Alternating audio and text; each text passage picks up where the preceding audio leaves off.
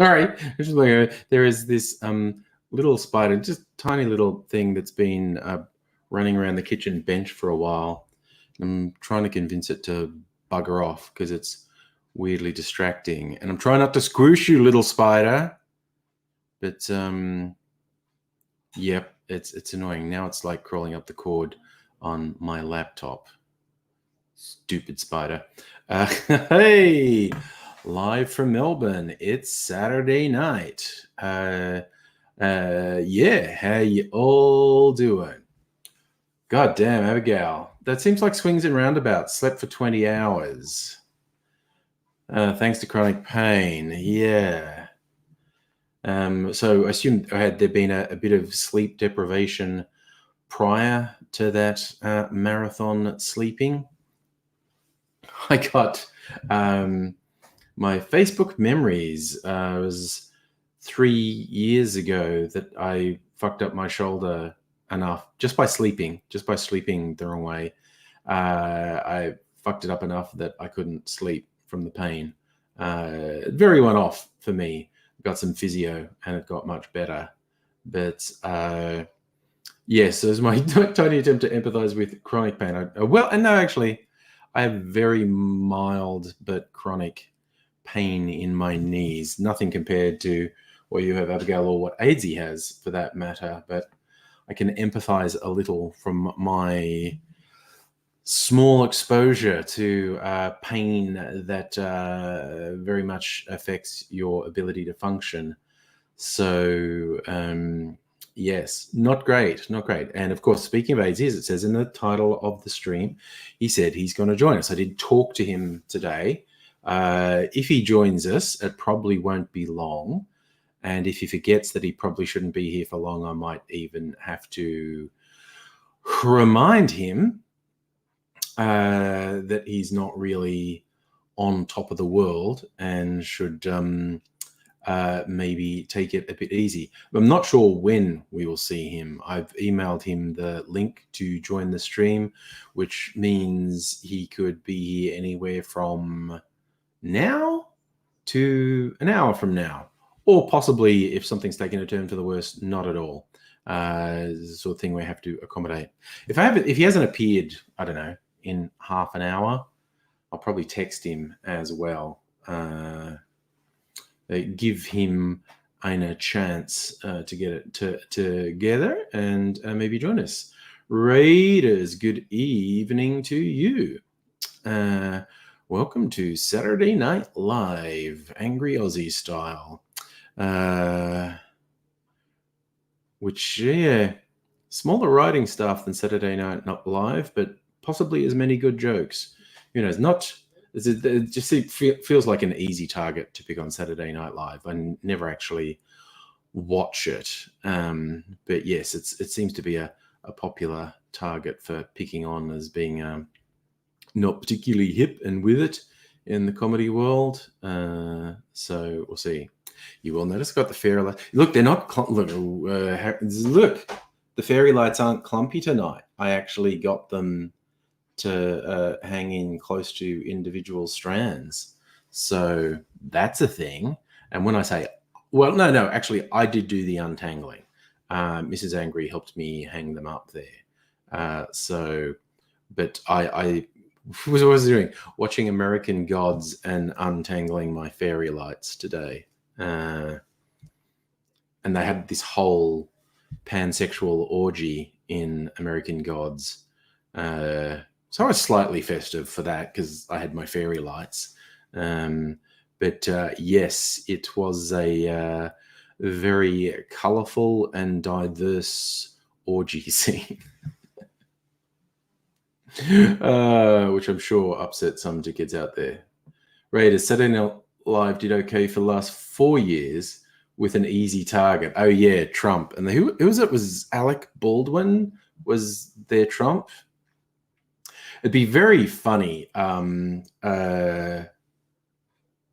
don't think they've got the guts to go after Biden, but I did see, because in various Facebook groups where people share shit tier memes and just like, what the fuck is wrong with these people? And I have to admit, there's one, and I know some sort of pro-Trump and anti-Biden people are sharing it. Also, leftists who, hate what a fucking stooge Biden is are also sharing it.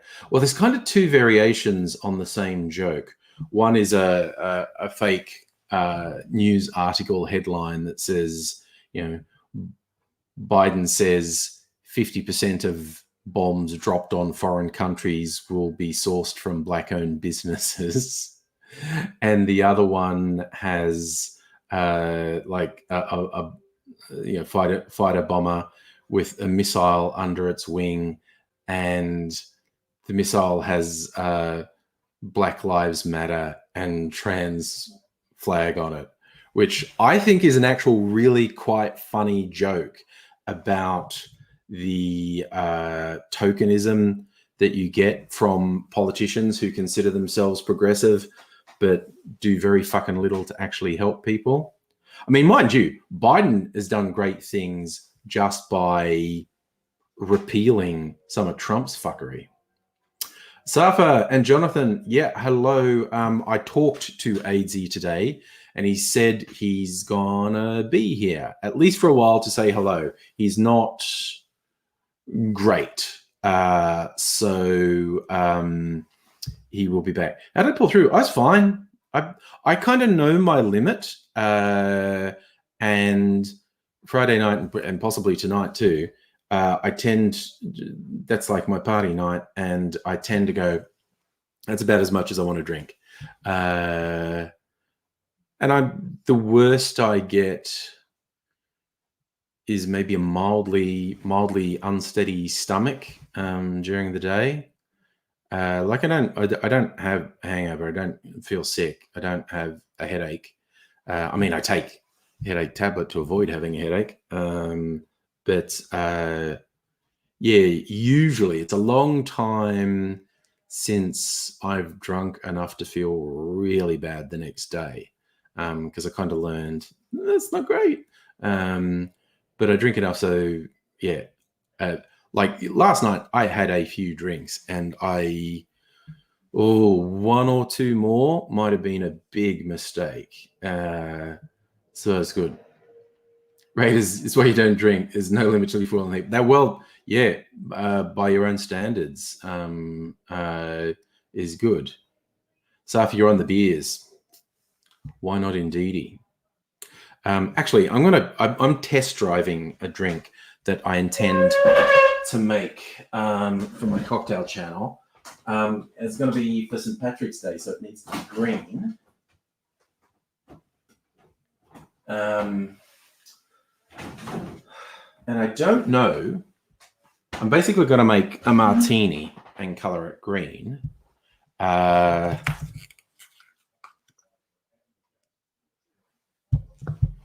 I don't know if green chartreuse is enough to make it green. I'm doing that right next to the microphone. That's probably quite bad if anyone's wearing headphones.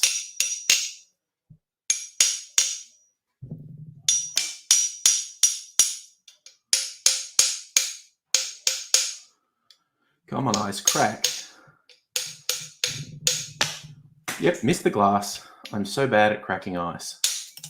Yep, that'll miss the glass too.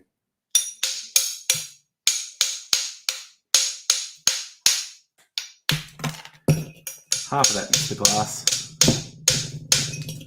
Okay. That'll do. God damn it. I'm only going to do one because this is just messing about. Safa, lots of rum off the bucket. It's I suppose you can have a psychological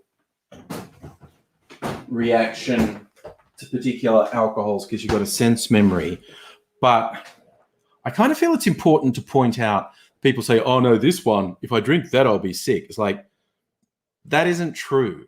You get sick based on the alcohol content of what you're drinking. Everyone is very. You can have a sense memory of something you drink way too much of that you sort of feel whenever you smell it. But in terms of getting drunk and throwing up, particular alcohols do not affect you more. And that whole thing about don't mix your liquors, it's all bullshit. It's about the volume that you drink. And yes, Abigail, it would be embarrassing to break a glass. Never living that down. That's okay. I've got my jigger. Jeez, thought I was prepared. It's my stirring finger and my jigger.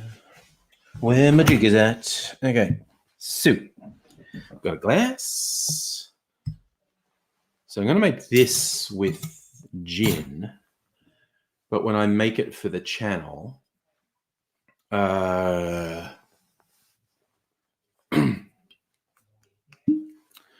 going to be with Pachin, Irish Spirit. We'll make a nice, that's straight in the glass. Why not? Because it's not cold enough. That's why not. I get so easily. Oh, fucking hell. I almost broke a glass. Jesus. Safa, lots of rums gives you a hangover. Beer doesn't. Too much beer. Like, dude, again, it is not the type of thing you're drinking. It's the alcohol content. And of course, rum has a fairly high alcohol content compared to beer. If you drink less rum, you won't get as bad a hangover. If you drink more beer, you'll get as bad a hangover. Glee, the difference between sloe gin and regular gin. Sloe is a type of fruit or berry that's common in the UK. So it's basically that style of gin is a gin that's flavored with a berry or a fruit. It's flavored with a berry or a fruit. And if it's really sloe gin, it's flavored with sloe, which I think is something that grows in hedges in the UK. And it tends to be lower alcohol by volume. Like gin on average is 40%. You can have more. You can have much higher alcohol content in gin. Slow gin and similar styles of gins. Like I've got two that are flavored. I've got a cherry gin, which is a slow style gin, but it's like 35%, I think. And there is was a Davison Plum, an Australian native flavored one, and it's about 30%, I think. So slow gin, a fruit infused gin, also tends to be lower alcohol than normal gin. Oh God, Abigail. Oh, the food. God damn it. Yes. Raiders, is it preservatives that causes a hangover? No, it is not. That is one of many fallacies. Dehydration's a big cause of hangovers, and alcohol dehydrates your brain. It's not preserved. So that's not really green enough. Right, it's probably going to taste better. Like green chartreuse in my martini.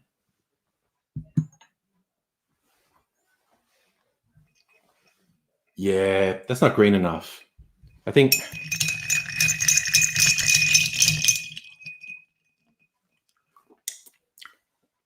So you're kind of left with two choices if you want a green cocktail for St. Patrick's Day. Midori or green creme de menthe. Just going to put a little bit of Midori in this and it should color it. Yep, that's green enough. Like 1/4 of an ounce. All right. Do I stir that?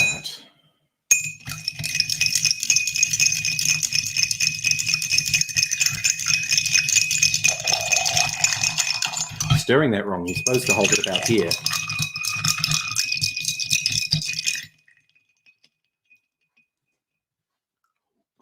Chris, hello, hello, hello. Okay. Glee, what did you think slow gin was?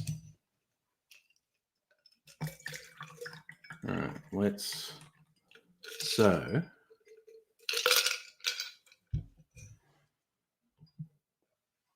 So yeah, that's green enough. That's going to be my St. Patrick's Day martini, although I'm going to make it with poutine. I didn't want to use my poutine on a test one because I have a limited amount of it.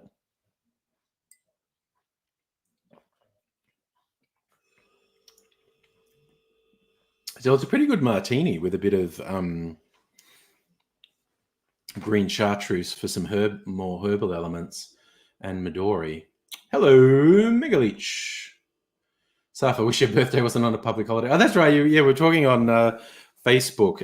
Safa's going to be in Melbourne going out for his birthday, but because restaurants, etc., have to pay penalty rates, a lot of restaurants charge you extra on public holidays. That is the thing that happens.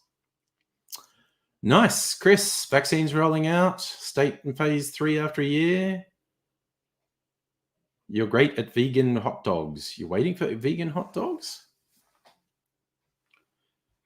There was a hot dog place on Chapel Street. I don't know if it's still there, but they specialized in different sorts of hot dogs. And the shop was called Massive Wieners. Which I appreciate a stupid joke like that, quite honestly. Yeah, Abigail, me too. I will also pay extra knowing staff are getting penalty rates. Chris, what's a Chicago hot dog?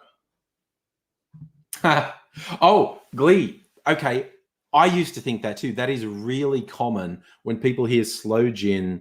They often think SLOW. They think it's some different, slower distilling process. That is exactly what I thought. So that's a reasonably common thing to think. Yeah, that's a good. Well, see, that's an American thing, Chris. People shouldn't need to be tipped in Australia because we have different P rates, although it's very common for staff to have their wages stolen in hospitality in Australia. Oh, that's not a bad start to the night. Martini, green teeny, margrini. I'm not even going to call it any of that because it's going to be made with poutine for St. Patrick's Day. And poutine's basically Irish moonshine. It's an unaged spirit. So I'm going to call it a poutini. And then get people who are upset, I'm not a martini. And I'm like, you're a fuckwit. Go away.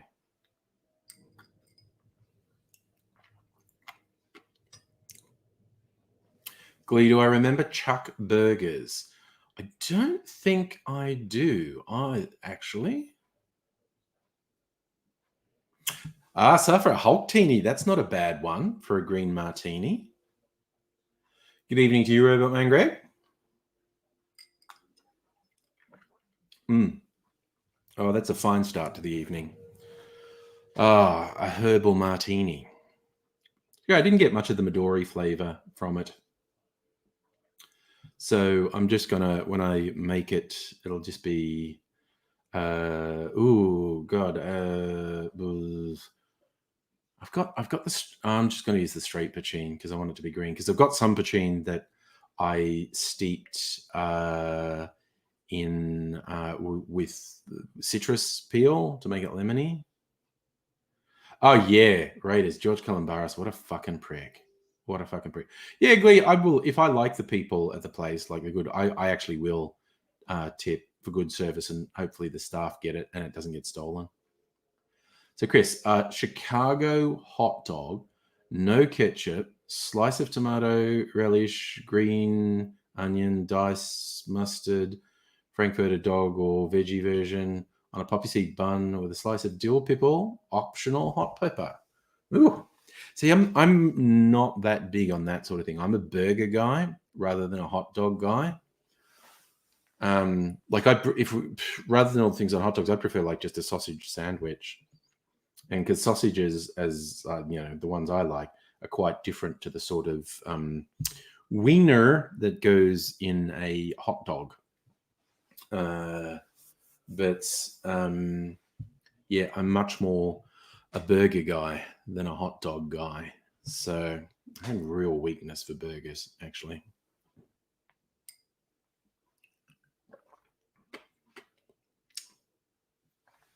Safi, you want to go to the US after COVID?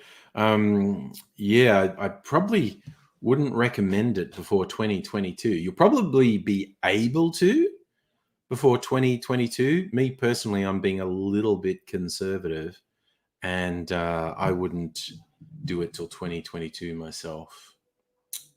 Safa, what a Subway sub is a sub sandwich. It's a long sandwich. Yeah, I've never had a proper Chicago style pizza, Abigail. The stew in a pastry bowl is weird. Um, I've never been to Chicago. I don't think I'd do Chicago style pizza outside of Chicago, actually. Um, so if I ever get to Chicago, I might do it. I'm just going to text AIDzee like a kind of wake up. Where is he?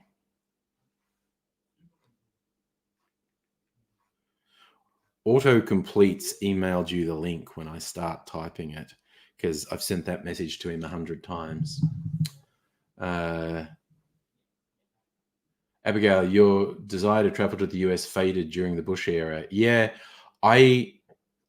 all their border shit makes me very nervous because they do very unreasonable things at the border sometimes, and they can just randomly not let you in the country because they don't like the look of you.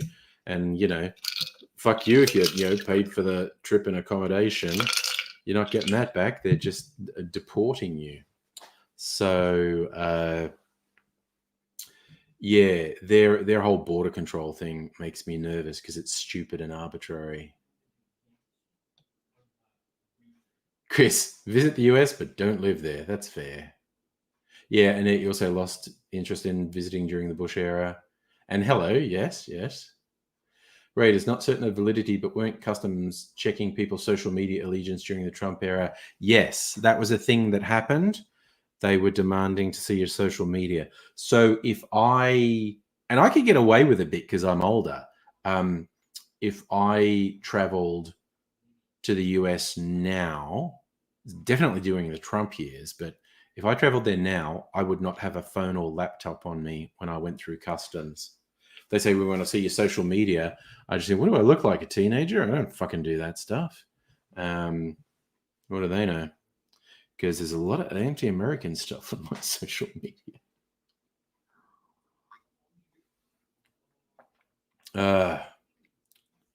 Abigail, China reported Australia to the UN for human rights abuse. Yeah, well, that was just them being ironic, I think. Yes, human rights abuses in Australia, absolutely. But yeah, China are just being dickholes doing it. But then again, Australia's being dickholes criticizing China, really. Raiders, you reckon you wouldn't have got into the US during Trump? Look, if they check my social media, no way. So yeah, I absolutely would not have a phone or laptop on me upon entering the US because way too high a chance that they would actually block me. So if you don't like that Russia and China are best buds, are they? Because there's historically been a lot of tension between them, even during the glories of communism. I thought more recently there was more tension, but I have not been keeping track of it, I have to admit. So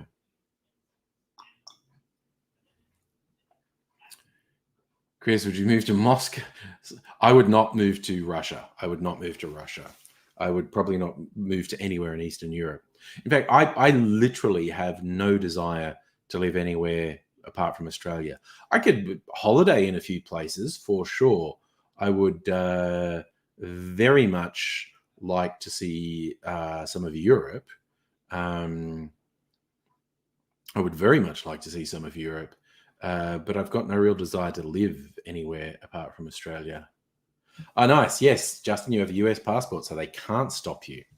They can still make your life pretty miserable if they want to, but they can't stop you. And also, I actually want to stress, if the US or any country wants to get squirrely at their borders and behave like dicks, well, they can, I guess. I don't think it's a good idea, but they can. I'm not saying, like I get to dictate border policy in the US, but yeah, it's pretty shit. Abigail, during the communist era, they were pretty tight. Oh, yes, those homoerotic China-Russia friendship posters. There's this, I've seen it as a meme. Someone goes, these China, Russia, Soviet propaganda posters look like the beautiful story of an interracial gay couple who adopt some kids, because it's like Russian factory worker, Chinese comrade, and they're at the factory, and then they're like on the farm field, and then there's one of them with kids, and it really it looks like it's telling the story of a gay couple who adopt kids. It's beautiful. Safa, US healthcare saved your life in the early 90s. Well, that's nice.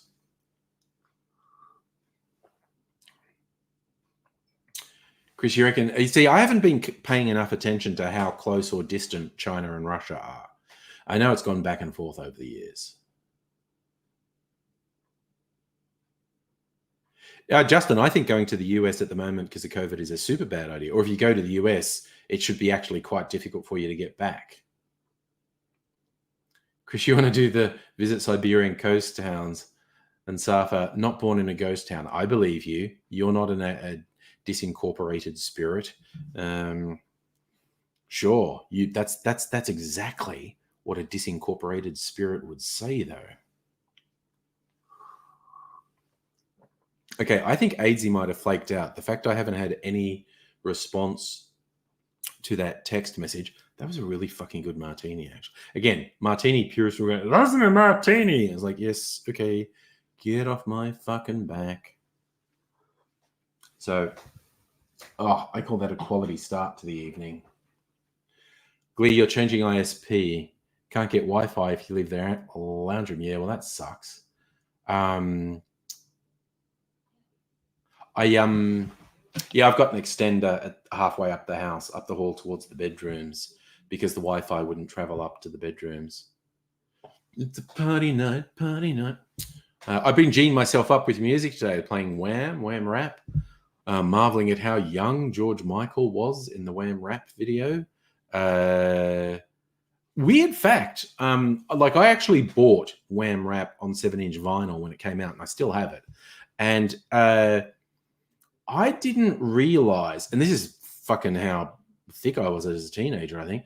I didn't realize how full on that song was about, I'm not getting a job, fuck you, I'm going on the dole and having fun, until the B-side is just like a version of Wham Rap that's simulated being live. And it's just this repeated chant of, do you want to have fun? Yeah. Are you going to get a job? No.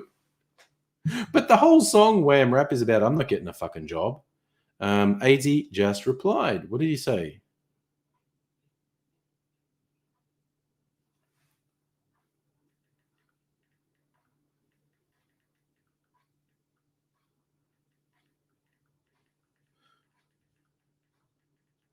Yeah, no, yeah, I thought he crashed, but at least he's telling us he's crashed. So AIDzee isn't going to be here tonight, but he's going to try again another day.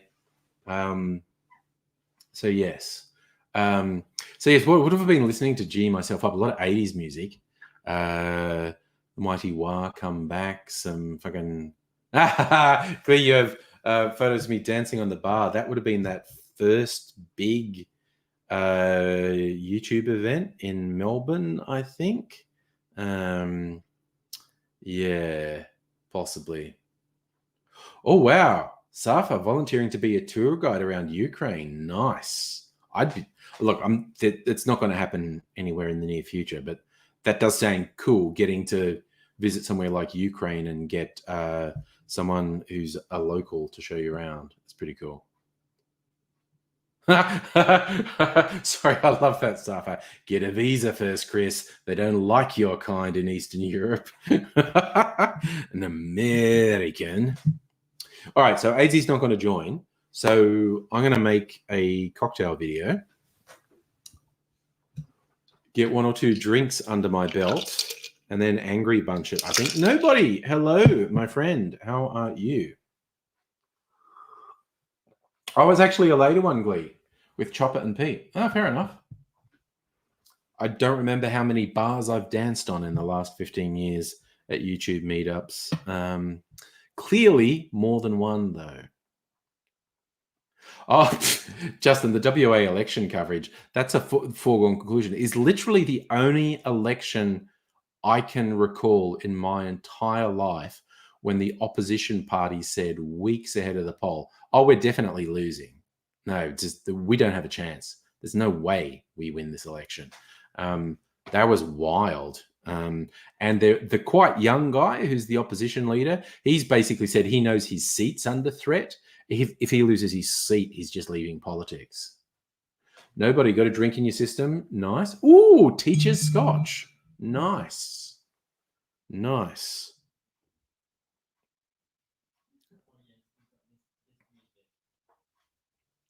All right. So that's AIDzee just trying to sort out some stuff as well. So we'll, not tonight, but hey, you know. Chris, Russian Alaska would have made the Cold War so much more interesting. Yes. Okay, I'm going to turn on some lights. And I'm going to make a cocktail. And you can all watch me do it. And then I might make a second cocktail. And you can watch me do that. Naked fella, hello, sir. How are you? Oh my God, I've got some. I've got to remember, I've got some pictures I'm going to share on Facebook because I think they're relevant to you. Hint: no absolute spoilers. But there's 2 different things I have images of that I'm going to share. I have to remember to share on Facebook that I think are of relevance to you. So, yeah, Raiders, I wish the Liberal Party would concede prior to all the elections. Fuck the Tories. Safa, definitely doing Angry Bunch. I'm gonna make a cocktail. Okay. No, I'm not even gonna vote. Because I need to make these drinks green for St. Patrick's Day. So the martini, I'm gonna make green with Midori, and then I'm gonna do a cream liqueur cocktail, and I think I'll make it green with green creme de menthe. Mint, that's like a dessert. A minty, creamy cocktail is like a dessert, I think. Yes, I will at some point share. I've got to remember to do it. I'm glad you're well. If you missed it, AIDzee was going to come on tonight, and now he's not. He is not particularly well, and he also has some stuff to sort out. So hopefully we'll see him sometime during the week, but he's not going to be here today. Sufferson Hulk's Day, you're pretty fixated with the Hulk for the green. Okay, I'm just going to turn on some lights. I'm also just going to share with you that one martini I made myself. Kind of strong.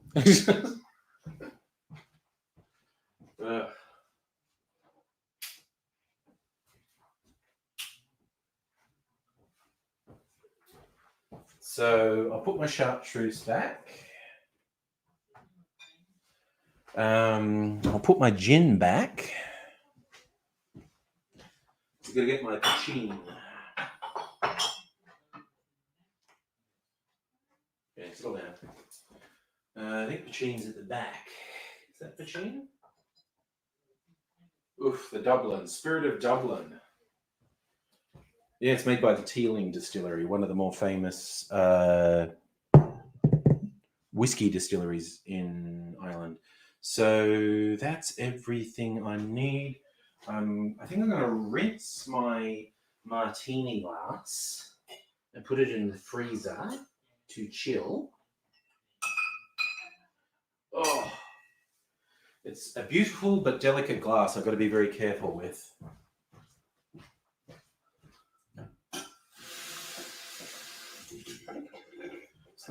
Hey everybody, take a look at me. I got street credibility.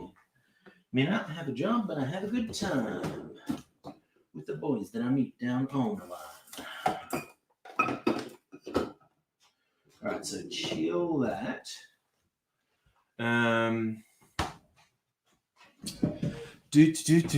Folks can be a drag if work is your bag and they say you got to go. No, Raiders, I'm actually leaving the curtains open. This is an experiment.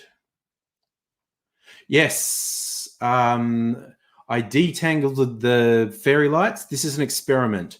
And I'm hoping it works because the fucking gap tooth curtain looked like shit, but I didn't have an alternative. Yes. So this Irish spirit is usually spelt either Poteen or Poitin. Either way, it's pronounced Pachine. Not quite Pusheen, Abigail, but close enough.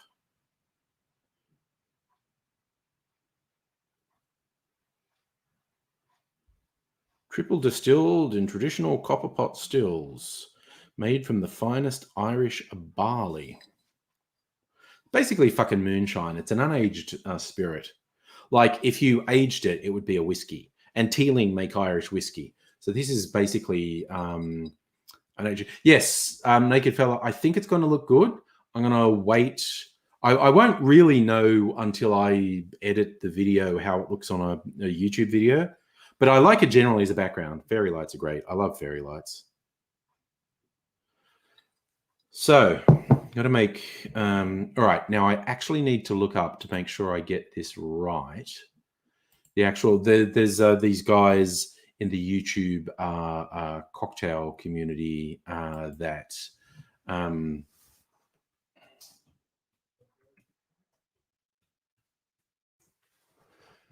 do challenges, and the one for this month is the Drunken Shamrock. So the drink's just got to have some sort of Irish inspiration. The Irish is the Pachine. It's got to be green. I'm going to put Midori in it to make it green. And now I've just got to use the hashtag Drunken Shamrock 2021 and post it. It's going to be on Monday. So I'm going to call this a Pacini. A Pachin Martini.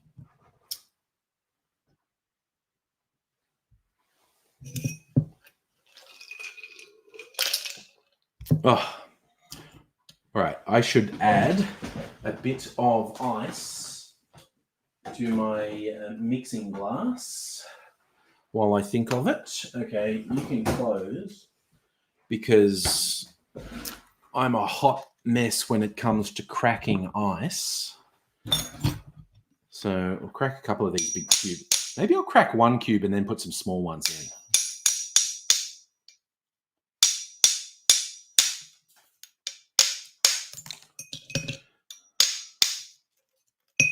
Seriously, I watched that fucking cool kids do this and they just go crack. And that was actually remarkably successful for me. Oh, yeah, Glee. That was very nice of you. You didn't have to do a formal apology to Annette about Queen Charlotte. But it was fun that you actually looked it up and found out that, yeah, Annette was right. That was just slander on Queen Charlotte. And yes, Raiders, I did see Dan Andrews was out of ICU, which is good.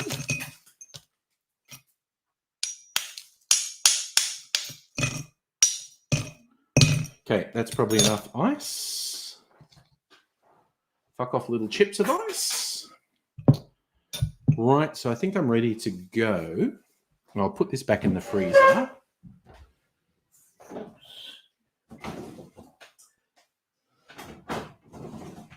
Is anyone surprised or concerned that I still know the entire Wham rap? Right. I've got the Pachin, I've got the vermouth, I've got the Midori for colouring.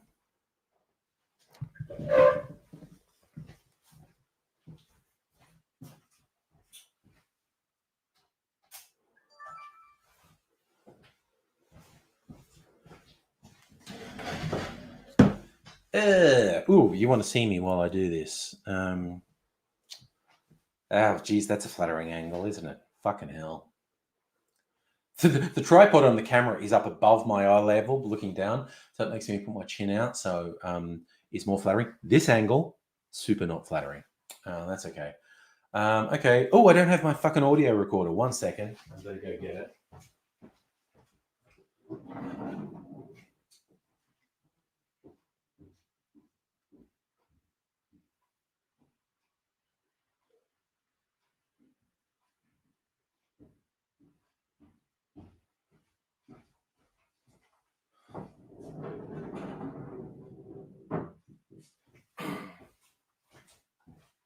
You're more dead than alive. Okay, here we go, recording.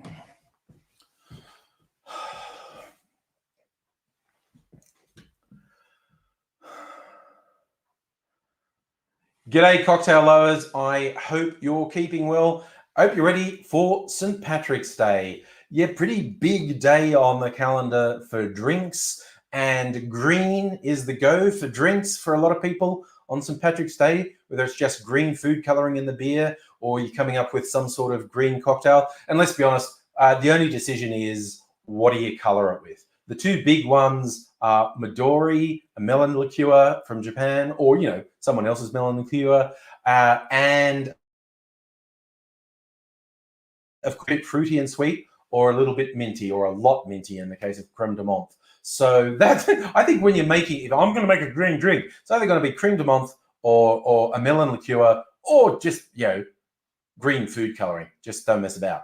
But I've come up with something, and this is inspired by yet another cocktail challenge from the cocktail community, the challenge crew, and that's Rob from Rob's Home Bar, Dave from Booze on the Rocks, and Vino from 60 Second Cocktails. This month's cocktail is called the Drunken Shamrock. Pretty simple rules. It's got to be green, have some Irish inspiration in there, and just use the hashtag Drunken Shamrock 2021 and put it up this month, of course, because it's this month's challenge. So most people, I think, are probably going with Irish whiskey, and hey, Irish whiskey is great, but I like to do stuff and feature spirits and liqueurs that you don't necessarily have, but might get inspired to try. And what I'm going to do is introduce you to poitín, if you're not already familiar with it.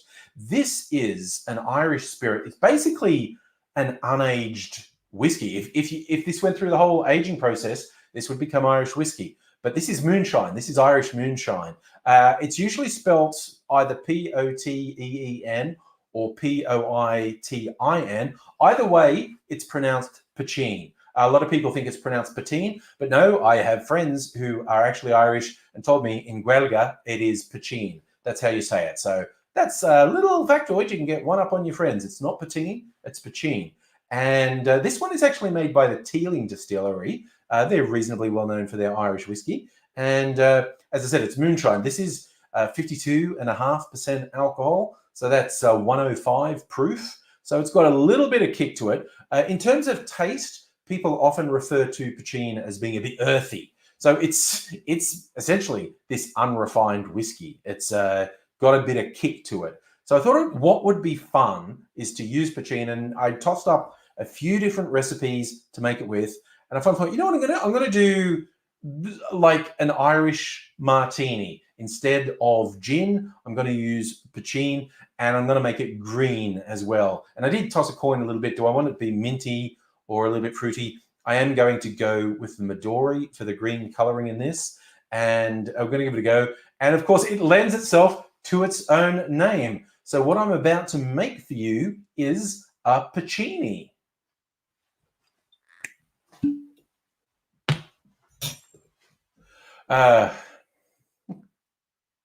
Martini purists will already be going, that's not a martini. I hate it when people call something a martini and it's not a martini. Shut the fuck up, okay?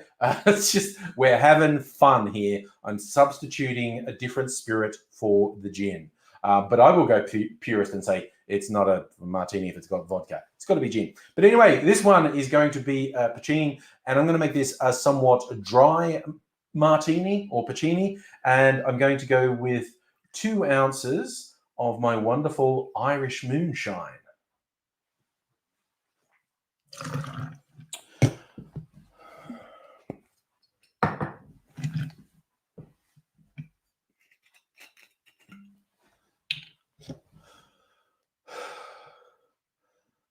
As I said, I'm going to make this a fairly dry martini. I'm going to use an Australian vermouth, Maiden Eyes Classic. It's one of their semi-dry vermouth, but I'm just going to put half an ounce, 15 mils of vermouth in. You could adjust that to your taste. You could put more or less of your preferred vermouth in. This is me going a bit on the drier side, 15 mils of vermouth.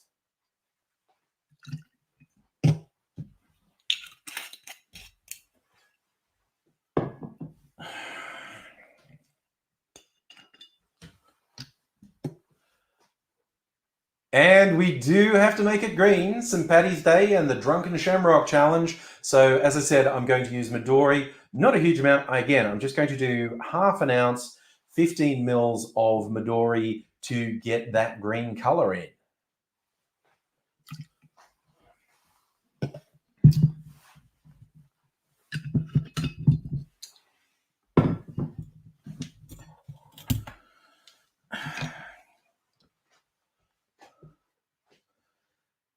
This is a stirred drink, so ice in our mixing glass. I've got Gaz Regan's magic finger to help me out. Yeah, little tip, martinis are stirred. James Bond was a moron.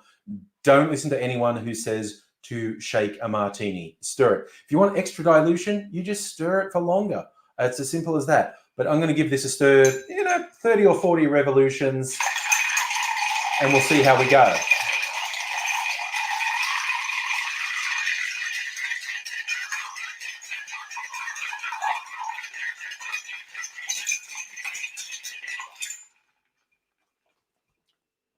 Ooh.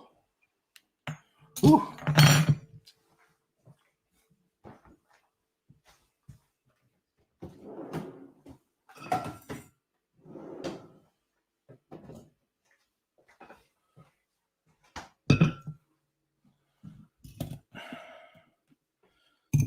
Ah.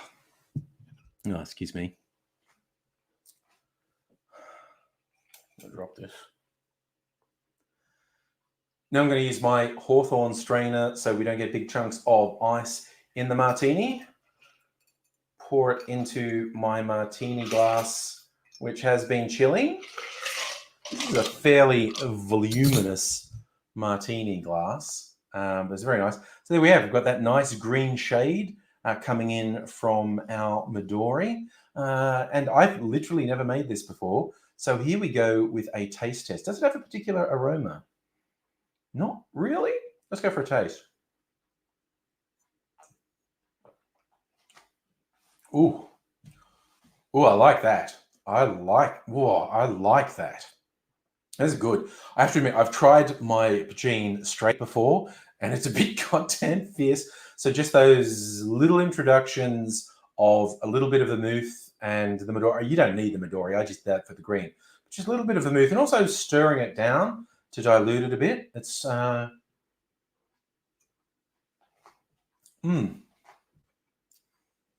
no, this is actually quite good. Also, I did do a test just purely for color before shooting this video, and I used gin in that because I actually have a limited amount of my Pachin.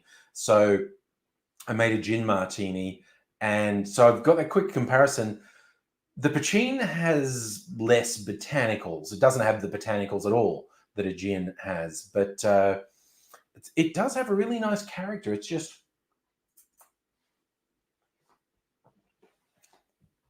no. For what shall we call? I'm torn between just calling it a Pacini and an Emerald Martini. Maybe Emerald Martini. Pacini. That sounds like I'm talking about the classical music person, doesn't it? Pacini.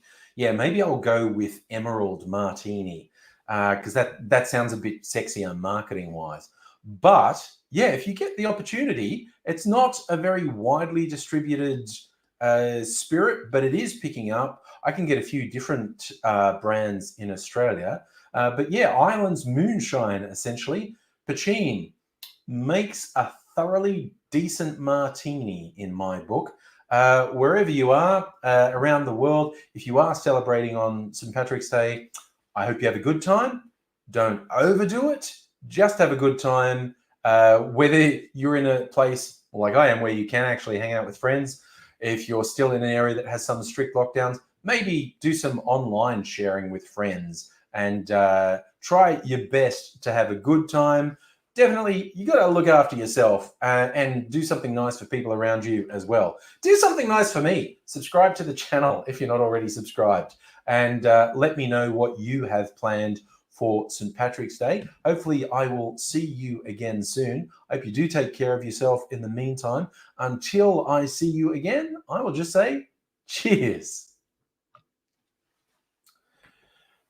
I just have to turn the recording gear off.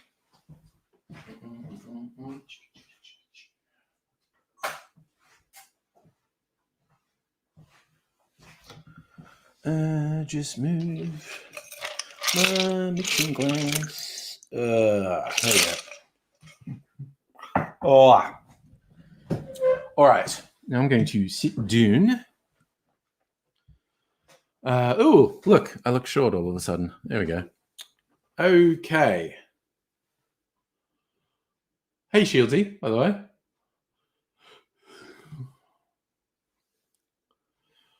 Whew. Okay. Now I'm back. And I will say a Pachin Martini is pretty fucking good.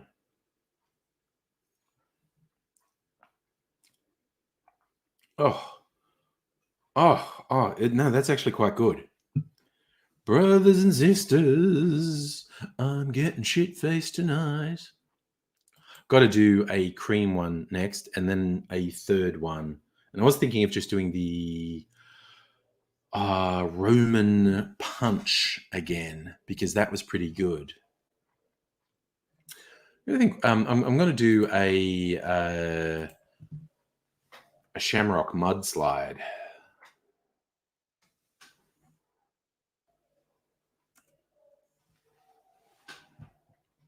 Because I've got a white Irish whiskey-based liqueur. So a creamy Irish whiskey liqueur, white chocolate. So what could I put? I might put some Pachin in it, actually. I might do that. And I think I will do creme de menthe. A minty cream cocktail. That sounds good, doesn't it? Yeah, Chris, no, the glass is broke. And this one, okay, I'm not sure how well you can see, but that thing on the stem is a skull. This is from a gift pack I bought at Crystal Head Vodka. So it was a martini glass with the skull on it. This glass is really delicate, and I'm always paranoid about breaking it. Fuck me, a Pachin martini is very good. A year ago, if you'd asked me, do I like martinis, I would have said no. Now, the answer is definitely yes. God damn. Safa is kind of whole bar's worth of booze back there. Yeah, this is the cat bed. I don't know, Mimsy hasn't so much been in the mood to come into the streams for a few months. She used to always come in and get a little chin.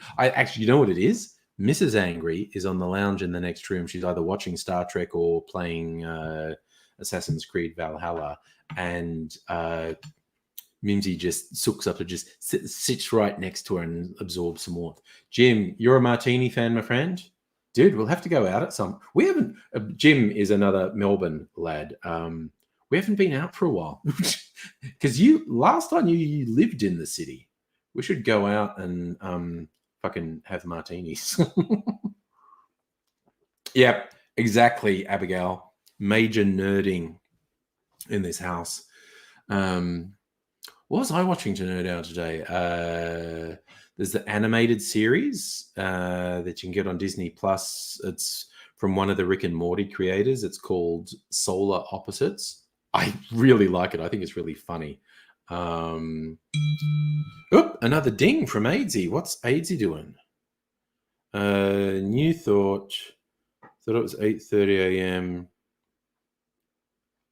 Okay, AIDzee is off with the fucking... Okay, AIDzee is off with the fucking pixies. He saw the clock said 8:30, and he thought that meant it was 8:30 a.m., and he'd slept through the whole night. So you are off with the motherfucking pixies, my man. So AIDzee might join us. The reason he said he wasn't going to join us is because he saw the clock saying 8:30 and he thought it was 8:30 a.m. My God. My God, my God. Abigail, Blood Orange, Cappy, and Starwood Nova. Oh, fucking yes. Nova and soda. Yes. And those Cappy sodas are so good. No. Yeah. Nova and soda. Fucking yes.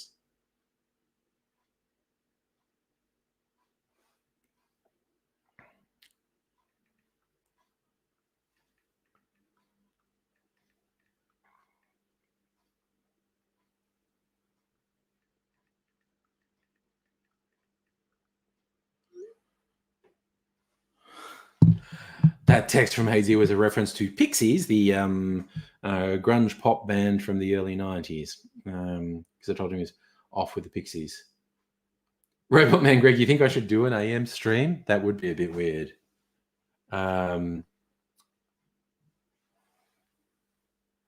Yes. Nobody. Just an oops from AIDzee there. Just an oops.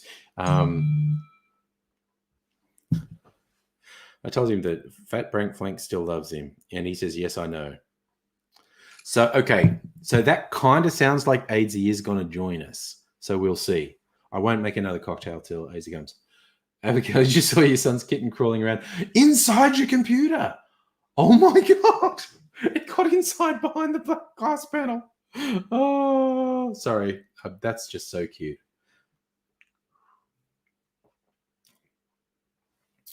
So, yeah, sorry, I was talking about nerd things. It's like Solar Opposites is sci-fi comedy. Also watched the latest episode of American Gods, the TV adaptation of Neil Gaiman's novel from about 20 years ago. Very different from the novel. It's got some stuff that's in line with the novel, but they're exploring very different stuff as well. Yeah, I'm with you, Chris. Computer Kitty for the win. Abso-fucking-lutely. Megalich is drinking Sunkissed Zero Sugar. Nice. Oh, I got super fucking excited because I went shopping the other day to get stuff, and I was mainly getting this meal replacement stuff I've been on, and I got a whole bunch of stuff I hadn't been able to find. And I bought this. I'll show you this. It's in the freezer.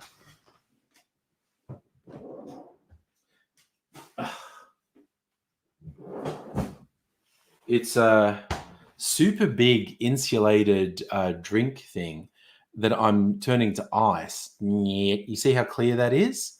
Because it's still not frozen. I think it's going to take another day to freeze down. And so I'll end up with this really long cylinder of clear ice, which will look very sexy. I'm going to make a video about it. Back in the freezer you go. Sexy clear ice. So I bought that. And there's one other thing I got. What did I get? Oh my God, I had a whole story in my head. And my martinis are damaging my brain power.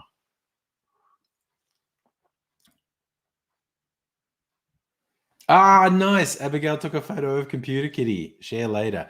I'm going to give AIDzee a chance to come on the stream and have some of his own time, and then we will do an Angry Bunch. We will wait. Just give AIDzee a little bit of time, and then we will do Angry Bunch. Saturday night, don't have to get up tomorrow. We can do a fucking party. We can fucking stay on. Yeah. Nobody, my liver is having an awesome time. My brain has just said, you know what, buddy? You wanna smack me about? You wanna punch me and fucking, punch me right in the dick? Then do it. I'll just stop working. My brain's just going, yeah, I'm just gonna fucking forget stuff, man. You wanna do that? You wanna do that? I'm just gonna fucking forget stuff. And that would be from one sentence to the next. I will get you rolling, and then I'll just leave. I will leave, and you're on your own, and fuck you. Oh, fucking hell. Shieldsy, today, real food. I had a lemon cream dessert meal replacement. That's real-ish food? Safa, I think there might have been a lot of alcohol content in my martinis. The Pachin is over 50% alcohol. The gin I made in the first one was just 40%, but there was 2 shots of it. Then I did put half a shot of green chartreuse in the first one, and that's 55% alcohol. Midori's nothing. Ah, did you hear that? No, there's a sliding door over there, and air currents in the house make the sliding door make noise like things. What's Midori? Product of the. It's made in the US. They must have licensed it. Midori used to be Japanese. Midori is only 20% alcohol, and the vermouth, mix magic and alchemy. That's only 16%. So there you go. Rick Glee, no Rick rolling. Never gonna give you up. Never gonna let you. Again, you kids today, you don't know what Rick rolling really is. You think Rick rolling is sending you a link to the YouTube video of Never Gonna Give You Up. No, Rick rolling is when we were all downloading the latest hit song from some pirate-ish website, and downloading a single song would take you hours, possibly a day. And what people would do would be to the server where the bootleg server would upload Rick Astley Never Gonna Give You Up, but name it whatever the hot song of the day was. And so people would go, oh yeah, I want that song. And they'd download it, and it would take hours to download. And they go, play, I finally got the song. And they'd hit play it and go,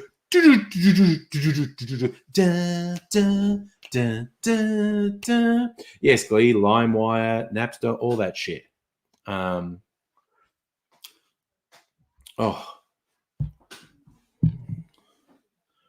So I'm just gonna fucking prod AIDzee.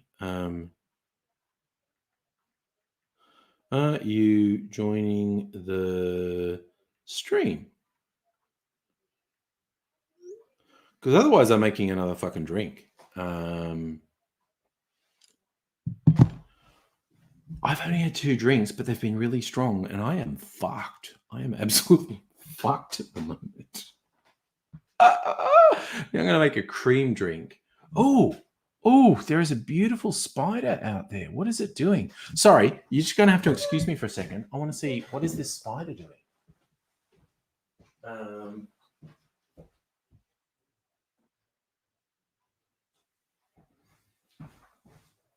Okay, it wasn't a spider. It is a spider web. I thought there was a spider, and it's just the spider web blowing in the breeze. So, you know, I'm fucked. He hasn't replied to my text. I think AIDzee's fucking lost consciousness again.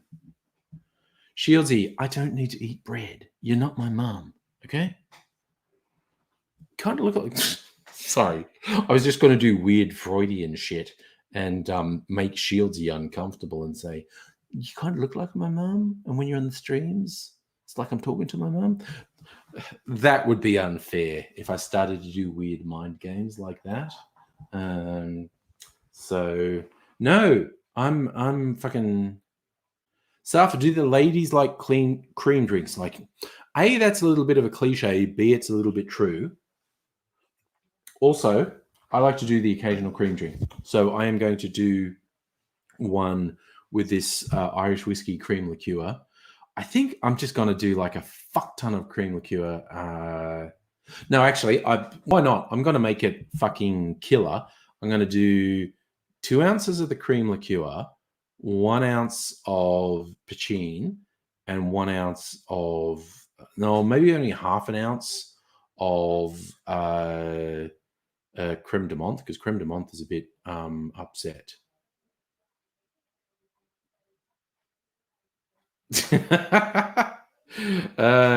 Shieldsy, you think I'm done? Brother, I haven't even started. Well, it was a running joke on YouTube meetups. It was a running joke, and Glee will remember this from years back. I'd be like, I'm going to order the girliest drink on the menu. And so I'd get something that's really pink and frothy and just like, yeah, this is what I'm drinking, motherfucker. What are you drinking? Ding from AIDzee. What's he saying? Yes.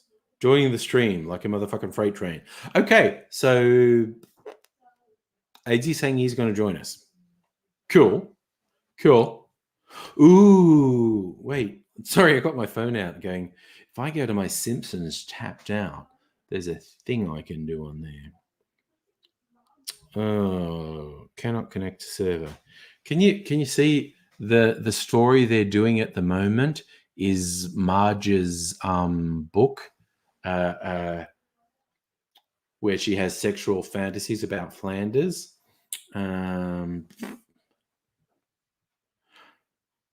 Let's say, Simpsons should be sex oriented.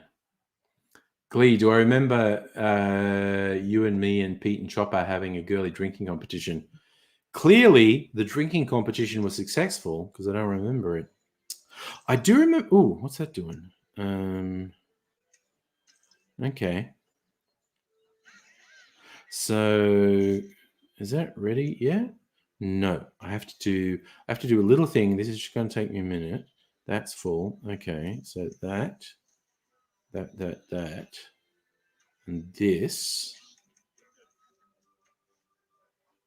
Honestly,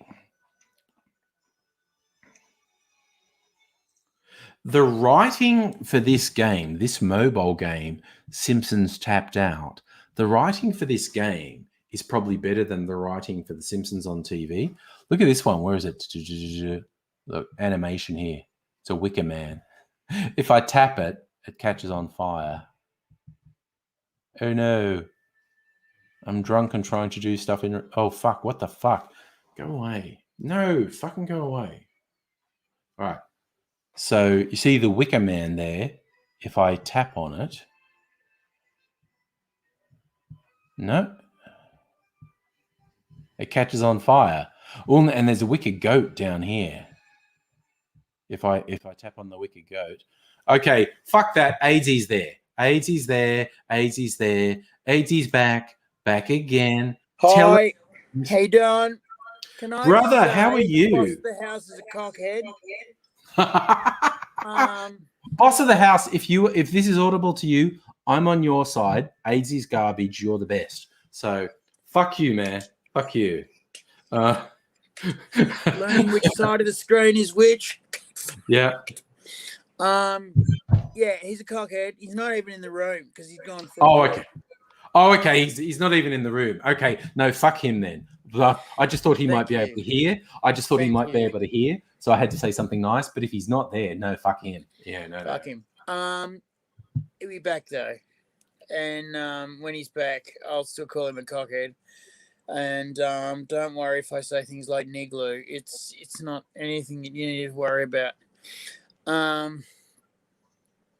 was also going to say, listen, I was crashed out on my desk. Yes. Facing the other way away from the window. So you didn't see that it was dark? I didn't see that it was dark. I just saw Cockhead, also known as boss of the house, going, wake up at 8:30, man. Right. No more information because just we've got some family bullshit on tomorrow and we're going to be picked up at 10:30. Okay. And I've got to tell you, it's going to be a screaming shit fight tomorrow morning at 10:30, all roundabouts. I only say approx 10:30 because Welby could turn up at 10:15 going, we gotta go, it's an emergency. It's my mother-in-law. And then fucking get in the car. Hey, going, I'll say something and then get accused of talking too much. Oh, no. And then get talked over anyway with a complete fucking change of fucking direction in conversation. Like, why did you ask me the fucking question if you weren't interested in the answer, you vagina-possessing idiot? I won't say stupid woman because no one likes that. No one likes that. I've been doing some sensitivity training. Yes. While I've been gone. No more R word, just spec. For those who want to know, when AIDzee says sensitivity training, I've gone a lot over there with jumper cables that I attach to his genitals, and when he said the wrong word, which we found didn't work because I started saying the wrong words deliberately. Because you kind of liked it. I found the jumper cables were a bit Yeah. So we then changed the paradigm to, what's the wrong word? It might be R word. Nothing. Okay. Don't I get a? No, you don't. Oh, it's R word. Okay, yeah. Yeah. When I said R word the second time, I meant that in slash R word / So you know that it means the right thing. Those people, bubble sorters, best sort. Sorry, that's just a random slam on Abigail at that point. That's designed to agitate Dr. Abigail. Yeah. It's designed to get Abigail. So, there was an after party a little while ago, which was a little bit hot, and Abigail was involved in it, and so there's a few other people. I'm hoping to high heaven that we'll see something like that again. But that was just a one-off thing. I like nobody's just saying he wants to see you because you're sprightly and full of life at the moment, which we love. But if you feel a bit sleepy, just put on some sunglasses and a COVID-approved face mask, and just have a position. And people, yes.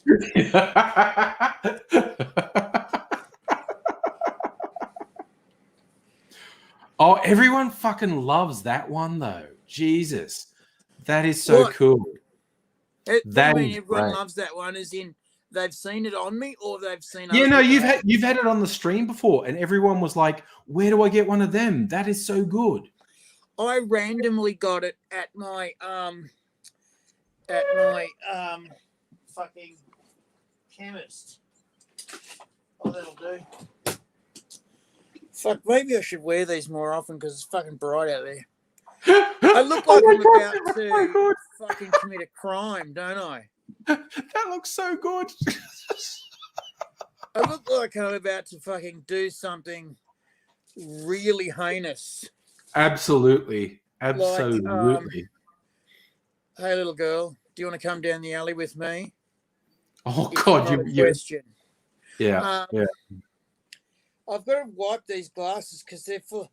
Anyway, if you see me don the appropriate equipment, that's what's going on. I should stop shouting, otherwise the neighbours will start fucking yelling and screaming.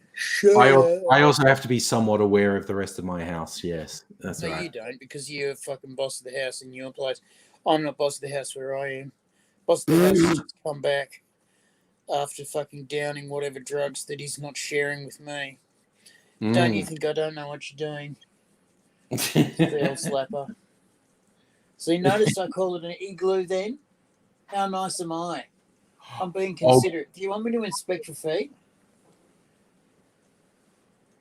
Boss of the house? So Boss of the House is actually there. Boss of the House, you should just reach in and slap him on the top of the head. That's all I'm... Nice, pretend to be asleep. Okay. Boss of the house, do you want me to inspect your feet? Oh, I'm getting the big ignore now. Oh, dear. So I can say whatever I like about Boss of the house. Fair enough. Boss of the house is a massive poofter. Just so long as Boss of the House knows I'm on his side. And shut up.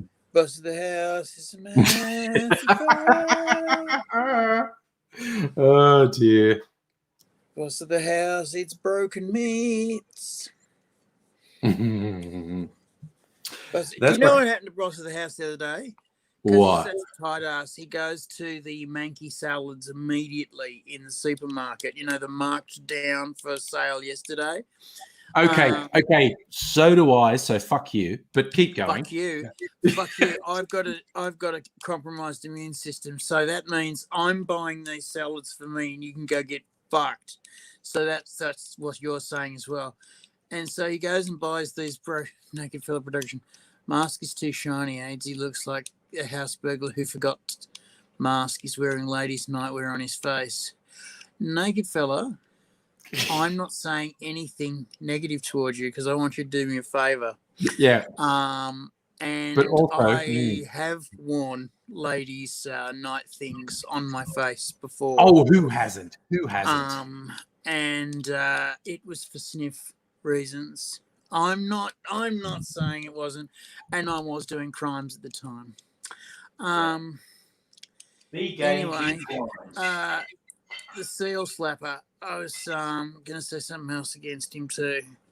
Yeah, he's ignoring me. I've asked him to smash the Terry's chocolate orange, and he won't. But you know, you get that. So, Naked Fella doesn't like it.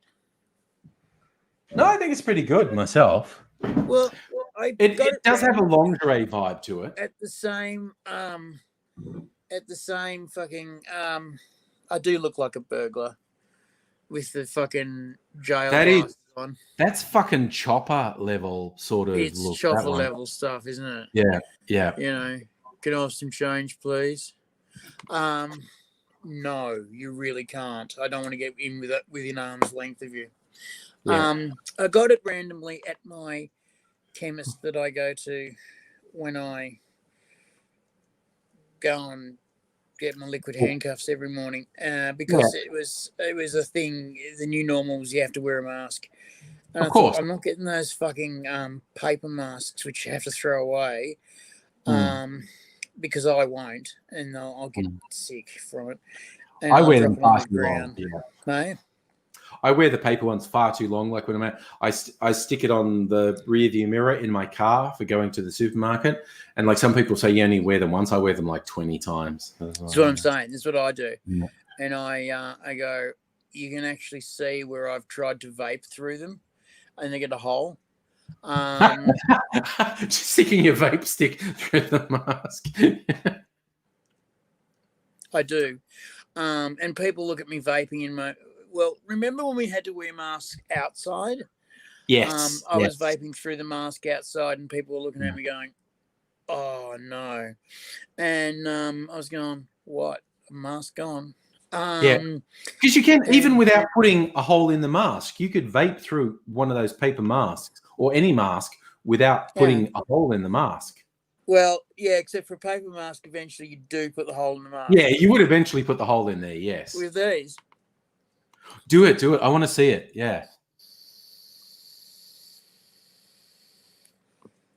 It's fucking fine. It looks kind of weird. But that looks so good. That looks so good. And you eventually get a little brown mark on your mask. Yeah, you would.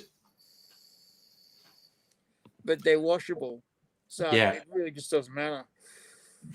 That reminds me of the first Deadpool movie when he shoots all these guys and then because he's wearing he's got his mask on, and he puts the guns up to the nostrils and inhales the smoke, and you see it go up into the mask, and then he goes and breathes out the smoke and goes, I'm touching myself tonight. Yeah. And then he does. He does. Twice. Yeah. When he's got his hand chopped off and the little one's growing, and he goes back to his blind housemate and he's talking about his little hand, and he goes, excuse me, I'm going into my bedroom. I bet it feels huge in this hand. Yeah. Yeah, which is, awesome. Yeah. I also love how in the first one he says, oh, somewhere in this house is a kilo of cocaine and the cure to blindness. And yes. then in the second movie, anyway, there's a kilo of cocaine and the cure to he goes on to the, because when he's basically nihilistic and trying to kill himself, he gets the big bag of cocaine, and when he takes that out, you see another thing labeled cure to blindness, and he sticks the bag of cocaine under his mask and then just punches himself in the face, so this big cloud of cocaine goes out. And he's lying on top. Oh no, that's when he's in his own flat, isn't it? He wants to kill him. Yeah, he wants to kill himself. First time he's lying above 4 barrels of petrol. Yeah, and he's smoking, and then just flicks it up, and all the gas and petrol blow up. And he talks to the wife, and she says, "No, I just realised that I made some of our face masks early on out of my wife's maternity clothing, so I almost literally was wearing ladies' nightwear on my face." Scratch my comment, AIDzee. AIDzee knows best. Thank you, naked fella. That's it. That's it. I really do want to talk to you, naked fella. I'm serious. I've finally worked out what we're going to do. Which is a big plus, yeah. By the way, I've organized my computer so that I can talk to it, and it's formatted so it puts in stage directions, character name, narrator, stage directions. I said that, and just titles. Oh, and dialogue, and it just does it. Can you see that? That's a Snapchat filter that turns you into an anime person. That's me as an anime person. Do you like that? Can you see that? I do. That's a boy. Yeah. Why don't you Snapchat me as an anime character? I don't know. I don't know if they still have the filter, but it was different. It changed quite radically based on your facial expression. Like when I did that, it looks very different. Yeah, it would. So it would. That's shonen. That's definitely shonen. Whereas the other one was, I was like the professor in, every anime has a fucking professor in it. Whether it be Sailor Moon or Pokemon or Neon Genesis. Yeah, Neon Genesis. They all have some professor type with a beard. So I've been watching AIDzee Invaded, and I've been watching Psycho-Pass again. How's that? And they're both great. Yep. AIDzee Invaded is new for me, and it was fucking awesome. And Psycho-Pass is just fucking awesome. So I was watching it again. Mind you, there's a third series which I saw, and she is locked up. Okay. Something has happened in the middle where she's killed someone, and I've missed it. It was probably an OV or something, or it's the second movie where she's knocked someone off. And the third series, and on my Profesh anime site, they haven't got it, but on my dodgy anime site they have. But on the dodgy anime site they miss bits out. So I don't know if they're going to put it on the Profesh anime site or not. Maybe someone can fill me in. I'm sure there's bound to be a fucking a Psycho-Pass fan out there somewhere. Jesus Christ. What's the first thing they teach you in radio is there's no one out there. Yeah. You're in here with them. Yep. Because they've invited you into their bedroom / kitchen / phone / bathroom / intimate relationship to paraphrase they're having with themselves. To paraphrase, if you just continue doing that, it'll be fine. Or to paraphrase Rorschach in Watchmen, I'm not locked in here with you. You're locked in here with me. And look, there are lots of flaws in that Zack Snyder Watchmen film. I think it would be difficult to make a better Watchmen film than that. But the casting of Rorschach was 1,000,000% on the money. That guy who played Rorschach was absolutely perfect. Tell me what you thought was wrong with the movie, because I had a really... It wanders a bit. It's pretty much a remake of the comic book. I think it would be difficult to make because it's a very complex comic. Yeah. I think it would be difficult to make a better movie of Watchmen. The whole thing with the monster that does the psychic wave that kills people, they went on a very different tack to the comic. And I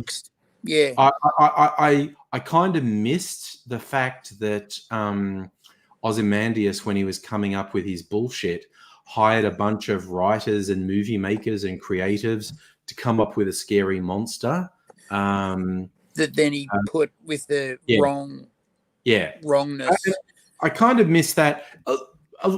I don't so much pick on the Watchmen movie. A lot of other people do. I'm sincere. I think it would be very difficult to make it better. I don't know. What are some of the criticisms of the Watchmen movie? I've missed that. Okay, well, no, let's look it up. We're on the fucking internet. Criticisms of Watchmen movie.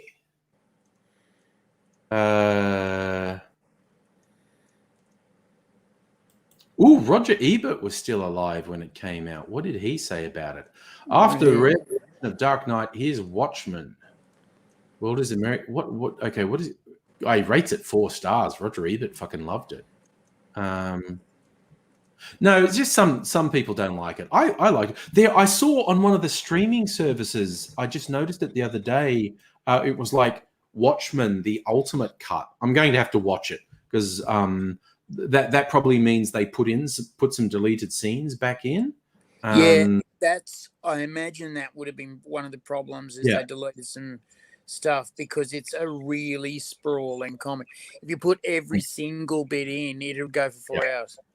Yeah. Oh, fuck me. There was actually a series, and it sounded like the worst idea ever. There was a series on one of the streaming services, Watchmen. It was like a sequel to Watchmen, and you go, this sounds terrible. Idea.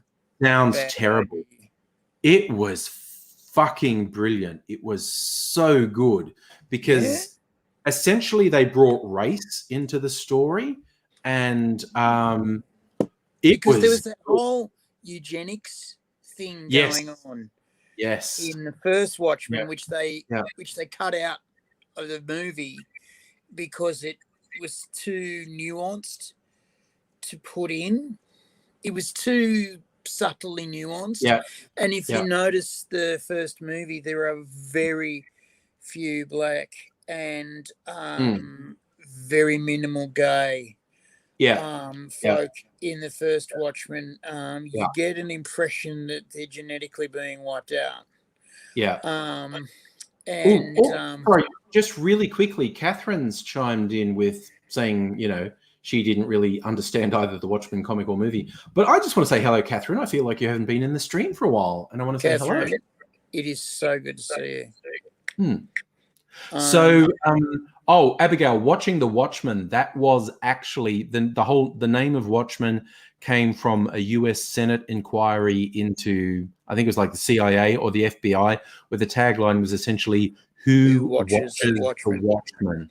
That's right. And that was the premise. But no, this fucking TV series of Watchmen was great. It was so good, and because it's set like in the modern day. So Watchmen's set in the 80s. That's right. And Nixon's still set now, president. But of course, it's an alternate timeline because all that shit in Watchmen happened with the detonation in the big cities and whatnot. But yeah, it basically brings race into the story, and my God, it is because the civil rights movement never happened in the initial Watchmen timeline because the Vietnam era stuff was business as usual because they won. Yeah, because Dr. Manhattan and the comedian made sure the civil rights thing never happened. The comedian fucking going out, wiping out the VC, and you had whole regiments of VC wanting to surrender to Dr. Manhattan because he was a kind of god. Because he was a kind of god. Yeah. And the Russians had no idea what to do to counter Dr. Manhattan and were nuking people to try and get their Dr. Manhattan. Yeah. And it wasn't working. No, there was only one Dr. Manhattan. Yeah. There was only one Dr. Manhattan, kids. And I saw a criticism that Dr. Manhattan was circumcised. And I was just going, well, he was born a Jew. Yes. So The maybe scientist was Jewish. Yes. maybe we let that one go. I love that he had his dick out in the movie, because then there were these fun interviews with Zack Snyder and the designers saying how many hours they spent talking about Dr. Manhattan's dick and how big it would be. And that's, yes, please, more conversations about how prominent someone's dick should be when they're walking around naked. Well, what I also loved was, see, what happens when you're naked, either on set or on stage with your dick, is it shrivels to nothing. Yes. I saw a great Yes. interview with well, the guy who plays Harry Potter. Daniel Radcliffe. Daniel Radcliffe did Equus, which has heaps of nudity in it. He did Equus, and his mates were going, "Oh, you worried that you go on stage with a boner?" And he's going, "Oh, please!" And I felt like, brother, I know what you're saying. Yeah. And he was saying, "Oh, please," because you get out on stage and your dick just goes zoink straight back into you, and he's like, "No, come on." No, you're not like that. Come on, do something. Just and you can't grab it and stretch it out on stage. You just got to walk out there. And I was impressed that he either was relaxed enough, well, because he's filming, because like you must be there for 12 hours a day with your dick out. He's either relaxed enough to just let it all hang out, or they've basically prosthesized it. There's a fluffer in the wings. There's a fluffer in the wings that goes, okay, I'm going to give you a boner with blue lips, which will disappear within 2 seconds if you get it, but you won't have completely shriveled, so it'll be cool. I can imagine the fluffer's got, like, you know, lolly tongue and blue lips. Yes. Have you been eating icy poles? Yes, I have. Yes, that's what it was. Yeah. There was a Um, Seinfeld joke. There's a thing with George Costanza when they were on holidays with some people and they've been swimming in the ocean, which is really cold, and he didn't have his glasses on and he's in a room getting changed and he's completely naked when one of the women accidentally walked into the room and says, "Oh, excuse me," and she actually sees him full frontal and starts giggling and goes, "Oh, excuse me." And he's going like, "It was cold. It was cold." And shrinkage. and he's saying to Jerry, "They don't know." When Jerry's saying, "I think they know." And they get Elaine in. "Elaine, do you know about shrinkage when it's cold?" And Elaine's going, "Really? Does that happen?" Penises are the weirdest, because it doesn't have to be cold. Penis can go from, its erect length to fucking vanishing back up inside your body. Penises are weird. Penises are just the worst situation is when you're like me and you're a grower, not a shower. Yeah. And it just sort of sits there with his little head, his little ears out. Yeah. And it's like, what, are you cold? Are you? Yeah. And it's like, what have you got, a micro penis? And then, when it's up and hello, then it's fine. Yeah. But when it's just sort of sitting there, it's like, you're nothing. You're no one. No. Penises are so fucking strange. Penises are very weird. I was very disappointed with mine for a long time until someone said, "You can stop now." Sorry, I was drinking water when you said that, and I almost choked on it. I was very snapped. I nearly snapped. Nearly got a snap. I was very disappointed in my penis for a very long time. I was very self-conscious about my penis for a very long time. Yeah. And then somebody basically said, "Oh, you can stop now." And then one girl said to me once, you can only feel that penises are weird, and I want what Andrews' Labor government plans to do about them. Yeah, it's all Dan Andrews. Look at the Murdoch media. It's Dan Andrews' fault. Of the Andrews Labor government, Dan not Andrews Labor No, government. Your Labor government. No. Dan Andrews. In fact, I want to know what your Labor government would do about them. What am I going to do about penises less than you would like? Okay, I'm just going to say that. I'm going to defund penises. Yeah. Which they were in the 70s, but I can tell you all about that later. I did a bit of research. Oh, Abigail's saying she was disappointed and self-conscious about penis for a long time. Yes, but you also next leveled it, Abigail, is all I'm going to say. Yeah, you really did, You Abigail. next leveled that stuff. Fair enough. I'm not even going to approach your level of disappointment about the penis. I was disappointed. And then this nice lady said to me, you know, you can only feel the first couple of inches anyway when they're in you. And I went, really? And she said, yeah, they sort of first 2 or 3 inches, and it's, you know, it's that 3rd inches sort of goes away.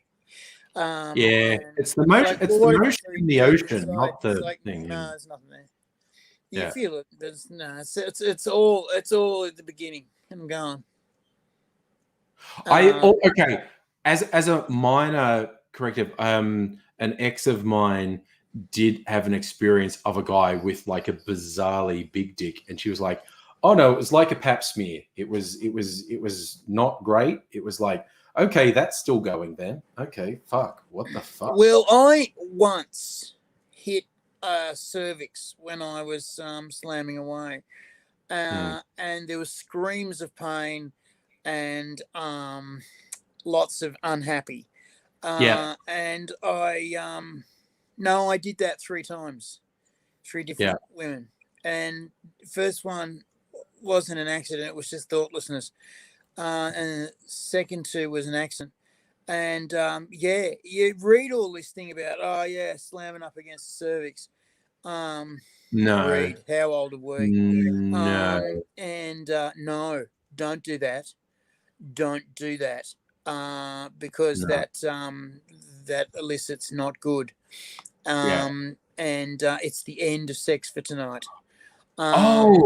Yes. Sorry, we should invite some people, because you will like this, because you always complain, but Abigail has a kitten in the house, so so I think we should invite anyone who wants to. Catherine saying pap smears touch you in places you don't know exist. It's like God is a man. Okay, that is the only explanation for things like pap smears and periods and pregnancy. The only explanation is God is a man. So. I will name him because he will never see this. Yeah. But nowadays, I think he's Newcastle disc jockey. He was a Bathurst disc jockey when we knew him. Luke Boner owned a steakhouse in which I worked, and he ripped me off. And it was 50 degrees where I was working in the steak cooking area. I'm a steak chef, by the way. And he got the owner of the steak house pregnant and married her, and that's the steakhouse. Yeah. And she had the baby boy, and he was lovely. But he said, if men had to give birth, there would have been a mechanical womb made about 300 years ago, because he was just stunned and amazed at the screaming pain and at the ridiculous levels of physical contortion that had to happen.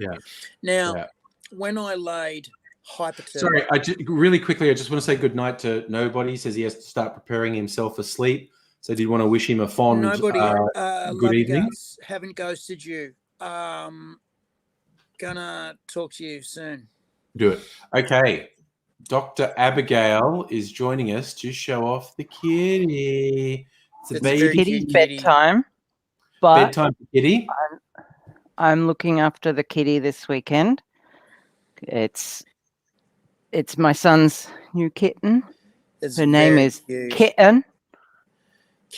And kitten without a T. Yeah, a British kitten. Yeah, yes.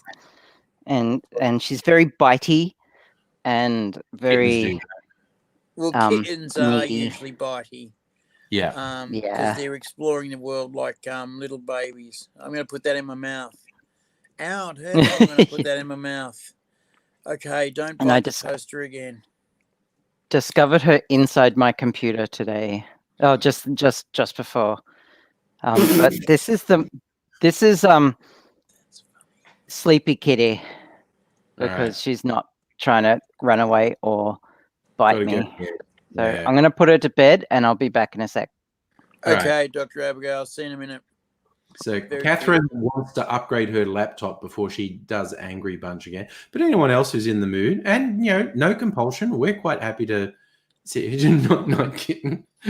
We're quite happy to sit here chatting. So don't feel compelled to join. But if you want to, by all means, that was the link that I posted. And we might talk about something apart from penises. Then again, we might not. This might be an all penis chat. I doubt it. I know when I'm in a penis mood. No. Yeah. Did you notice my fairy lights, by the way? I put fairy lights up behind me. I wasn't going to talk about your fag lights. I can say fag because it's a new backdrop for videos. Is it new backdrop for videos? Yeah, because that first sort of gap-toothed vertical blind looked like shit, but I didn't have a choice because I'm limited in the spaces where I can shoot videos. And that just occurred to me. I was out shopping for stuff, and I was in a shop that had all these lights and stuff, and I went, wait, that might work. I could hang lights off, and that would be distracting. And because the door's on the other actual side, isn't it? Yeah, and if I don't draw the curtains, then it's just reflections. Oh, well, here's a man with a flattering camera angle. There we go. Ooh, Dave, how you doing? My stars are lordy. How are you doing? Fuck, you're looking good, man. How you doing? I'm all right. I'm very well. Hello, doctor. Go on. What were you saying? Oh, I said hello to Dr. Abigail. Oh, hello. I didn't hear. Hi. Sorry. Right. Hello. Oh, and Chris is joining us too. There we go. Hey, Chris. How you doing, man? I'm doing good. All right. Does everyone like my haircut? Yeah, that was actually commented on when you first came on. Yeah. And does everyone like my shave? Looking spiffy. Because I have got a straight cutthroat razor. Ooh. And I am looking terrible today. No, you really I don't have. Nah, because I don't have the energy. I didn't have the energy to have a shower. I feel disgusting, and my hair needs a wash desperately. And yeah, I'm not looking that great today. Well, I'm being honest. But I'm looking good, and I feel disgusting. But I was touched by an angel, and I'm suing. Touched inappropriately by an angel. Yeah, where did the angel touch you? Show us on the doll. Where did they touch you? Yeah, show us on the doll. Yeah. I've always thought that was weird. Show us on the doll. Yeah. You know, because the doll's anatomically correct. And if I was a kid shown an anatomically doll, I'd go, here's another one. You know, I know why they do it, because, you know, they don't have to be ashamed about touching themselves. But if I was, you know, violated, I'd be going, well, here, and where I'm bleeding. You know. Anyway, that's just me. Doesn't everyone get jealous about Angry's fridge when he opens half of it? Yeah. It's a very nice fridge. I gotta get it's a very nice fridge that no one can afford except Angry. I was going to say something else too, which was really important, but I forgot now. Oh look, that's a photo of the kitty inside Abigail's computer. Computer kitty. Yeah, I was very annoyed, and yet I stopped and took a picture. Like, whoever am I? So yeah, that is the kitten climbing inside my computer while it's on. I mean, you can see I'm playing a game in the reflection of the glass panel. Yeah. Is it trying to touch the hard drive? That's the, oh, look, there's 3 hard drives. Well, there's a hard drive and 2 SSDs. but the hard drive is in an enclosure at the bottom Right. of the case. Right. That's the kind of cat. So like the only like physical things she could get stuck in are the fans, which would be pretty painful for her. I can imagine. Yeah. So That I need. luckily nothing was shorted out, because that's what I was worried about. She'd get I've she'd seen short a something out. computer that had 4 hard drives with no enclosures on. But, you know, it was to look cool, and the case, which had glass sides and pretty lights, was evacuated to make no dust or anything get in there, which I thought was odd, because if there was any leaks, then obviously everything would be sucked in, and a moth got in and started playing with the hard drives, and the whole computer fucked up royally. And I said, because you can't avoid this. I said to the guy, "You'd better debug that." That was, of course, the first use of the term debug. And that's the best right there. Yeah, the first official bug report. Because the moth was taped to the paper report. Yep. Yeah, talk about a bug report right there. Yeah, but like a little. Okay, here's a little bit of pedantry. The term "a bug in the system" was not coined because of this early computer person finding a physical bug, a moth in the system. What they did, that term had been around in engineering for a very long time, and this person, when there was a problem with this, 50s computer, and they went, and a moth had got in and shorted something out, they took it out and like taped it to the report they typed up and went, confirmation of the first computer bug in the lab. And but the term "bug in the system" had existed for a long time prior to that. So just a little bit of I did not know that. Can I dispel another urban myth based on please. technology? Yeah. The QWERTY keyboard. The common myth is that originally typists were typing too quickly, and so keyboards, typewriters, they jumbled the letters up. You're getting jammed, and because that is not true. The QWERTY keyboard was designed to speed up typing. Typists weren't typing fast enough.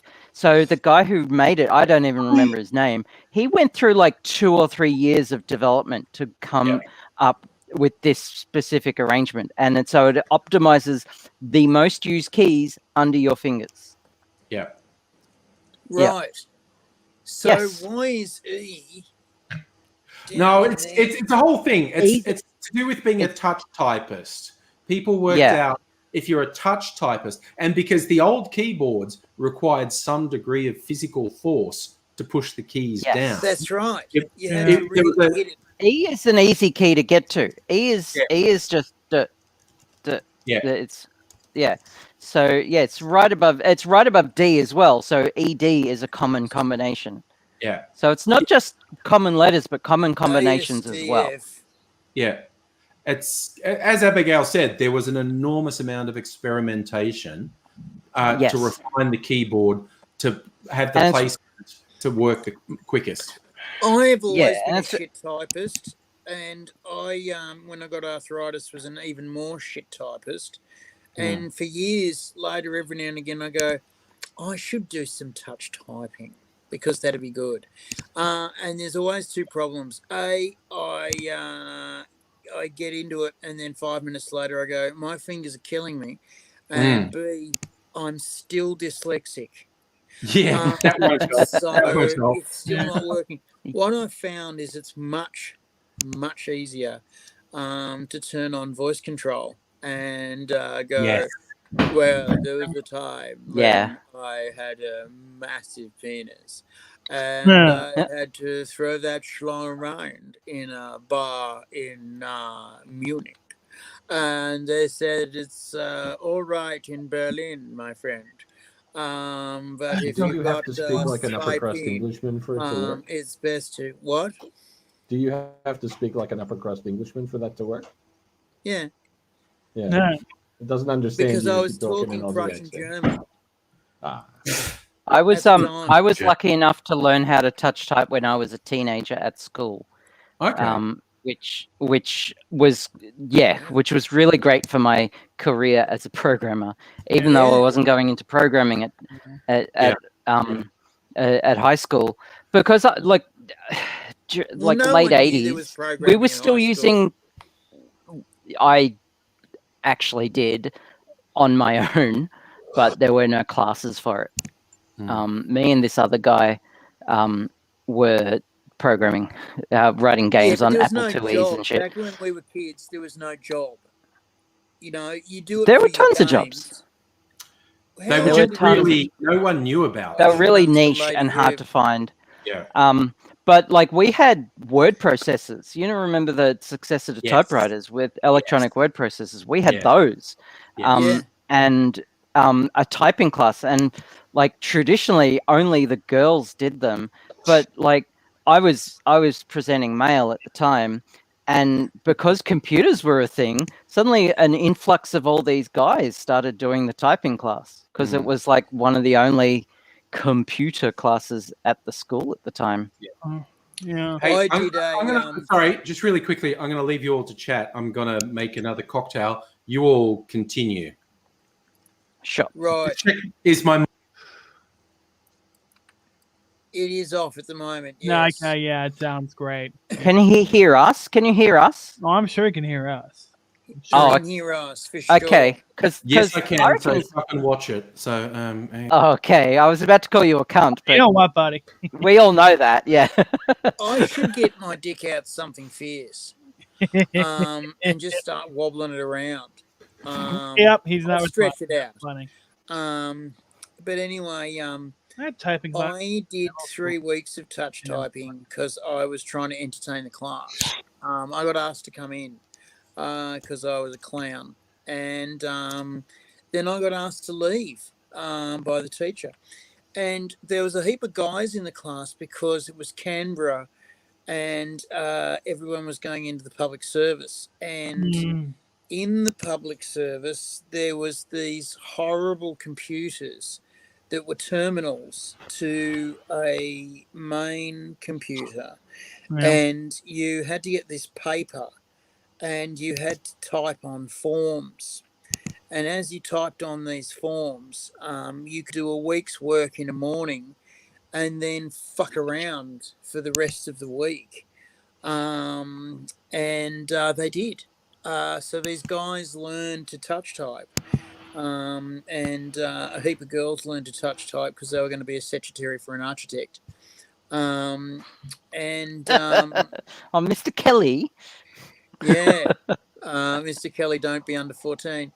Don't say that while I'm trying to drink something. I nearly I got was a stuff out of Dr. Abigail. I'm getting better and better. Okay, Chris and Dweebu, who's he's gone. left us. He left. He's gone forever. What happened to Mr. Dweebu? I don't know. He thought that my criticism of him was too much. Is this a callback to the other day What happened when Angry read the riot act to someone?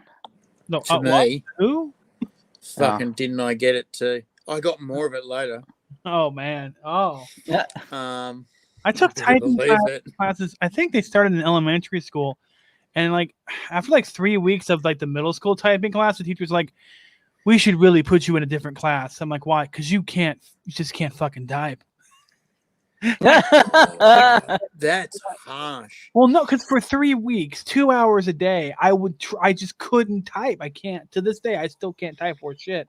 So I chicken peck really fast. That's it. So I watch my 7-year-old nephew type on his iPad to get his homework done. Oh my god! And as he's typing, he'll look up and talk to you. and then go back and look at the screen. He's and like, then look up and you know talk what? to you, Yeah. and Like, then go Yeah, back and type. I do that when my son comes in the room sometimes. If I'm typing something, I'll just look up at him, continue typing, and just do these two things at once. It just blows his mind. It's so fun. I think it's unnatural. Yeah. And I have sat on his keyboard on his iPad a couple of times. The problem is I'm also dyslexic, so I got to go back and check for spelling mistakes. I tell the computer to do it. I go and check spelling now, and it does, and it does all the obvious ones, and then puts a little blue line under it. Could you please just check this, proofread it, and then it does little red lines going, I don't quite know what you meant here, because fugga hugga hugga isn't a word. That's funny. Well, because most of the time I'm programming, is meant to be fountain, and you should have known that from context. Siri, could you grace us with your presence? You stupid bitch! Punch, punch, punch, punch. I haven't seen those sensitivity ads yet. Who else is abusive to Siri here? I don't have a Siri. I don't use. No, actually, what's funny is my girlfriend constantly gets angry at her Google, and so I usually apologize right after. I think most recently it actually said back to her, words do matter sometimes. Oh, so I had to apologize. That's so good. I couldn't believe it, but I got from Siri, why do you hate me so much? Yeah. And a little sad emoji, because I had been abusing her all day because I was in a filthy, filthy mood.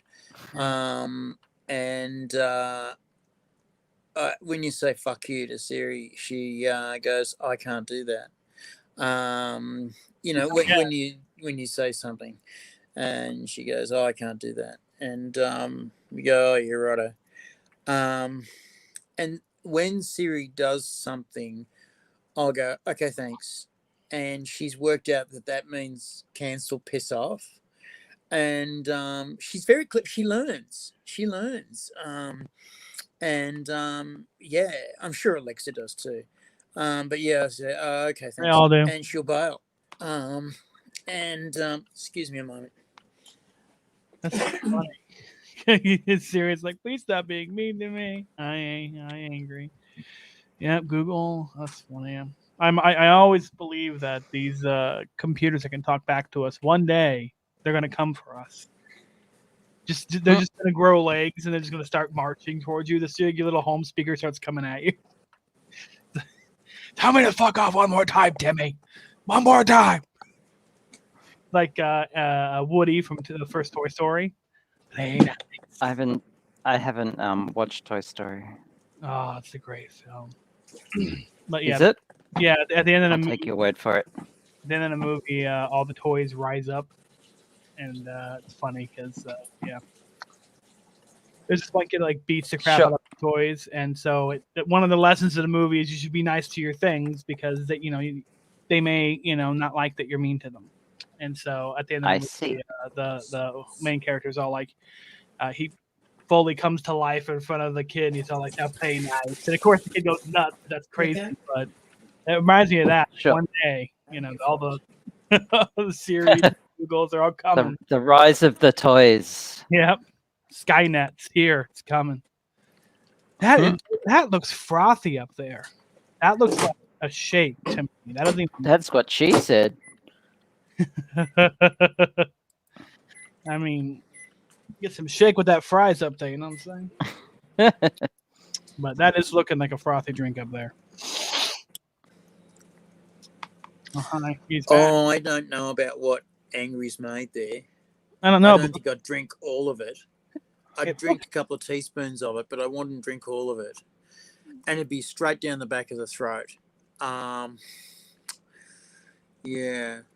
Looks really frothy. It does look very frothy. And you get that when you've been particularly rigorous. Um, God damn. Notice how I haven't been blatant. You see, we've missed you. We've missed you so much. I have been, like I said, read the riot act, and I've been a lot less single entendre about a lot of things. Mind you, you know what? I fucking got in trouble for using the N-word, as I knew I would. Mm-hmm. Because there's this black fella who stands either in front or behind me at the liquid handcuff station. And whoever doesn't know what that means, it means the methadone house where there's a big lineup and you get to wait till all the other scripts are filled before they look at you, which pisses me off because you're a customer too and you're spending an extreme amount of money every week to get this stuff. And it's more addictive than heroin. Anyway. Sounds fun. So and it tastes like fucking Catholic charity and cold glass plus shit. And so you drink it and go, and I said, oh, hello. Listen, you're an N-word of good standing. Which mob are you from? And he said, don't fucking use N-word. That's a fucking stupid thing. Either use fucking black fella or Aboriginal. Indigenous is all right, man. Fucking N-word is fucking shit. And I'm going, whatever you say, violent person who's been in jail 4 times for nearly killing people. But he's a sweet old man. He's nice to me. I've seen him crash tackle someone who put $20 in his hat and take $10 out. He's got his microwave going. I haven't tackled anybody in a very long time. Probably good. What the fuck is going on with Boss of the House? Oh, who knows? I'm starting to get a bit fucking concerned and annoyed. It's only 10 o'clock, I suppose. He's probably nervous about tomorrow. It's his mother's birthday. Mm-hmm. It's going to be a shit fight. My mother's birthday was in the fall, actually. Now I got to worry about Mother's Day. Ugh. So much work. My mother's birthday is at the end of this month. Oh. Are we in March or April? We are still in March. Thank God. It's the end of April. There you go. And then May is my father's birthday and my birthday 3 days apart. He's the 23rd, and I'm the 24th. My dad's birthday was 3 days after mine. My friend and boyfriend, I couldn't say he was my boyfriend at the time, killed himself on the night before my birthday. Oh, no, 2 days before my birthday. And then we had to bury him the day after my birthday. And on my birthday, I got my license. And in Canberra at the time, you almost never got your license first go round because you went from L's to blacks straight away. And to make sure that you could do that, they gave you a 3.5 to 4 hour driving test. And my driving test was 4 hours. Wow. And a lot more than here. More, yes. And then I got back into the parking lot and I thought, there is no fucking way I've made it. Because I just counted up the mistakes I'd made and I'm gone. Forget it. My parallel park. You've got a parallel park and they put a ruler between the car and the curb. Angry, AIDzee, AB. Hi, Chris. I don't believe I've come across you before, so please excuse my lack of enthusiasm. Frankie the Skin. I've been around for a while. Frankie the Skin.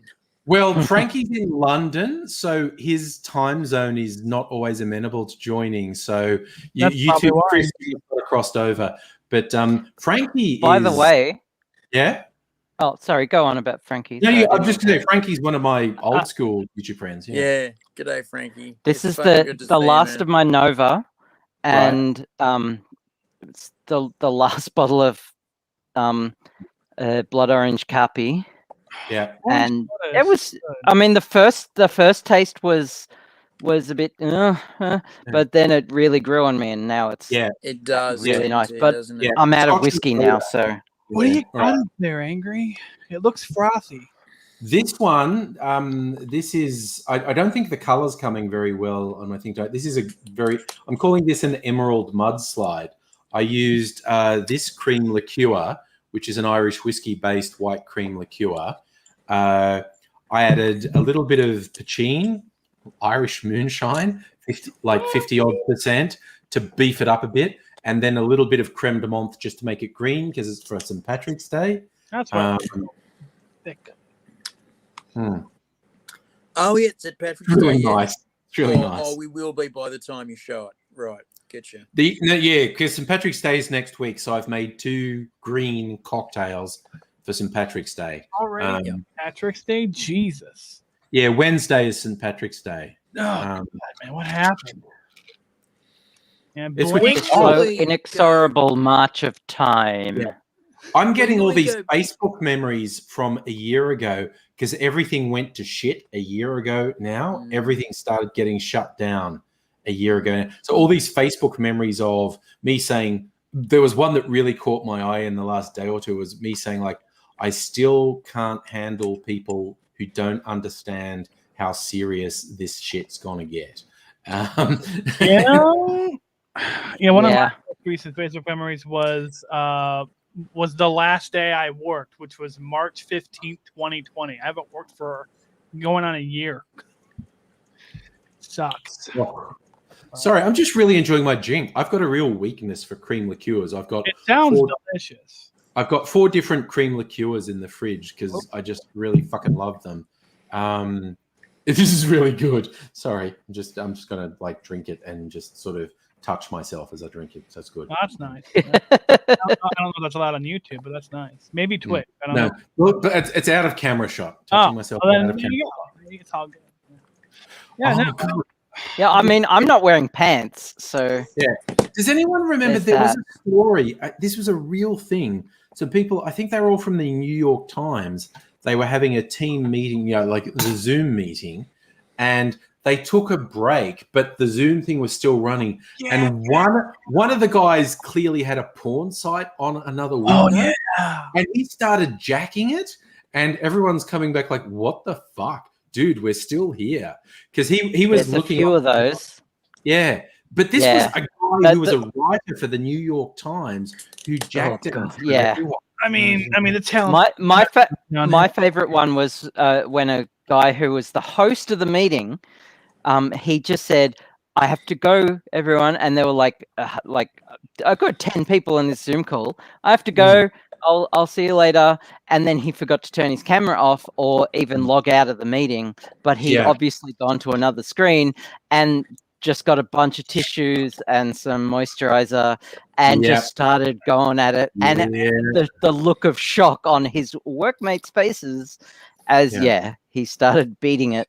My favorite one was a community college professor who was doing a Zoom class and was annoyed at one of the students who clearly had another fucking student right there with her, and she was laughing and carrying on, and he's going, well, do you want to maybe pay attention, because this is a difficult unit, and fucking maybe you want to hook in because you're distracting me and you're obviously distracting everyone else, and still she's like, blah blah blah blah blah. And now you can't even fucking be bothered to talk to me. And she's looking at him, going, yeah, right, and then looking away again, and blah blah blah blah blah blah. And she's got this disjointed voice, which is obviously lag. She's going, no, I am listening to you. I'm just having fun while I'm doing it. I have actually taken in everything you've said. And, you know, well, obviously you haven't, because you've paid me no attention, and you're looking away from the camera and away from the screen. And then some of the other classmates have gone, doctor, professor, she's actually deaf and has a translator. Oh, she's got a speech to text thing happening. Oh, no, shit. she's got a translator with her. Translator. In the room. Oh, someone's actually translating and signing to her. Oh, Jesus. She's getting it a couple of seconds after everyone else. Oh. And like, oh, well, you know, it's fine if she's got a friend there having a laugh with her, and the other students are going, no, professor, she's deaf. No, she's hard of hearing. That was what they were saying, because they were trying to be all PC. And and the professor says, well, can you hear me? And she goes, well, a little, because she's got 10% hearing in her left ear. And he goes, well, you know, clearly you need to turn your monitor up and pay more attention. And he fucking goes off at her and goes, well, I hope you fucking get the homework right. And, you know, don't come to me if you're behind in the class. And what was weird was, for the rest of the semester, we didn't see that professor again. Oh, dear. We imagine next year, or we imagine never again. Because that tenured professor got his ass so fired. And should had to have a laugh. Oh, what? Sorry, I just buckwit. I just heard. Hey, that's your cat, not a kitten cat. Yeah, that's my cat. Yes. Yeah. This is my 10-year-old adult cat. Because Sorry? sometimes, does it go on your computer? No. Because sometimes kittens learn from older cats what to do. And I can just see your older cat opening the glass panel to the Now the thing is, there's a lot of gaps in the case at the back, and also I just noticed that I haven't put the side panel on the other side. Oh, that's okay. Also, no, that sorry. Will do it. That will do it every time. Correcting me. The thing I was referring to was Jeffrey Toobin. That was the New Yorker, not the New York Times, and he's also a CNN commentator.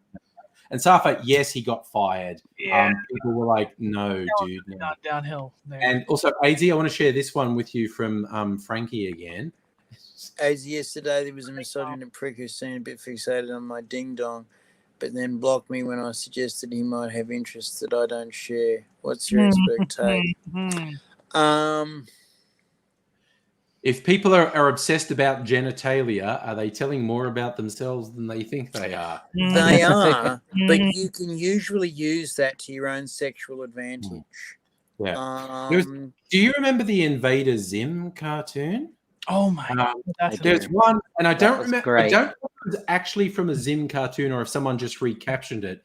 But the human boy who's always trying to capture Zim is at one point saying, are you a boy or a girl? He goes, I am malevolence. You go, no, but what gender are you? Like, I am diabolical. Go, what's in your pants? Your doom is in my pants. Yes. That's funny. Yes. Your doom is in my pants. Well, I had a guy once who was hassling me about being cut. And he kept on hassling me about being cut. And I said, look, let's fix this straight away. Why don't you go for a lick and see the difference? And he's gone, no, I'm not doing that. And I said, no, go for a lick and see the difference. And this is in swimming, yeah? And I sort of started to work out some things about myself. And he said, no, I wouldn't do that. And I said, your tracksuit's telling me different. And he's gone, no, that's ridiculous. And I've gone, well, you've clearly had a lick of others, so have a lick of this and see the difference. And he's gone, and he's gone for it, and had a lick and then kept on going. And I've finished up, and he's gone, well, that was only different a little bit, and I'm going, yeah, and see, it doesn't bother me to go, and yeah, he hadn't cleaned, and it was a bit, so I soldiered on, and he's gone. Oh, okay, so it's yeah. So I said, see, there's not a lot of difference. And this same guy a couple of years before said, oh yeah, there's no real problem with it. And every now and again, I've got to clean the end out with a spoon. Oh, Jesus. Because it gets crunchy. And me and my brother were there listening to this, and we went, And later on, we were going, and well, because he was young enough not to have gone through poking through the Formosa stage of his, bell end, and then he, then he got it together, and he cleaned himself fairly well. One of the guys was saying that he used his morning swim to have a clean, and I'm going, so I'm swimming through your smegma. And he went, well, I'm swimming through your piss, buddy. So there's not a problem there. And I said, you don't know that. And he says, you eat multivitamins every morning. And I went, yeah, fair. Yeah. That's fair. And of course, I realized one time when I had a piss, I looked down and it's like this orange fucking liquid coming out of my dick stickers. And I've gone, oh, everyone will know when I'm having a piss. And all the girls ate multivitamins before they went in the water, and you could tell when you were breaststroking behind them. And some of them deliberately fucking held it in until I was breaststroking behind them because they thought that I was a pervert. I don't know what came from that. Not you. One time I said to a girl, oh, I had a dream about you last night. And she said, oh, that's fucking disgusting. Oh, no, Phil. And she was really, don't swim near me. And I'm going, well, I am in line next to you. By the way, the dream was I was at a checkout and you were buying cornflakes, but you didn't like the cornflakes and you wanted another brand, but there wasn't another brand in the shop. So we had this argument about cornflakes. That was the dream. And she went, that's weird. And I went, yeah, I know, but I would have thought it would have been more along the lines of what she thought, but because, you're hot. But no, it was all about cornflakes. Okay. And everyone else heard me say this, and they're all looking at me. And for the next week, they were calling me cornflakes. And they thought it was weirder that I had a dream of me and her and cornflakes than a sexual wet dream. I can't wrap my head around that. Yeah, cornflakes isn't as weird. I'm going to go with that. Isn't as weird. Yeah, it's not as weird as the sex dream. They thought it was. Sex dreams are so common. I think the cornflake dream is more weird, but I don't think any dream is inherently weird. In the fact that dreams are just weird, and you can't really control what you dream about unless you lucid dreaming and when I learned to lucid dream, that really fucked up my dreaming for a long time until I stopped doing it. Because when I write, I go into what I call a directed daydream. So you daydream, but you direct the daydream. You tell the daydream where it's going next, or you re-roll a little bit and go, no, we're going to do it this way. We're going to do it that way. And the daydream keeps going. And sometimes I'll be sitting in my chair staring into space, drooling, and boss of the house will come home and going, are you having a coma or are you writing? And I'll go, Pop, I was writing, but I haven't finished it yet. Back into coma. And then I go, right. And then bang, straight into the computer. And Right, I just want to answer. Naked fella was asking a serious question. How do you incorporate or not your day job into your online persona? I will say for me, I absolutely have always 100% completely separated my day job and my online persona. I prefer if no one in my day job knows about my online stuff. And to the extent like people say, "Oh, are you ever going to do the pre-recorded videos?" Because we're now up to a year of me just doing live streams. I've only done 2 pre-recorded videos in the last year. And that just doesn't hold much interest to me anymore. But also because I'm job-wise, I'm at this thing where I potentially get offered a full-time job sometime this year. I'll be back in a second. That I might take, and it's with the public service.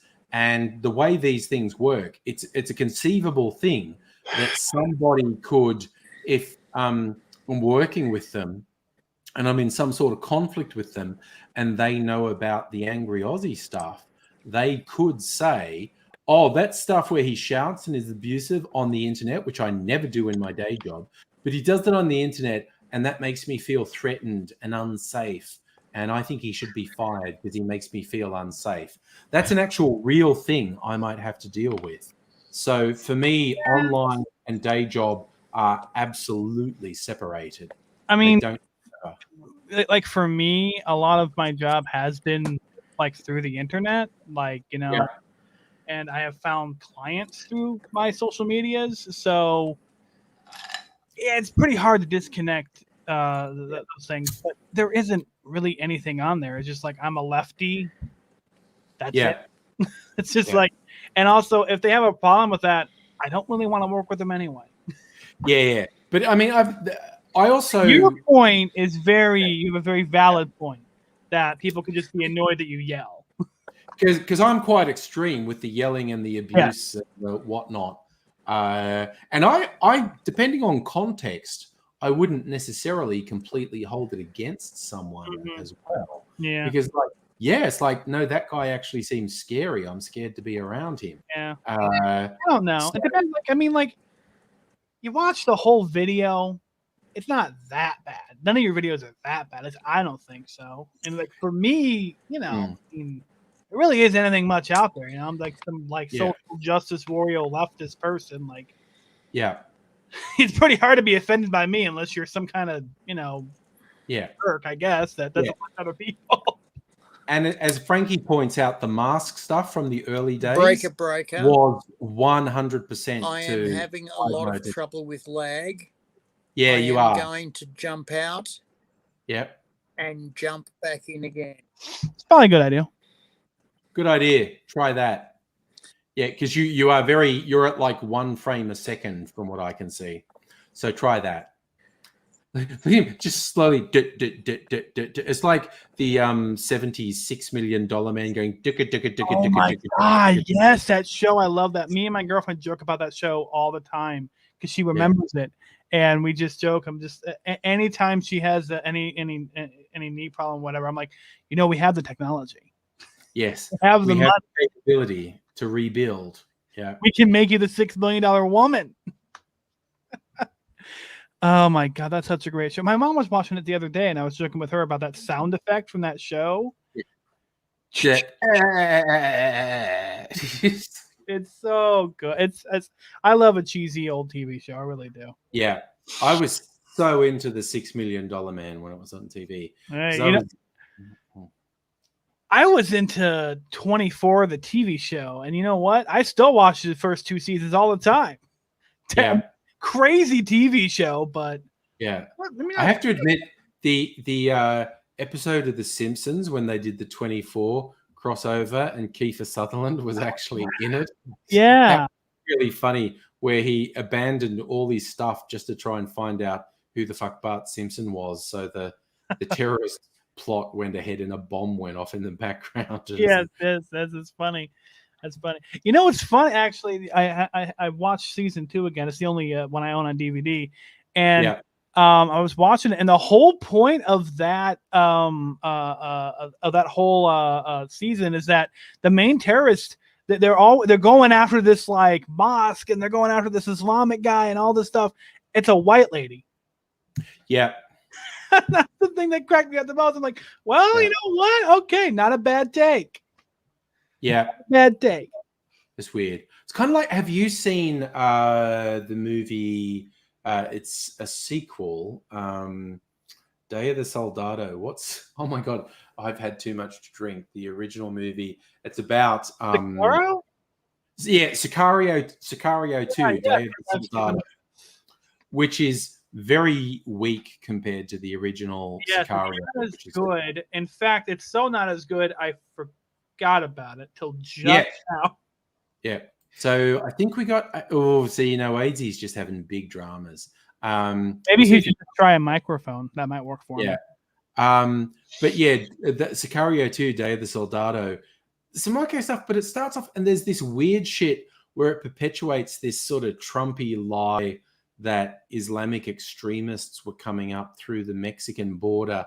Like, ooh, we found prayer mats in the middle of the desert. They're coming, and then that's never visited again. They come up with this bizarre conspiracy. That one's a lot more with like them like trying to invade Mexico. Yes. Yes, that one's way more with them trying to like invade Mexico, and there's all the deportations and shit going on. Yeah. Like, what? Yeah, it's weird. Why would it's weird? And the other thing too is like, the thing that drives me nuts, and people get all crazy about the border here, is they forget that Mexico has an army. We've gone to actual war with them many times. Yes. People die. Do they not understand that? Like, you have to march to Mexico City. There's no other way to defeat Mexico. Yeah, it's very weird. People forget that. They think they could just like, we just go into the border areas and we'll be fine. I'm like, You piss Mexico off, you got to go all the way to Mexico fucking City if you want to stop them. It's kind of like probably the only good bit in Sicario 2, Day of the Soldado, is Benicio del Toro is quite good in it. Yes. He's and that one bit when he kills the drug lord in Mexico City, it is very cool. He does that thing because he's got the automatic handgun, and rather than holding it going bang bang bang, he's holding the butt with one hand, and the other hand he's just got the finger on the trigger, and he just goes bang bang bang bang bang bang bang bang. And so he empties the clip into this guy really fast. That was kind of cool. AIDzee's still trying to get in, and his technology is defeating him really badly. AIDzee's Wi-Fi go bye-bye. Oh no. Yeah, it's not working. I'm surprised mine didn't. Sorry, old school TV. Raiders saying BJ and the Bear and Chips. Those were Chips. I remember Chips. California Highway Patrol. Yes.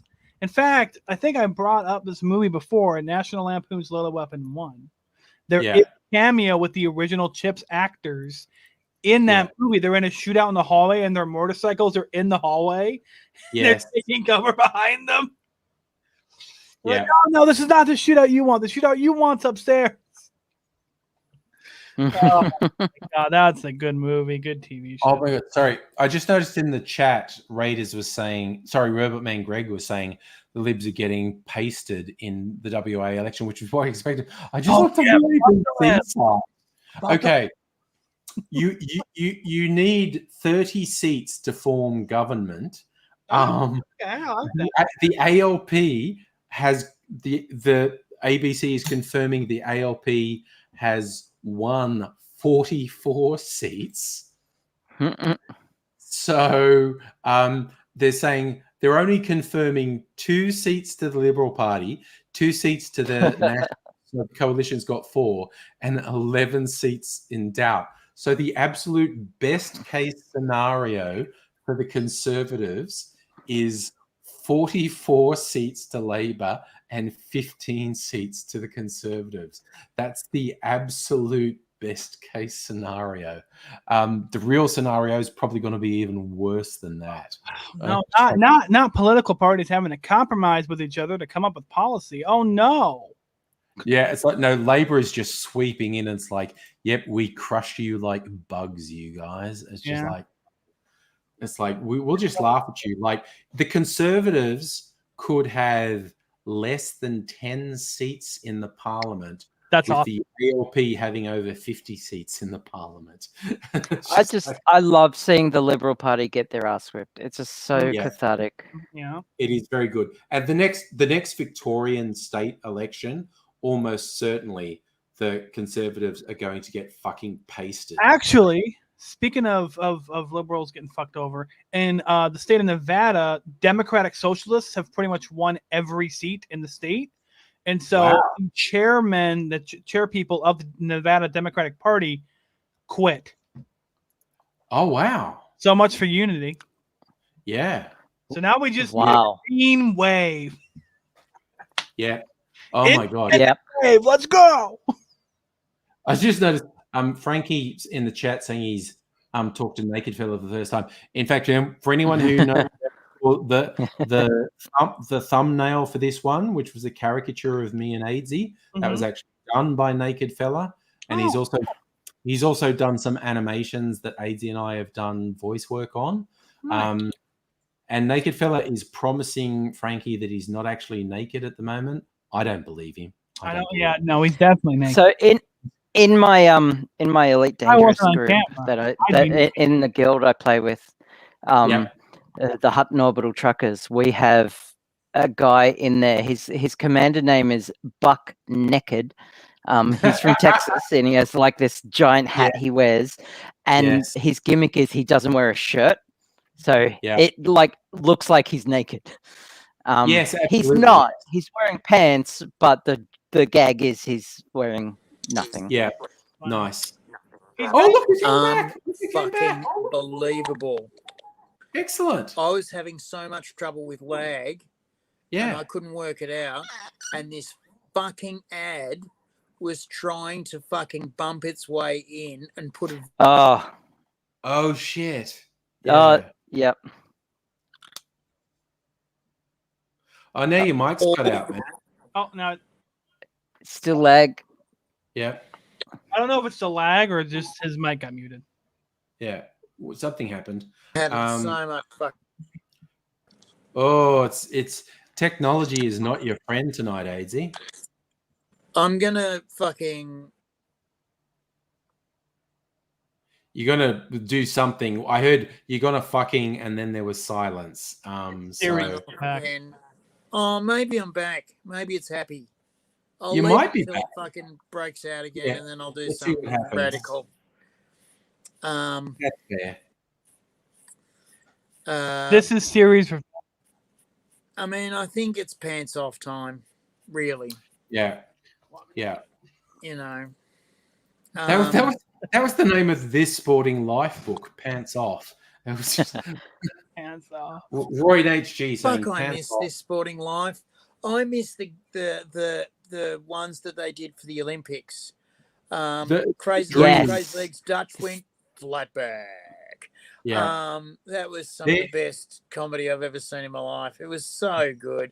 To the point where the American basketball team was chastised and given extra Valium so they wouldn't stay up at night and watch Roy and HG. So many English-speaking fucking teams were told by their coaches, you are not to stay up watching Roy and HG. You've got to play your game tomorrow or you've got to compete tomorrow.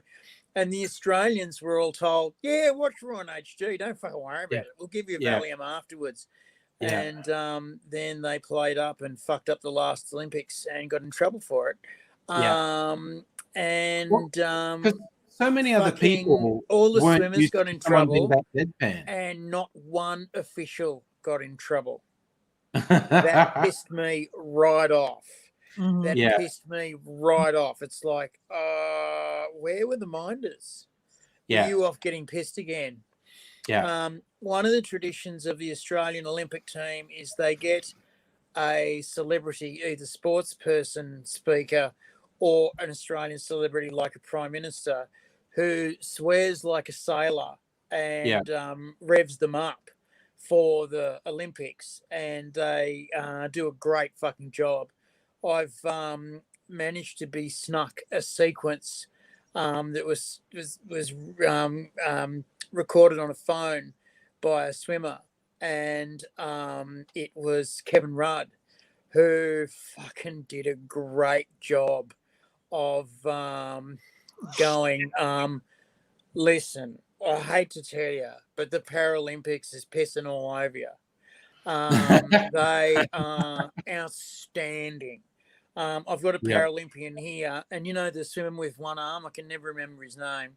But if he was a country, he would be second. You know, he would be second in the Olympics. He's that good. And he said, "This is our best Olympian. Would you like to fucking maybe come up to that?"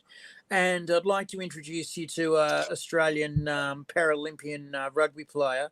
And 3 guys threw a washing machine at him, and he tackled it. And he goes, "Right, now, this is our Paralympians. Are you any fucking good? Well, you are fucking good because you're swimming against Poms.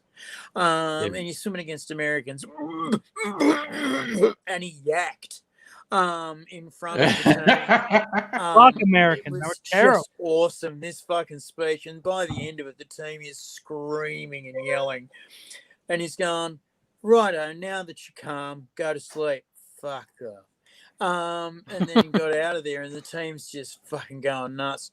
And the officials are handing out Red Bulls and beers to the team, and the team's just fucking and the doctor's handing out condoms, and it was just the fucking the tone was set. And it was the Chinese games. And as we know, the Chinese games were a bit successful for the Australians. And they did a fine job. Rudd stayed and was very diplomatic to the Chinese. And apparently he was sitting in the stadium next to officials, just quietly giving them shit the entire time when an Australian got up, because he speaks Chinese. Very fluent. And apparently Speaks Mandarin. Going, another Australian winner. Oh, that's nice. Good to see. Good to see. I just want to throw out, Frankie's made a good point in the chat, AIDzee. I don't know what you're doing with your lighting, but compared to the other 3 of us, you have a really healthy glow. You actually look healthier than the other 3 of us.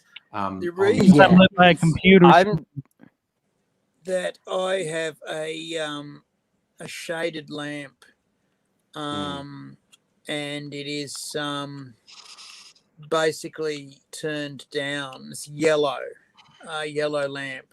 My iPad automatically white balances against its own white. I researched this because I didn't understand how it did it, because it does it in sun as well, and then it does it in the dark. And I'm going, how are you doing this? And then what it does is it has in its system its own white, which it has on a particular temperature light color. Apparently this thing is micro small, and it's an LED. And of course the LED is given the same fucking wattage. So it's always the same white. Therefore, it compares that white to the brightest point in the picture and says that's the white in the picture. I know this is technical talk, but you're all YouTubers, so you can handle it. And it, compares the brightest white in the picture, does the histogram, and moves the histogram according to that. Now you can see the black behind me is clipping, but it's black, so you don't notice that the black's clipping. Yeah, you don't notice the black is clipping. You know what I mean? It's black. I am clipping. Literally the whitest thing in this picture right now, and there is white paper right there.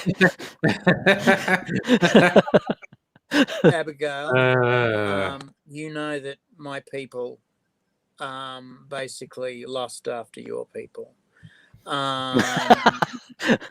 Oh, really? So that's not a problem. My tongue. Okay. Is, If I go to the beach and I take my pants off, my legs are so white that Rohan comes to save me. The beacons are lit. The beacons are lit. Gondor calls around. Look, seriously, when I was a young'un, because I have really big thighs, even if I am generally fit and skinny, my thighs are huge. And as a teenager, I was slightly chubby, as opposed to now being like, seriously, no way. But I was very self-conscious about it, so I would never wear shorts. So my legs were super white. In Dubbo, people wear shorts, and there's a lot of sun. People have tan. I did not have tans. So, like when I was playing footy and stuff, the guys on the team would have this joke because of how white my legs were. No, you should run out onto the field wearing tracksuit pants that have like tearaway tabs on them. And at a critical point in the game, we'll just rip off the tracksuit pants, and the whiteness of your leg will blind the opponents. They'll blind them, and we'll have a clear run.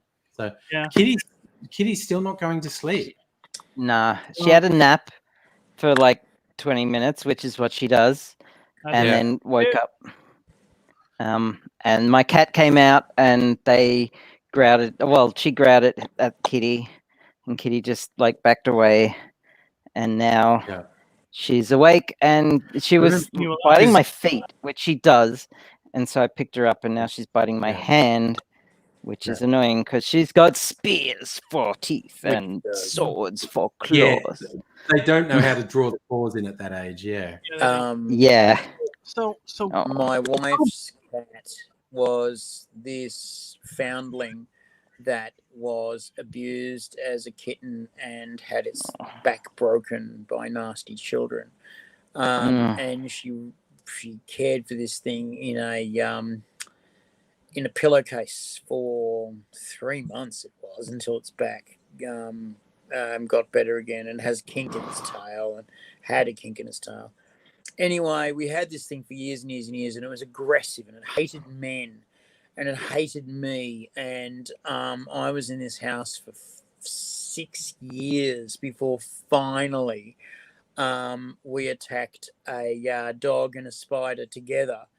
And it said, he's all right. He's all right. And we were mates after that. And they'd come up for cuddles and bash its head against my leg and go, scratch me under the chin. And I'd do that and he'd go, that's enough. And walk away. And every now and again it'd jump up on my lap while I was watching TV and say, shut up. It was really good when you were sick because it'd sit there and watch you. If you were very sick, it'd jump up on the bed and watch you. If you were sicker still, it'd lie with you. And if you were about to die, it would go outside and catch a pigeon or a rat and bring it to the back door and knock on the back door because it would knock to get let in. And you'd open it and it'd go, here, mate, here's a rat. It's fresh. I just got it. It'll fix you right up. And you'd have to go, oh, that's so nice. Oh, and you get a garbage bag. Oh, num, num, num, num, num, num, num, num, num, drop it into the garbage bag. And you go, yeah, sweet. Fucking, you'll be right now. That's how cats are. Fucking, otherwise it'd be aggressive and it'd bite and scratch and fucking be nasty. And then finally it went senile and it'd go into a room and go, I don't know why I'm here. And it'll look at you and go, is it dinner we all time? feel like that. And it's like, it's morning. Why am I here? And then it was getting bad, and it started to piss in various different rooms. And we go, dude, you're pissing in the hallway. And you go, am I? Oh, shit, I'm pissing in the hallway. And it was not chastised if it was locked in house and couldn't get out. It wasn't chastised for going into the bathroom and pissing into the drain of the bathroom because, what else was it going to do? And it could be easily cleaned. So it was a good cat for doing that. It didn't have kitty litter or anything because it pissed outside, and it would ask to get outside, and it would be let outside. Anyway, he was going senile, and then next door they got a kitten, and then the kitten found its way to our place, and then the kitten went up to our cat and said, "Oh, it's another cat. I'm going to play."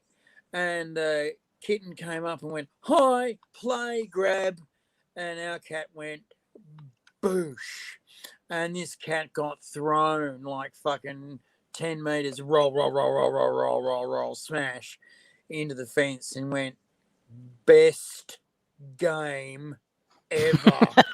Yeah.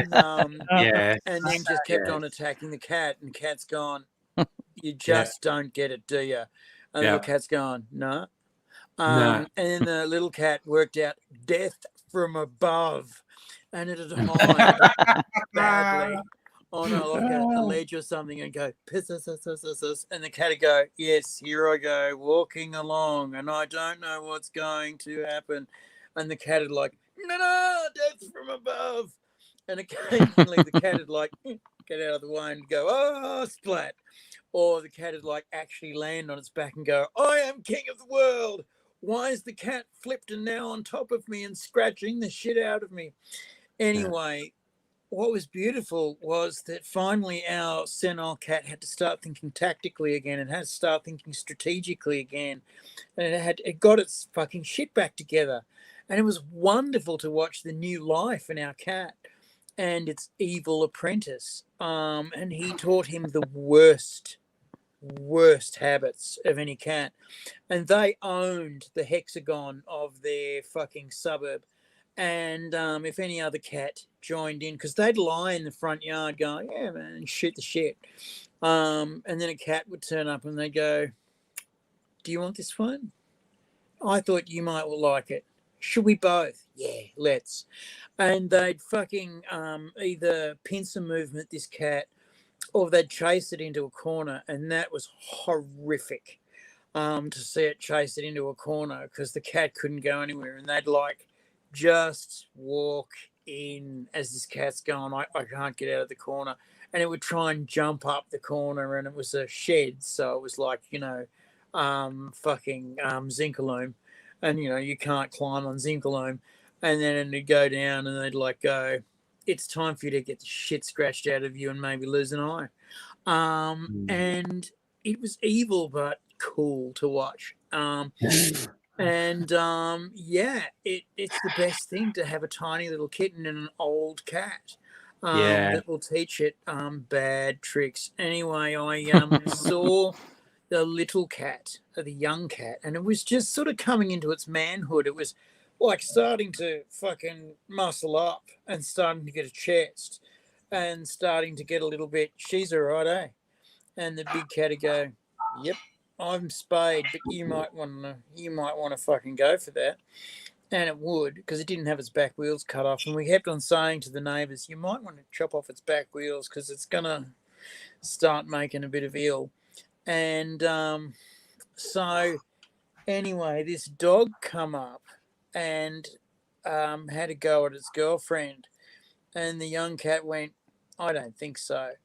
And he's leapt gracefully over the fence onto its back, death from above, and then scratched from its nose up into its eye and kept going until these dog walkers were going, "Oh, this is bad. I don't know what to do," because it's East Brunswick, North Fitzroy. I just don't know. And the owner put the hand in there to get the cat off and got the shit scratched out of him. And I'm just laughing. And the guy goes, "Can you call your cat off?" And I'm going, "Well, it's not my cat, and you can't train cats, so no." He goes, "Well, you're not helping." And I'm going, "It's not my cat. I don't know where it's from," which was a lie. And basically he's punched the cat off, and the cat's gone, "I've been punched off." The dog's like can't see and now crying and trying to run away. The dog my work here is done. Next day, and my cat, the big cat, just sort of comes out and then races like a spear straight up to its back, bites it on the leg and the balls, and jumps back again. The dog runs, and the owner's like, and they had one of those, really cords, tiny little, the extendable, really extendy cords, and it goes, yeah, and then snaps, and the dog's fucking out of there. And they didn't walk the dog around our place anymore. And then the cats went back down to sitting on the grass and under the tree shooting the shit. I laughed. Yeah. There was a cat next door that they were friends with. Yeah. And it lived with a deaf cat.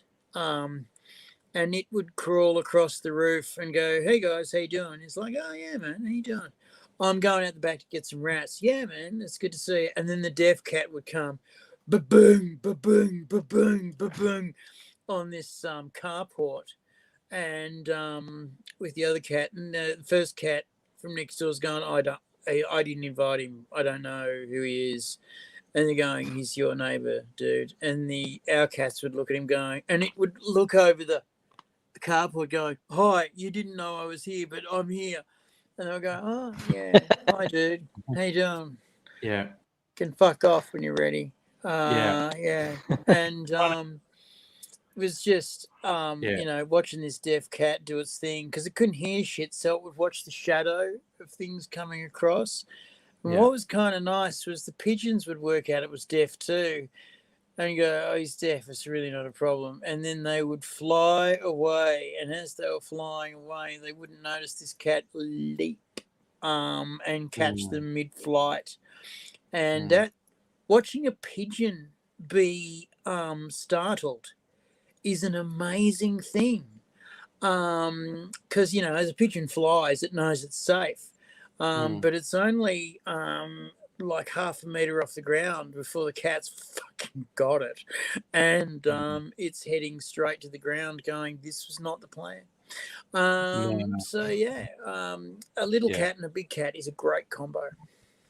Well, like our cats, like Mimsy's like 15 now and Shadow's 10 now, but we got Shadow when she was a kitten, and Mimsy was fairly settled into the house, and Shadow was this little excitable kitten who'd bounce up and go, "There's the big cat. The big cat's going to be my friend. Hey, big cat, how you doing?" And would go bouncy, big cat who would just go, "Smack, shut the fuck up," and would like knock the little kitten back, and she'd sit back for a second and go, "That's cool, big cat. Let's go off and do something together now." And this shit would go on for ages. It's like Mimsy was just like, "Fuck off, seriously." And this little exuberant kitten bouncing around, "You're a big cat. You're really cool. I want to be your friend. Let's be friends. Hey, big cat." And smack. And then the kitten sort of stumbles. "Oh, okay, I get it. I'm going to go over here.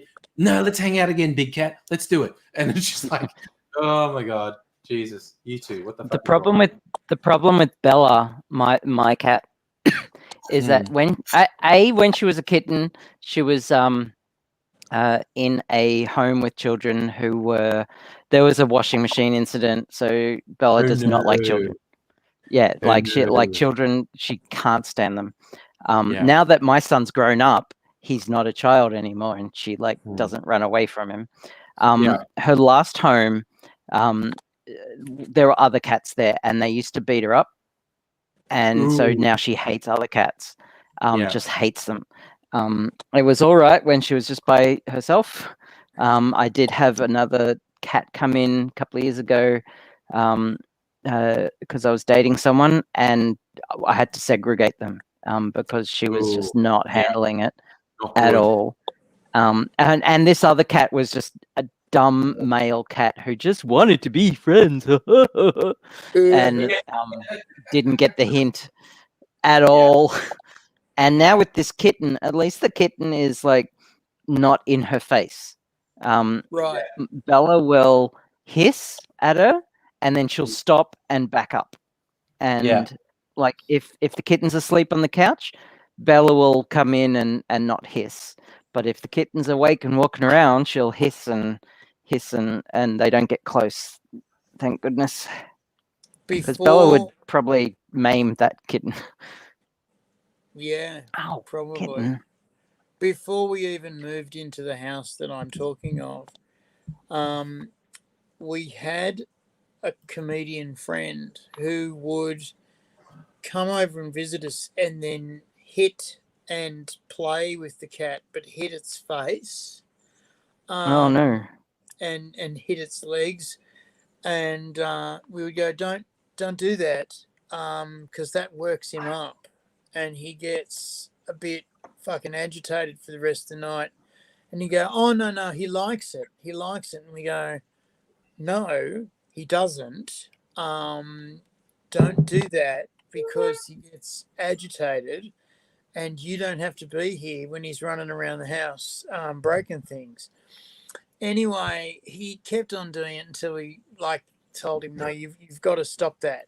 Every fucking time he was around, and he'd do it where the cat couldn't get away effectively. Cats get really frustrated when you do that. And he was pissed off at this guy, and would, delicately try and leave the room, but it was cold in our house, and there was only one fire, and it was an open fire, so he had to sort of be there. And then this guy fucking hit him around the head. Anyway, this guy came round. We had a fax machine. We were one of the few comics who had a fax machine, and he had a audition with the AIDzee for one of his sketches, and he had to fax off this thing by 3:00. It was 1:00, and he came and he rang up and said, "Can I use your fax?" And we going, "Yeah, man, that's fine." And so he's come around with his stuff, and we said, "Oh, you set it up like this, and it'll do it one page at a time. It's fine." And he's starting to fax this thing across. And I've always thought a cat's got a brain the size of a golf ball. It's not that brilliant. But this cat went and pissed on the power board that ran the computer, the fax, and the phone connection, and blew everything out of existence. And then came out, looked at this guy, knowing that it was going to get a kicking, and it was going to get a kicking.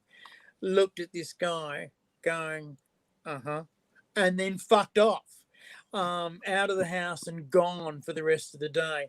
And me and Benny are going,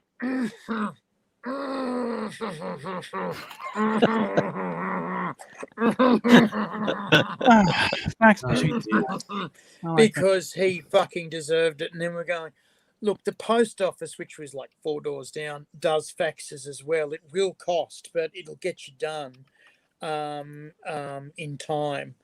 And we knew we'd give the cat a kicking, and it did get one, because it's not allowed to do that. But I couldn't believe that it just waited for its opportunity to fuck him up. And it couldn't know that what a fax machine was. It couldn't know that, it was an ABC gig. But what it could know was pheromone speaking that it was only relaxed while this machine was going. And it had seen these power boards fuck up before, I swear, and have to move the power board around and jigger it so that it'd go again.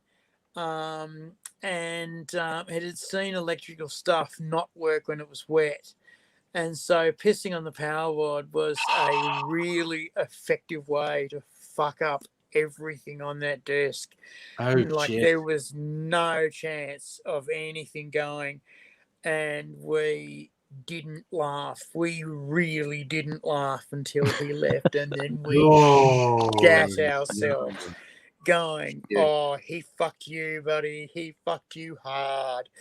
And he almost never came round to the house again. And he didn't want anything to do with the cat. The cat sort of came near him, and he just pushed him away. The cat went, "Works for me." And that's fair. Yep. I'm going to make another cocktail, so I'm going to let you keep talking. So just check with me. Is my microphone? Yeah, it's great. I mean, clearly we can hear you. It's off now, man. It's off now.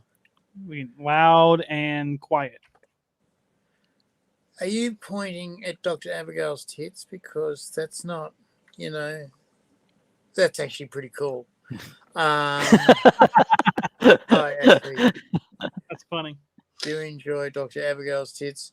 So, What's that other lady who showed us a clever thing one time? Charlie. Yeah. I miss Charlie. she was around. Has she been around? I'm just turning the popped mic. in.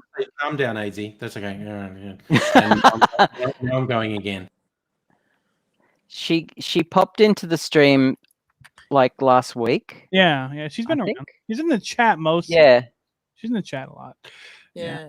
So there's no Burger King in Australia. There's just Hungry Jack's. No. So there is We no couldn't call it Burger King because there was, in fact, a small business called Burger King that had registered Yes. the name. Yeah. And Hungry Jack said, we will give you an enormous amount of money to give us the registration. And they said, fuck off.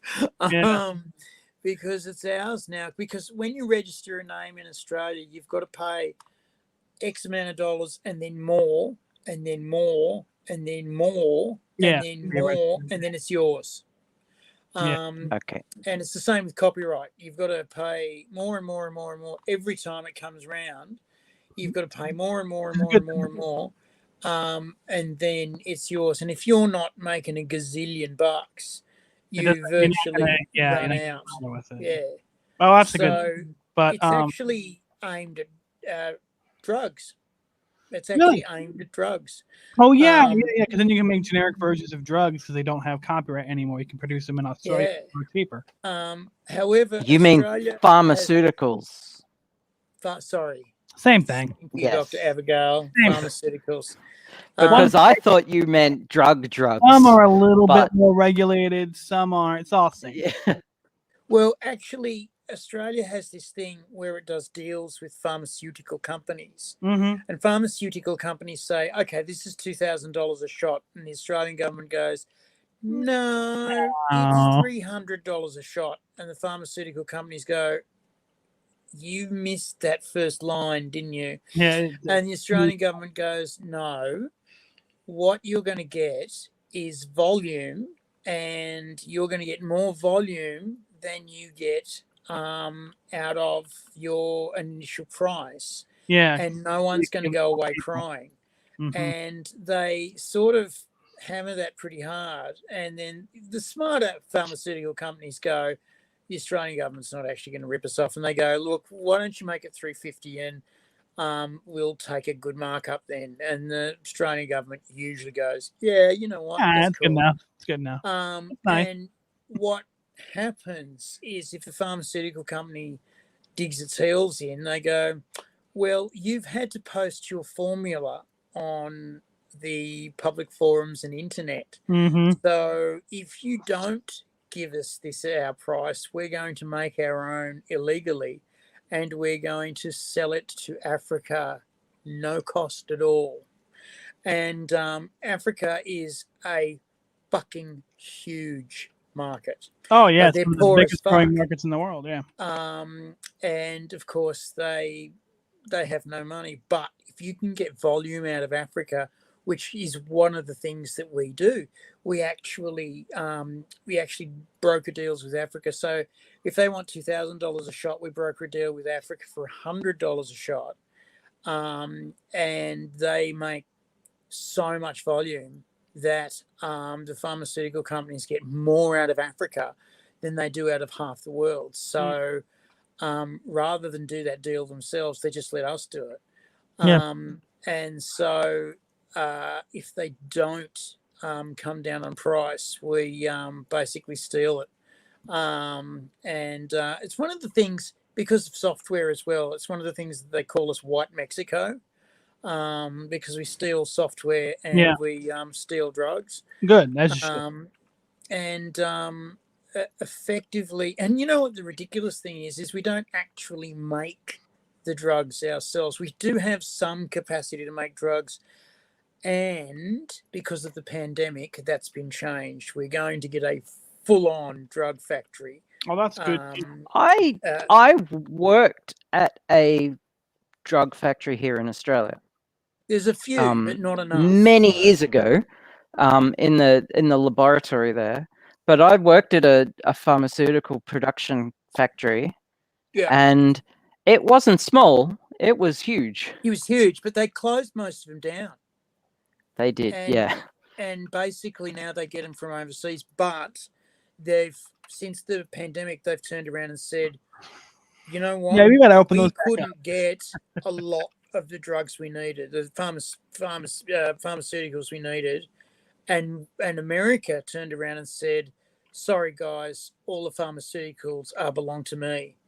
And Australia went, ooh, we have a chance to get really fucked here. We hedged with a couple of European companies to get some, and we won, but both sides of Parliament basically turned around and said, yeah, we've really, really, really got to change our ways and open up those drug factories. I'll be back in a minute. Well, what I was getting at was that there is currently no king of burgers in Australia. So if I go to Australia, I could become the king of burgers. Something I can declare burger nulla terra nullis, and declare yourself king. I can declare king of burgers of Australia. Yes, of Australia. Yep. But the only burgers I have any knowledge of are veggie burgers. I'm sorry, but I'm okay with that. Love a good veggie burger. Yeah, so that was that's why I was like, there's no Burger King there, so I could be the king of burgers there. So I could bring the cardboard crown from here and be like, I'm an American. I'm coming here. I'm gonna do what I want because I'm an American. I'm the king. Done. Do it. I mean, I don't think there's anything more American than, I for one support our American imperialist overlord, Burger King. Burger King. There you go. King of the American burgers. That's funny. So I just thought that was funny. I was like, there's no Burger King there. So, but yeah. I wonder what happened to the original Burger King here, and the one that fucked over the US Burger King. I don't know. I hear about it all the time. Maybe there's still a different name.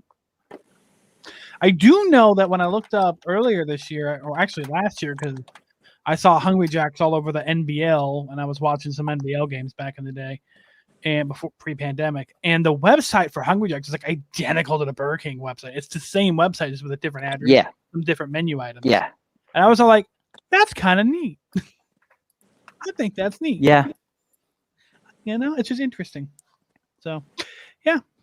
Okay, so it was in 2001 when Burger King Corporation lost against Hungry Jack. The Hound. That's a different case. Burger King. AIDzee, do you know what happened to the original Burger King here in Australia? The one that won against Burger King was in Lismore, and the original Burger King was approached by Burger King and said, we're Burger King, we're taking the name. And of course, being Australian, they said, you can get fucked. And no. Because we're better. No, not because we're better. It's because Burger King just said we're taking it. And that's the worst thing to say to Australian. In Australia, every 4 years, we have a census. You are compelled to do the census, but the census people never say that in their ads. They say the census is coming. Please do the census because it's awesome. We will know how much schools to put in. We will know where to put the roads. We will know where to put the hospitals. You'll be doing such a great thing for Australia, and it'll be for your future. So please, when they come round and when we give you the envelope, please fill it out, and it costs you nothing to send it in. And by the way, it's completely anonymous, so it's no skin off, but it is in fact compulsory. But they don't say that because they ask. Mhm. If you tell an Australian what to do, they will reply with a get fucked. Right? This is why I like Australians the best. Right? They will reply with an immediate get fucked. It's like voting. In Australia, voting is compulsory. You must vote in the federal. In fact, you've got to vote in all elections. And like Angry says, you don't actually have to vote. You just have to turn up and get your name crossed out. And when you're in the booth, you can do whatever the fuck you want. I tend to actually vote because I think it's worthwhile, as opposed to Angry. But only Americans. Speaking of which, I failed to vote in the recent local election here, the council So did election, I. and they So actually did I. sent me a letter asking them to explain why. And if I don't explain why, they'll send me a $50 fine. If I do explain why, they'll consider not giving me a fine. But You know what? I don't know how far I can push the whole mental illness thing, because I like depression It'll be fine. Just do and it. plus It'll be chronic fine. They'll fatigue. take it. But like, it's never stopped me in the past, and I just simply forgot. So I'm just going to cop the fine because I Just do wanted it. to vote, They'll but I say just fine. forgot. What I'm going to do You is, reckon? you know what? They didn't even send me one because I was in hospital. Oh, okay. I was in hospital for, I think, I don't know how long, because I don't know how long the initial disease was, because I was GCS of 5, GSC of 5, no, GCS of 5, which is one above vegetable. And okay. I was, the only thing I remember is megaturd. That's horrifying, but sure. You know, when doctors are taking photos of your shit, you know something's gone wrong. When you have an episiotomy from your ass, you know something's gone wrong. Yeah. You know, speaking of weird finds, my friend rides his electric bike to and from work all the time, and one day a lady walked out into the bike lane in front of him, and then he got hit with a traffic violation, but he doesn't have a license, and he is also not operating a motor vehicle. And he still somehow decided to go pay the fine. No, if you hit someone with a bike, you are immediately at fault. If you hit a pedestrian with anything, you are at fault. If you hit a pedestrian with a fucking scooter, with a fucking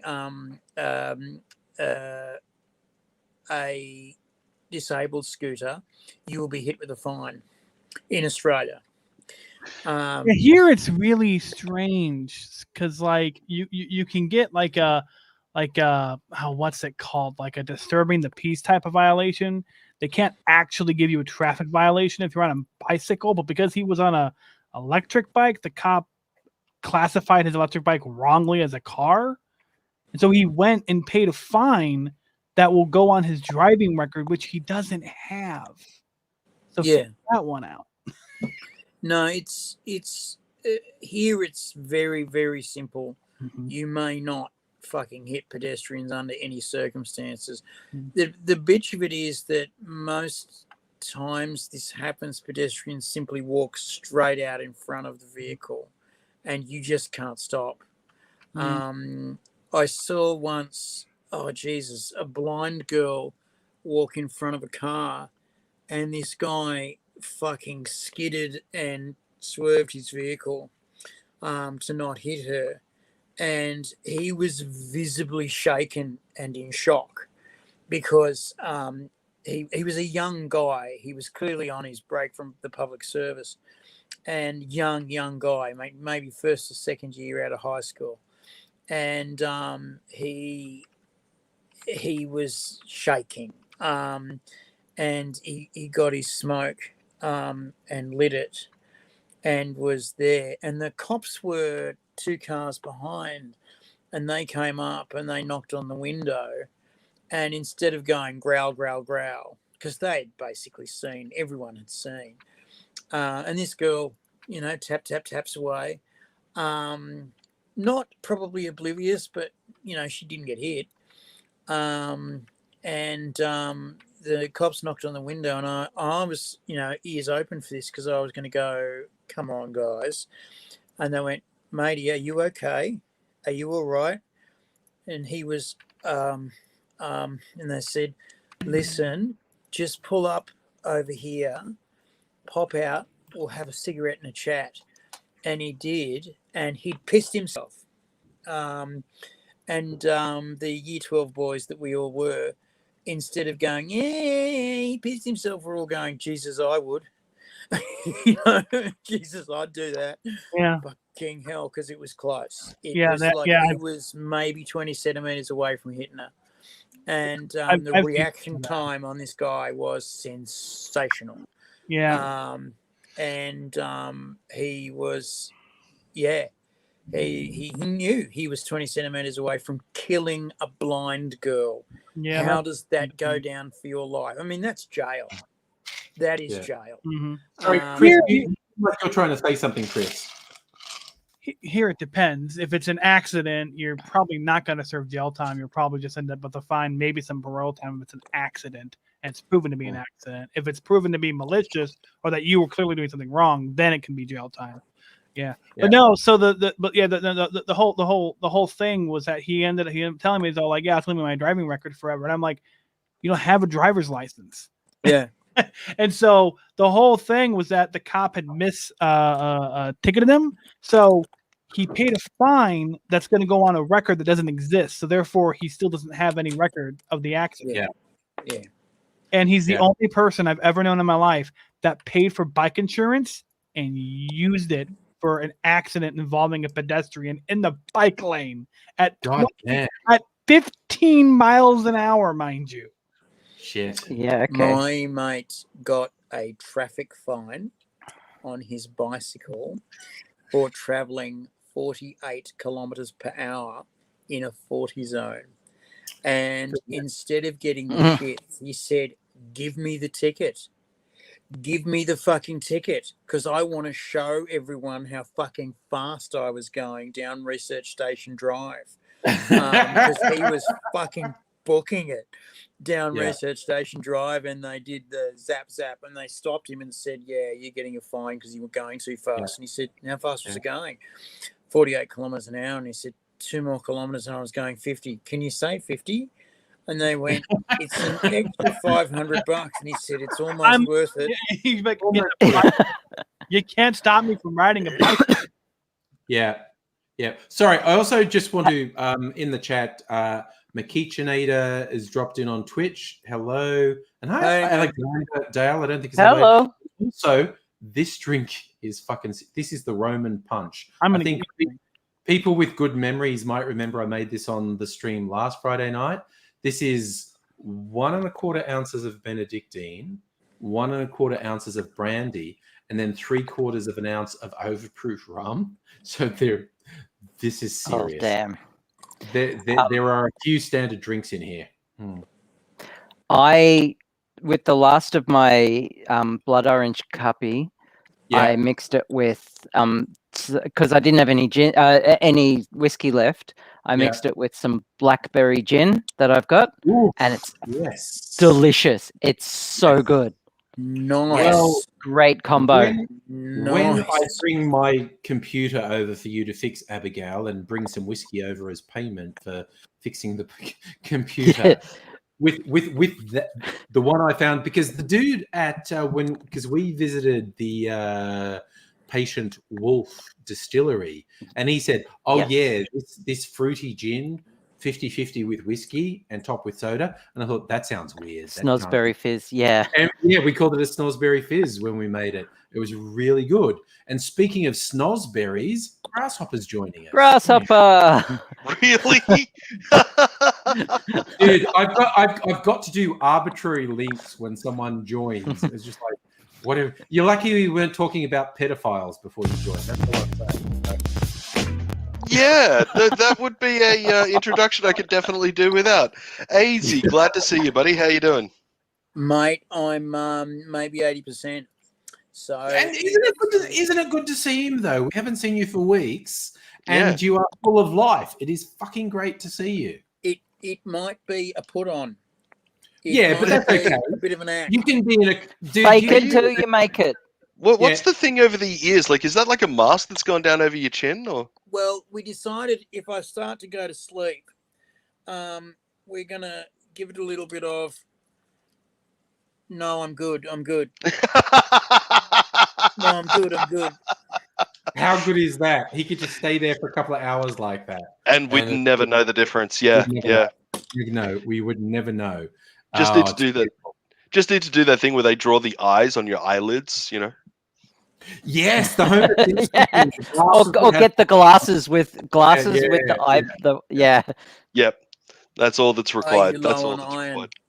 They have that in all of the chemists. The girl who's asleep and she's got eyes open under her glasses. Are you low on iron? Yeah, I'm actually low on iron, and all the other. You're low on all the things that are required for human life. You're low on micronutrients. But you should get some of this. This would improve you. What is cask strength? That means what it means. It's 75% alcohol is what it means. Oh, but holy shit! Most spirits, when they are first distilled, and this goes for gin, whiskey, and rum, they're very high alcohol. They're between 60 and 80% alcohol in the cask, and the final preparation usually involves diluting it with water because 40% is the average for spirits. Yeah. So cask strength is just like, yeah, motherfucker, we just got it out of the cask and we went, you're drinking this. You are fucking shit. Chris, I just saw you come back in to sit down. You are a tall fucking drink of water, aren't you? Oh, if Chris ever makes it to Australia, we have to appear on camera. I think I would only come up to Chris's nipples. I think I would only come up to Chris's nipples. Jesus. However, you and I know very well about force perspective, and Chris will be 3 meters behind us. Yeah, no, Chris will stand behind us. Has anybody here ever watched the Graham Norton show? Yes. Pardon? The Graham Norton show. Yeah. Yes. Yeah, in one of the episodes there, Jason Momoa comes on when they've already got Jonathan Ross. And like Jonathan Ross has got like long curly hair, and Jason Momoa, of course, has got long curly hair.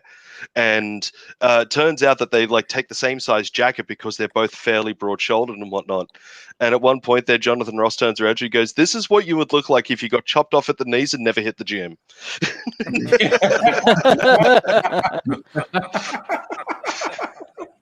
That's kind of nice. That's a good one right there. That's kind of nice. It's funny when we do a two stand-up, me and Angry, because he's got a fucking massive head. I've got to stand in front of him to hide his massive fucking head. And so when we look at each other... Not joking. On screen, I can only see him out of the corner of my eye. So what we do is we actually look at the flip screen to give each other our eye signals so that we can do our jokes, if you want to call them jokes. I make AIDzee stand 6 to 12 inches in front of me, and then our heads look the same size. And we look at each other all the time. We've told you before, Angry. We've told you before, Angry, to stop talking about AIDzee 6 inches in public. Oh, no. AIDzee public 6 inches. We're always going to talk about it. Yeah. Jesus, you guys are kind. This is 6 inches. It's not a real thing. It's although there is part of me that is like insatiably curious, and I can't wait to meet Abigail to finally find out as to whether or not I'm shorter than Abigail. I have a feeling that I'm going to be. How tall are you? 5 foot something. I don't know. I think I'm like 5'6" or something. People. Me and Abigail and AIDzee are all roughly the same height, like 5'8". I am 170 centimeters tall. I know that because yesterday my doctor measured my height. Well, that's good to know. Do you want me to tell you how tall I am? Yes. Shannon? I will just find out when I see you, but sure. Well, I'm 167 centimeters tall. So I we're all think about mate. 5'7". I think we're about the same. Then, 5'7", yeah. 5'8". The three of us are 5'7". I'm loving how Chris is putting all of this into Imperial. Actually, Loving now, how he's before doing that, that. I got an email about stimulus checks because on Twitter in the U.S., people are bitching at my bank, Wells Fargo, for not putting out the stimulus checks yet. Ah. So they put out, And then you can convert everything to freedom units. see now you're converting to freedom units. Because Chris What is I like, love- what are you, 6 foot I am six? oh no, that's not correct. What I love You're is like the some meme. horrible gargantuan height. I'm 6'5", and that is 195 centimeters. Oh, Me. oh, I walked Jesus. into this is funny. We were shopping for couches with my girlfriend for her apartment the other day, and we walked in, and a guy, I'm like, he was really tall, and I was like, oh wow, you're as tall as I am, and he's like, I think you're taller, and I'm like, you're right, I am taller. How tall are you? Yeah. He's all like, oh, I'm 6'3", and I'm like, God damn, I gotta fix my license. You know, it's funny. There's a guy who was known in the goth community, and he got the nickname Decker. And for the longest of times, I didn't even know what his real name was. Turns out that it's Matthew. But yeah, I didn't know like how he got this name Decker until Double like, and decker. when you meet him, like he is tall. He is 7'2". Mhm. Okay, Oh, I love when so people are taller than me. It's so yeah, I met Yeah. a 7-foot tall guy in a rave club. He was Yeah. almost banging his head on the lights in the ceiling. It was yeah. No, I was ridiculous. just like, hey, how's the air up there? Yeah, Holy shit! You know. Yeah. And he got the name because apparently a double-decker bus pulled up out the front of one of the clubs once, and there was a person trying to hand him a leaflet out of the window of the top, like the level top of the deck. bus, Yeah. and he was just able to go, "Thanks." Yep. I remember there was a music video it was done by an Australian DJ, and he was about 6'8", and he did a lot of gigs in Southeast Asia, like he's up in Indonesia and Bali and stuff. Mhm. And the video was him in markets in Southeast Asia. Oh yeah, Everyone else is 5 foot tall, and he's about 6'8". man. And The amount of times you're gonna have to duck there. Oh, there's the cute kitten again. No, the guy that I showed you the photos of, the best man at my wedding, Michael. Yeah. He's 6'6", I think, or 6'7". Mhm. His girlfriend Ying comes up to here on me. Oh Um, God. and she's from China. She's an absolute little firecracker, and I love her to Yeah. tears. Never, ever get on Tiny. her wrong side because she Yeah. will absolutely let you know about it. But she dragged Michael over to China a couple of years ago to, meet her family and see China and where she was from and all of that sort of stuff. And he lost count the amount of times that people wanted to get photos of him, with him. Yes. And he got a meal. No, they wanted a photo of him standing right next to them as a height comparison. Oh, But next to that, they had never met a white guy with red hair. yeah, Oh Yes, God. yes. Yes. Redheads. Yes. Yeah, Right. and Mike Yes. is a ginger. So The three things Yeah. that Asian people will be absolutely shameless about staring at you and demanding you do a photo. If you're tall, if you're a redhead, or if you're blonde, Yeah. they will Yeah. absolutely fixate on you. They want Yeah. that. I blew an 8-foot guy once. Oh yeah, And that we're must have been easy. a club. Thanks for the context there. And You didn't even need to kneel down, did you? it was in China. He So basically said, "All right, let's go." And he said, "We've got to find an alley." And I'm going, "Okay." People have their kinks. And he's looking around, and I'm going, "What do you need?" And he says, "Oh, we need bricks." Okay. And so we found 2 bricks, and he stood on the bricks, and I was going, "Why are we doing this?" He says, "Oh, so you don't have to kneel." And I was Yeah. standing up, blowing him while he was on these bricks, and I Well, went, that's easy. "This Oh is my different. God. This Okay, is this- fucking different." this And he reminds said me it's of easier. a good friend of And mine. She was working at a porn store on Oxford Street for a while, like many years ago. And this is before the days of like all of the free porn streaming sites. Little kitten. And so there was still quite a bit of patronage to porn stores back in the day. And what they used to do is they used to have like random movies playing on like the 4 or 5 TV screens that they'd have dotted around the place, you know.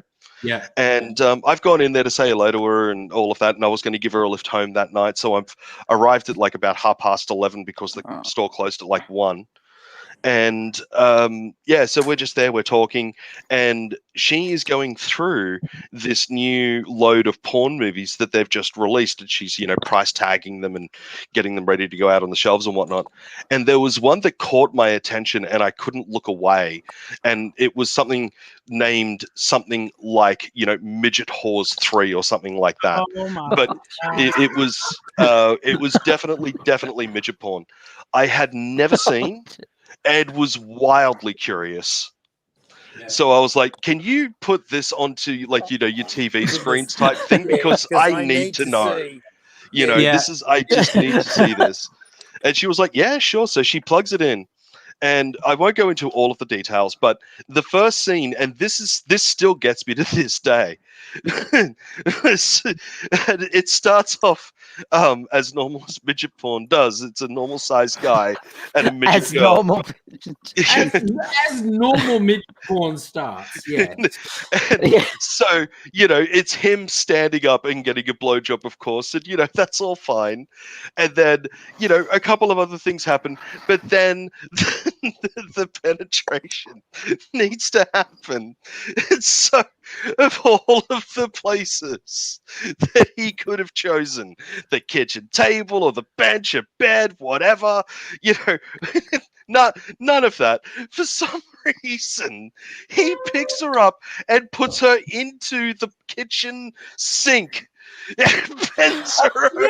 Yes. Who does do that? Talk about quick cleanup. Are the straights okay? Oh my god! No, the straights are not okay. They're not okay. I couldn't breathe. It was so funny. Yeah. Two things. All of the fucking places. My uncle is taller than me he was before he passed. He was an inch taller than me, and the last time I saw him, about 6 years before he passed, he looked at me, and I was about 16 at the time. He looked at me and he said, you know, I'm going to tell you something I haven't told anybody because you're the only person in the family as tall as me. And I'm like, what? He's all like, you should try to have sex with a midget at least once, especially before you. And then he walked off. That's the last thing he ever said to me. Oh shit! To this day, it fucking haunts me that the last thing I heard from my uncle was, "You should probably fuck a midget." Second thing that in my work up until currently, really change the subject. A lot of basketball players I worked around were 7 foot tall, and so usually I missed my work because I'm used to feeling normal, and ever since this pandemic happened, everyone I'm around is a midget to me. I'm like, I finally feel small because I'm usually around people that tower over me. But yeah, so apparently sex with a midget must be great. Just letting you know. Bar one of all of my male friends, I am the shortest. Bar one. Yeah. And the guy who was shorter than me, I was actually best man at his wedding, and for years I have always paid out on him for being short. And he's always like, "You're shorter than everybody else," and I'm like, "I'm taller than you, but don't you fucking forget it, because I can't get these jokes in any other time." Right? Yep. Like, you're it, you know? And so at his wedding, I had to give the best man speech. And I didn't do anything particularly horrible. I was going to start telling some short jokes, but we all know that Peter's got a bit of a short fuse. And some of the jokes might have just gone right over his head. You know, and just kept on making all of these insinuations about him being short, to the point that he gets up and cracks me in the arm, and he's like, "Would you fucking stop, please?" You know what this just made me remember? Because everyone says, how do you and AIDzee know each other? We did the same course at uni. We did this theatre course. We were in one production together. It was a Commedia AIDzee knows the story I'm going to retell because I love it. It was the Commedia dell'arte thing where we were wearing masks and we're doing it. And in one scene, AIDzee was meant to kick me in the bum, and we rehearsed it. He does his foot flat at 90 degrees to my bum, and I react to it. And it's fine. in one of the performances live, he, for whatever fucking reason, because he's a bastard piece of shit, got his foot of his angle completely wrong. And instead of being oblique to my bum, his foot went up between my legs and kicked me right in the balls. Good man. Oh. Good man. And the way this was meant to do, he was meant to kick me in the bum, and I was meant to sort of tap him on the shoulder and say, "Oh, I get what you're saying." And he told me afterwards he realized his foot had gone wrong, and he said, "Oh, I think I kicked him in the balls. Did I?" And instead of just tapping him on the shoulder, I fucking punched him as hard as I could and said, "Bam! I get what you're doing." And as soon as I punched him, he went, "Oh yeah, I got him in the balls. I definitely got him in the balls." I thought my fucking He shoulder punched was me really hard. dislocated. And you know what actually happened? That What? cunt who was playing Arlecchino, you remember him? Oh, Jesus, fuck he was that an guy. evil piece of shit. Fuck that guy. You know, he was the gay guy that didn't have the good coming out, had the chip on his shoulder, and was better than everybody. Right? He was a Yeah. fucking turd, and he stole so much stuff from the fucking wardrobe department. Yeah. One of our American lecturers blamed me for it. And I'm Jerry. going, yeah. This cunt is wearing the stuff to school. Why are you blaming me when not he's see really wearing it? that Yes. he is the one doing it? That's a very Also- these are not the droids you're looking for type my of thing. girlfriend at the time, Karen, who was the master seamstress and who was an absolute fucking genius with needle and thread. Genius. And this bastard was stealing stuff from the props department. So, like, fuck So him. she had to make the same stuff 2-3 times because he wanted a spare. What a prick. Anyway, she used to always bring me in, doesn't matter what fucking show it was. She always used to bring me in to do my pants. And I'd go, "Don't you have enough pants of mine?" And she said, "You have the biggest calves of any man we have had in theatre media for, it's been told to me, 8 years. Yeah. So we are showing those fuckers off because the girls love them."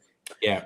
You were big calves. I was big thighs. I'm big thighs. You're big calves.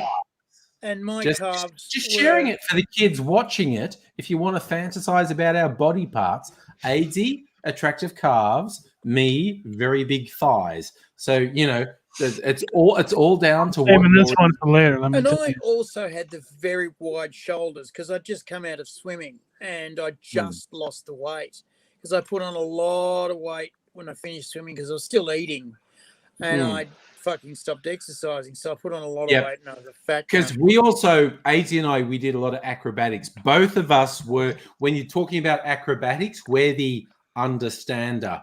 When you're having a whole pyramid, the person on the bottom who has to be stocky as fuck, you have to be stocky as fuck because you have to hold people above you.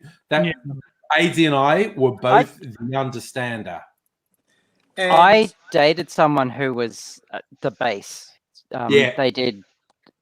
She did acrobatics and. Sorry, she was always the base because she was. I just got super horny when you mentioned a woman being the base. Those acrobat girls. Oh my god! I was waiting for it. I was waiting for it. Bottom, wrong.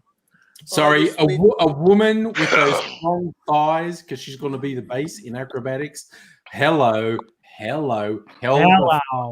was with an acrobat and I said, "Is there anything special you want?" She said, "Oh, I'll show you something special." And she bent over backwards and I went, "That's special." And she bent right over backwards and touched the floor. And I'm going, "Oh my God. And she could do things to me that I couldn't imagine. And she I'm sure you could imagine them. I've got a didn't pretty have to, good she was imagination. showing me. I've got a pretty Yeah. good imagination. That basically I dated a she yoga had this instructor habit once. of bloody Oh, going. wow. Yeah. I've got Kama Sutra going through my mind now. Oh, She was fucking basically yeah. going. She went This off for tricks yoga and instructor secrets. taught me some things. Oh my god. There's No, I remember. Sorry, go there's ahead. a Go ahead, Angry. Sorry, there's a classification in modern porn, PAWG, plump ass white girl. Yeah, girlfriends might like, oh, I'm self-conscious about like being on top of you because I feel like my thighs and butt are kind of big, and I'm like, bring it on, girlfriend, bring it on. It's like, When I was yeah, a I'm gonna when I lie was- back and say yes. when I was a member of the Rocky Horror cast back in the day, some of the girls that would come along to work there, they would have to get changed in like this little stairwell, and it would be me or somebody else that would kind of stand there with a blanket to stop anybody from being able to see, you know. And there was for fuck's sake. Cat's Whoop. in the computer again. Gotta take that down. For fuck's sake. of all of the things. Get out of the. Oh, for fuck's sake. Wild pussy. We got a pussy on the loose. Jesus. Oh, Look out. Jesus Christ. Christ. So there was this one girl that used to come along. Her name was Claire. She's absolutely awesome. Claire stands about 6'9". She's a rather large lady, and is well endowed. Not to put a too fine a point on it, but she's got rather large boobs. 6'9", yeah. And I don't pay attention. I really don't pay attention at all. I don't care about boobs. I really don't. Like, meh to me. But 6'9", And- she could just rest that shit on my head, is what I'm saying. And But yeah, because so I'd never paid attention because it's none of my business and I'm not interested, and I just held the blanket, and So fast forward a couple of years after Rocky Horror's finished, I'm out at a mutual friend's place, and Claire's there, and we're in the pool. And we're all just hanging out, having a good time. Not one of the infamous naked pool parties that we've had, but just a normal everyday pool party. And the discussion, it's a thing. A discussion came up about boob sizes because my wife Eleanor had made a crack that she doesn't have any boobs. And there were a bunch of other girls that were in the pool with big boobs that are going, look, we'll give you hours. Like, you can have half of ours and we'll be happy. And Eleanor's like, please give them all, And Claire turned around and said, look, if I give her half of mine, I'm still bigger than everybody else inside of this pool. And I went, really? And she's gone, you were with me in Rocky Horror for God knows how long. You never looked? And I went, no. Oddly enough, call me a bad guy, but no, I never looked. She's like, I'm kind of not flattered and impressed. How dare you not pay attention to my boobs, but good on you for not paying attention. And I'm like, okay. And going along the rest of the night, Claire gets a little bit drunk. And by a little bit, she could barely walk a straight line. And decided that it was the world's biggest insult that I had never paid attention to her boobs towards the end of this night. This very drunken Claire gets out of the pool, whips off her bikini top, walks up to me and just basically buries my face in between them and goes, now you'll remember them, and starts rubbing them. And I'm like, fuck it. Look, honestly, Grasshopper, I'm not saying I'd do the same thing if you came to Melbourne. I'll put your head between my moves and rub it back and forth. Now I get probably would. I Look, probably all that's going to happen there is you're going to get motorboated angry. That's all that's going to Fuck happen. yes. Fuck yes. Motivate you. That's what I'm saying.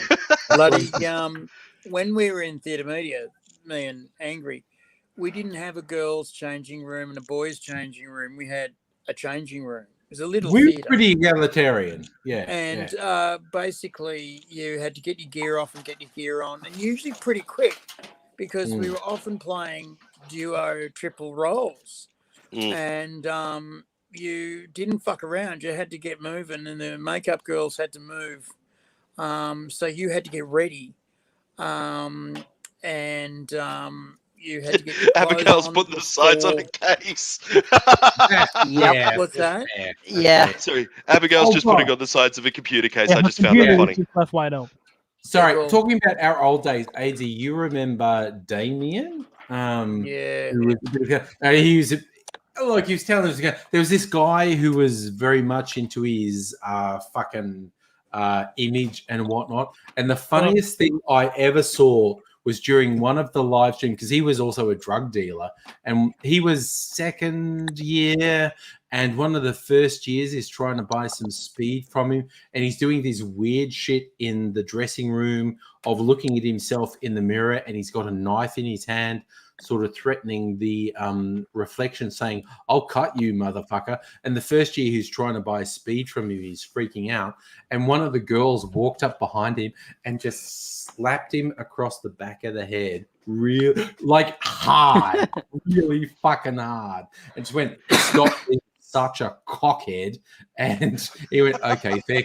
He went, "Fair call, fair call." And because he was literally just showing off for the first year, and one of the second or third years just couldn't fucking stand his bullshit and just slapped him really hard. I nearly punched him one time. We were doing a Shakespeare. We were doing Othello, actually. And he was playing with his knife again. Yeah. And he would spin it, and it would make this fucking noise. And his raison d'etre for spinning the knife was that he had to get used to it because it was his prop, and he had to be a soldier, and a soldier would know his knife. So he had to, but he didn't spin it round like a gun. He spun it round and then over like a juggling club. So spin, in the X plane and in the Y plane, or Z plane, Y plane, and depending on which coordinate system you use. And it made this rattle, and he used to do it all through notes and all through practice, and oh God, it was annoying. And then the props master got to it and tightened up all the nuts, and then when he went to spin it, it didn't make any noise. And he went, "Oh, it stopped making noise." Yeah. And then, thank Christ, he was putting a toothpick in his teeth, and he got a bit of toothpick stuck, and it started to rot, and gave him a toothpick. And that was his obsession for the rest of the fucking run. And we were going, "Thank you, Jesus." Because he had something to moan about. Yeah. He was a prick beyond all pricks. I didn't super dislike him. He was okay, but I was in a group where we did a devised piece with him. And when you're doing, as you will know this, we're doing Commedia dell'arte inspired devised pieces, and everyone has a role. And I was the underdog role, and he was the bad guy role. And in our initial devised piece, he was super cool, and I was an absolute dork. And then he loved being super cool, and I was just being an absolute dork. And then when we did it to an audience, everyone identified with me as the dork. And he was like, "Why does everyone like me? You're a dork and I'm cool." And it's like, dude, everyone's a fucking dork. Humans are dorks. Humans are insecure dorks. He would miss they identify with me as the dork, not you as the cool guy. Because no one's the cool guy. We're all fucking dorks. Yeah. So he would get lead roles, right? Because he did, without question, work very, very hard. He was a good actor. He was a good actor, and he worked very, very hard. And I, from my second year, started to get lead roles. Because I was poor, and I was kept poor by my folks. There's a lot of story behind that. But I was kept poor by my folks, effectively, so I couldn't get drugs. But trust me, I could. And sorry.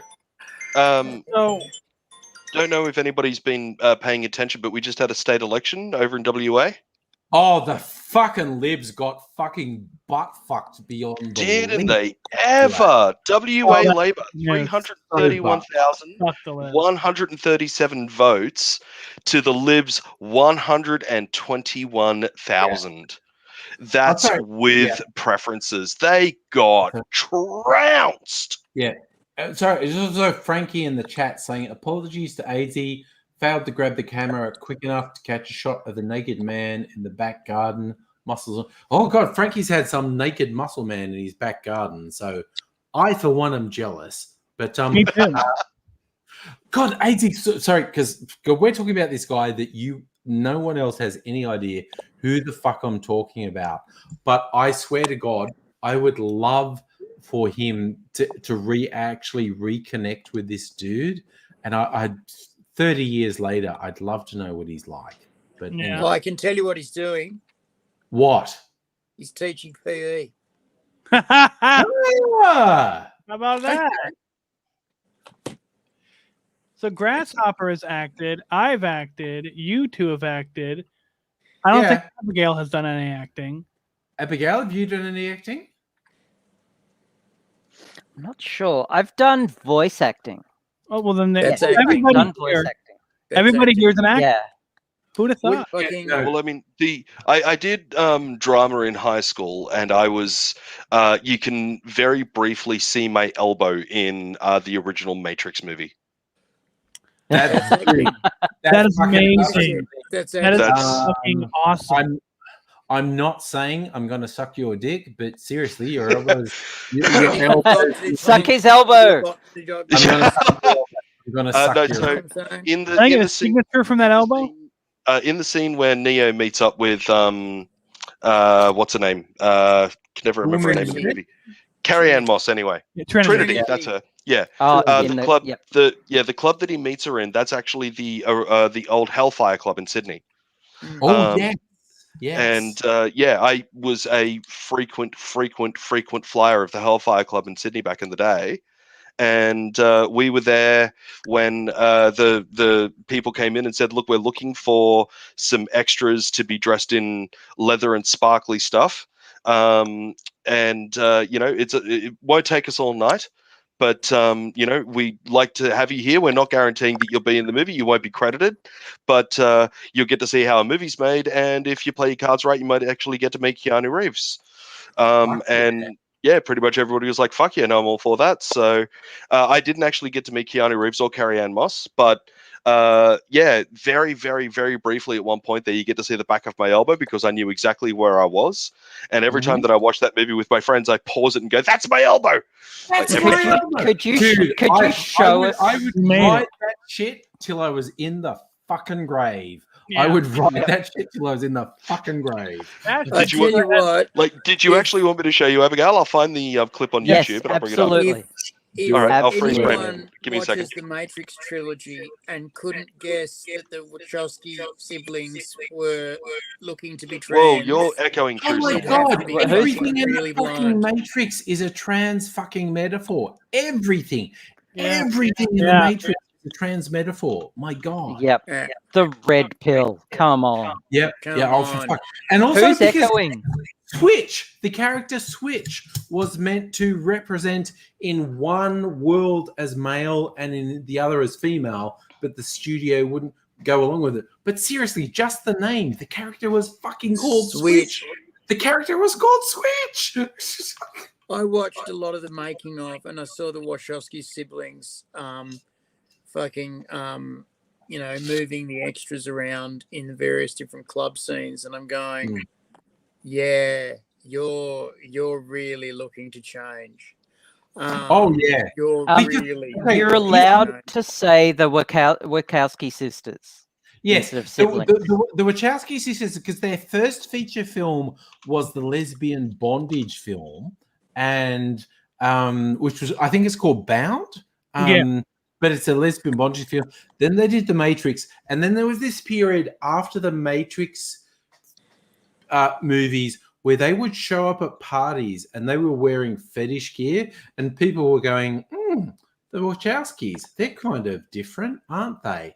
And then I forget which, but they didn't come out at the same time. They came out at different times. At different times. One of them came out first, and then the other one came. It's like, oh, the whole thing they were doing with this fetish gear and the cross-gender gear.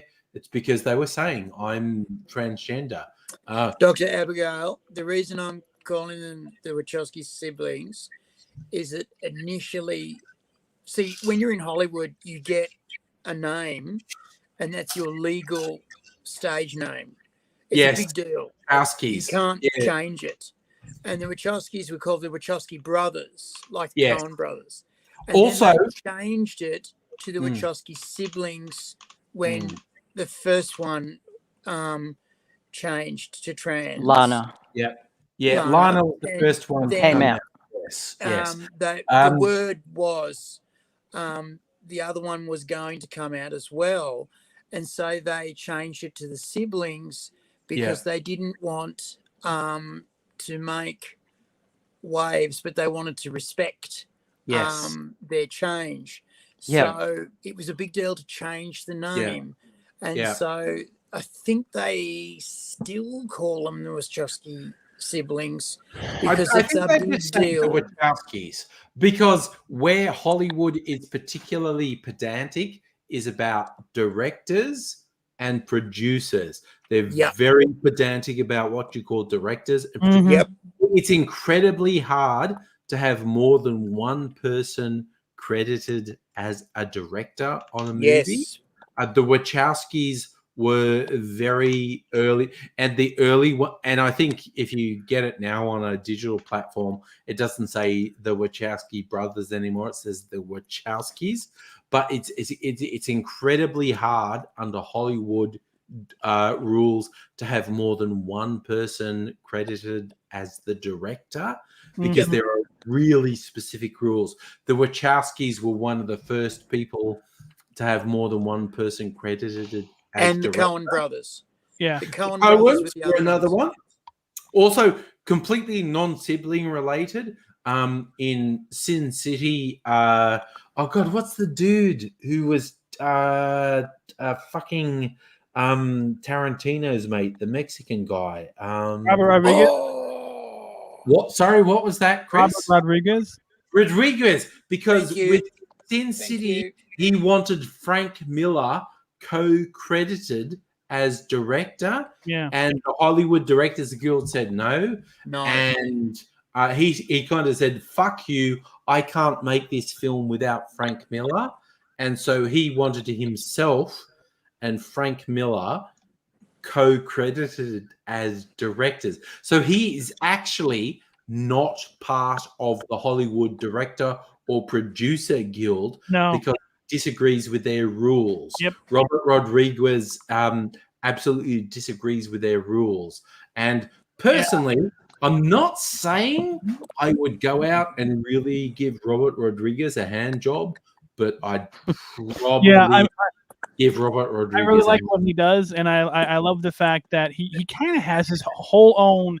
First off, he has his own TV station out here, and a satellite TV station called LA, and then he has his own production studio.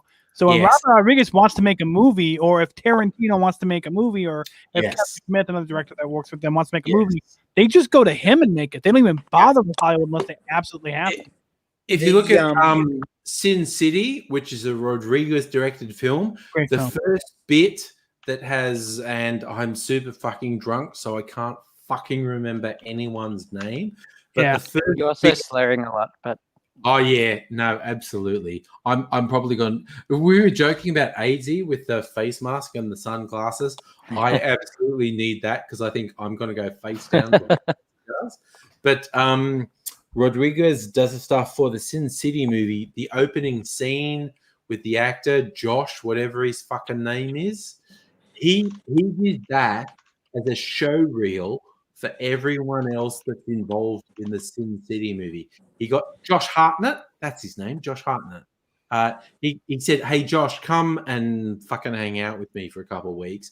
And he shot a little short with Josh Hartnett, and he used that as a show reel for everyone else who's in the Sin City movie and said, this is what the movie's going to be. Do you want to? And that's like Bruce Willis and Vicky everyone Rourke. else. Joseph Gordon-Levitt. So Joseph Gordon-Levitt. I grabbed the screenshot, and I'm going to share that. Oh my So, God. share Do the screen. it. Do it. Let's say entire screen. There we go. Allow. Add to Okay. stream. No, dude, you got what's that? Beautiful. Oh, Beautiful. ladies and gentlemen, That is famous, blurry as fuck. famous. That's That is amazing. It is honestly my elbow right there. I'm like, because my arm was Oh, up. that's your elbow. That's your elbow. Yeah. Oh my God. My arm was up like this, and I was trying to grab. Like, there was a like an older like fireplace that used to be right there, and there were a line of drinks that were up there, and I was reaching up there to grab my drink, and that's what you can see is my arm. Sure. And is that your head behind it? Like there-ish. Oh, okay. You're famous but man. you can't like my because I've got black hair. My face kind of fades into the background. But that's my arm, my elbow. So that's my claim to fame right there. That's a big No, deal. that's- That's one of the films of the 20th century. Congratulations. Thank you. Oh, let's do it. All right. So, Robot Man Greg in the chat. Duffer Brothers for Strange.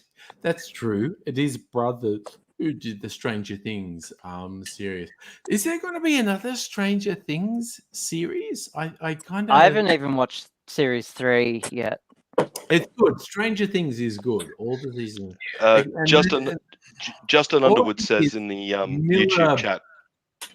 Yeah. Sorry, Justin Underwood in the YouTube chat says, "Can we repeat the WA election results nationally, please?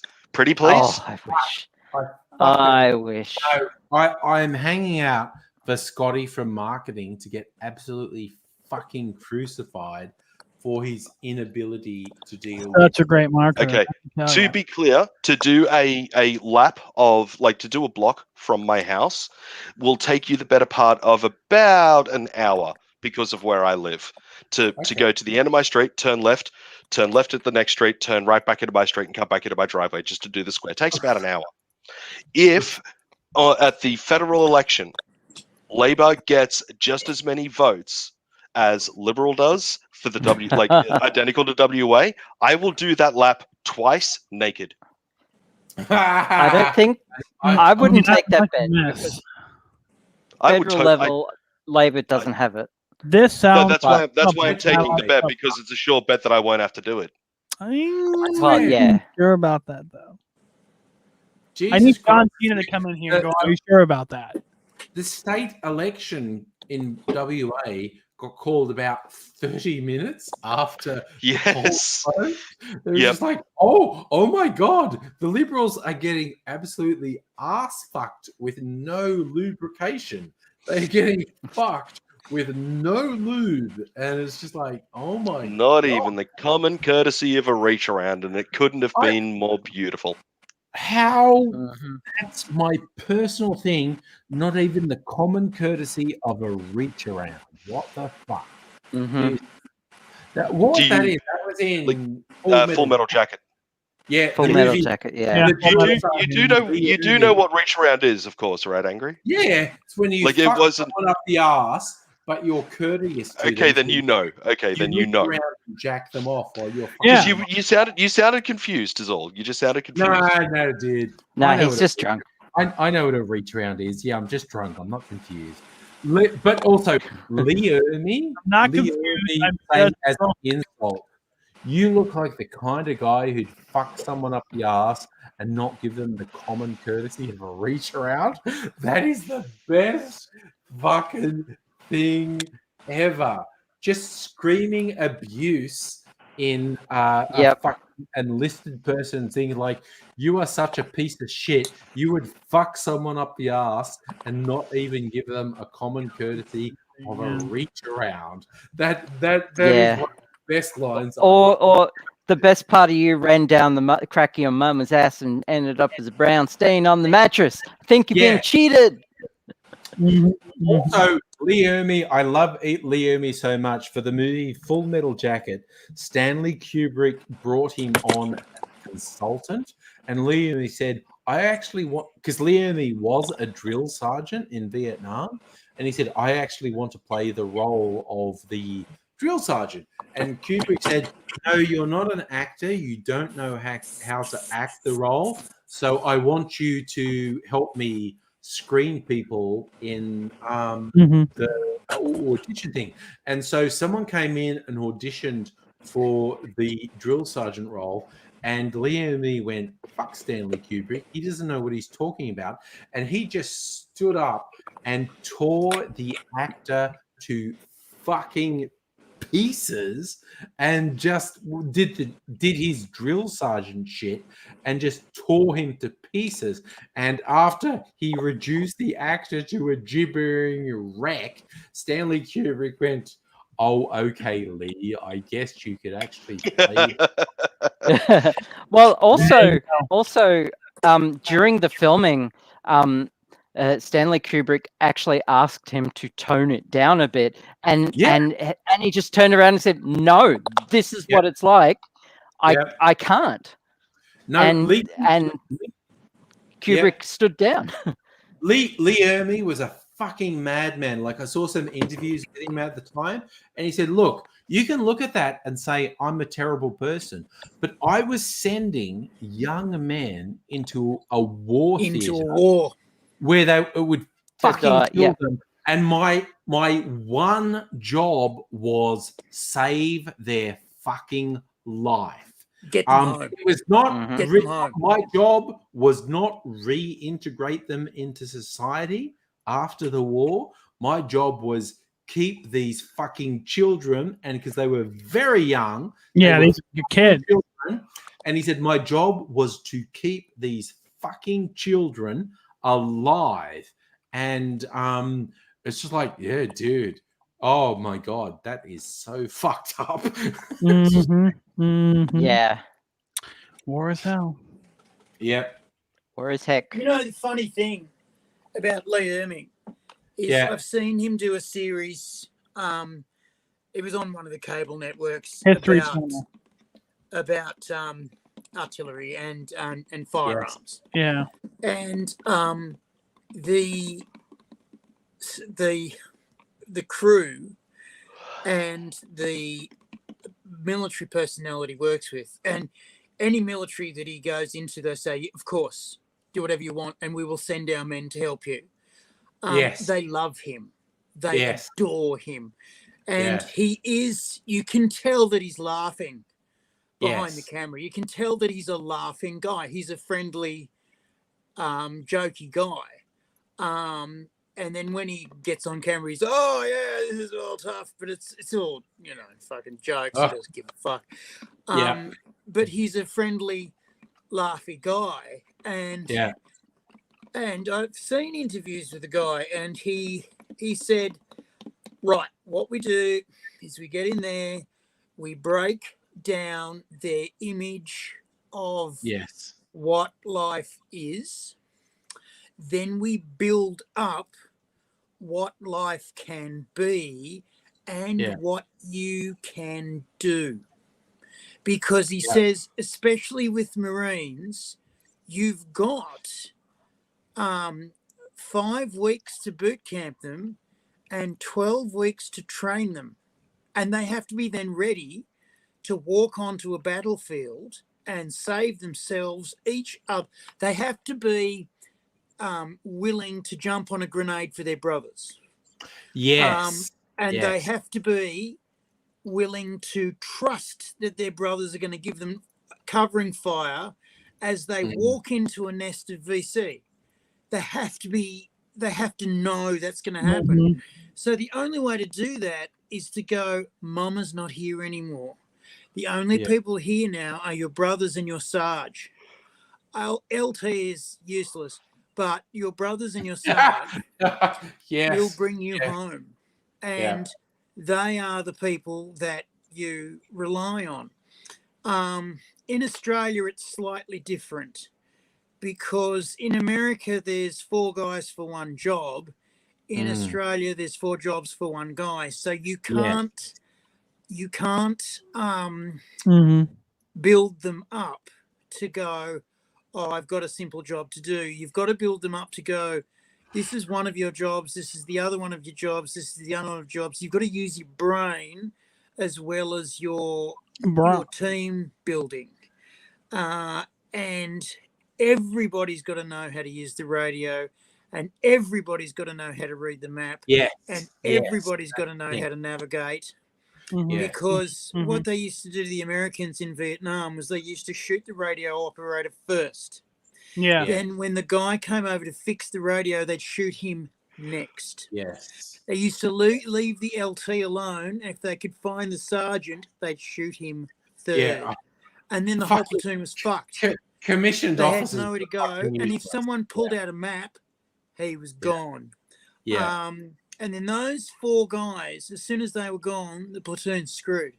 Because they can't get home. They don't know where they are. They don't know who to get hold of.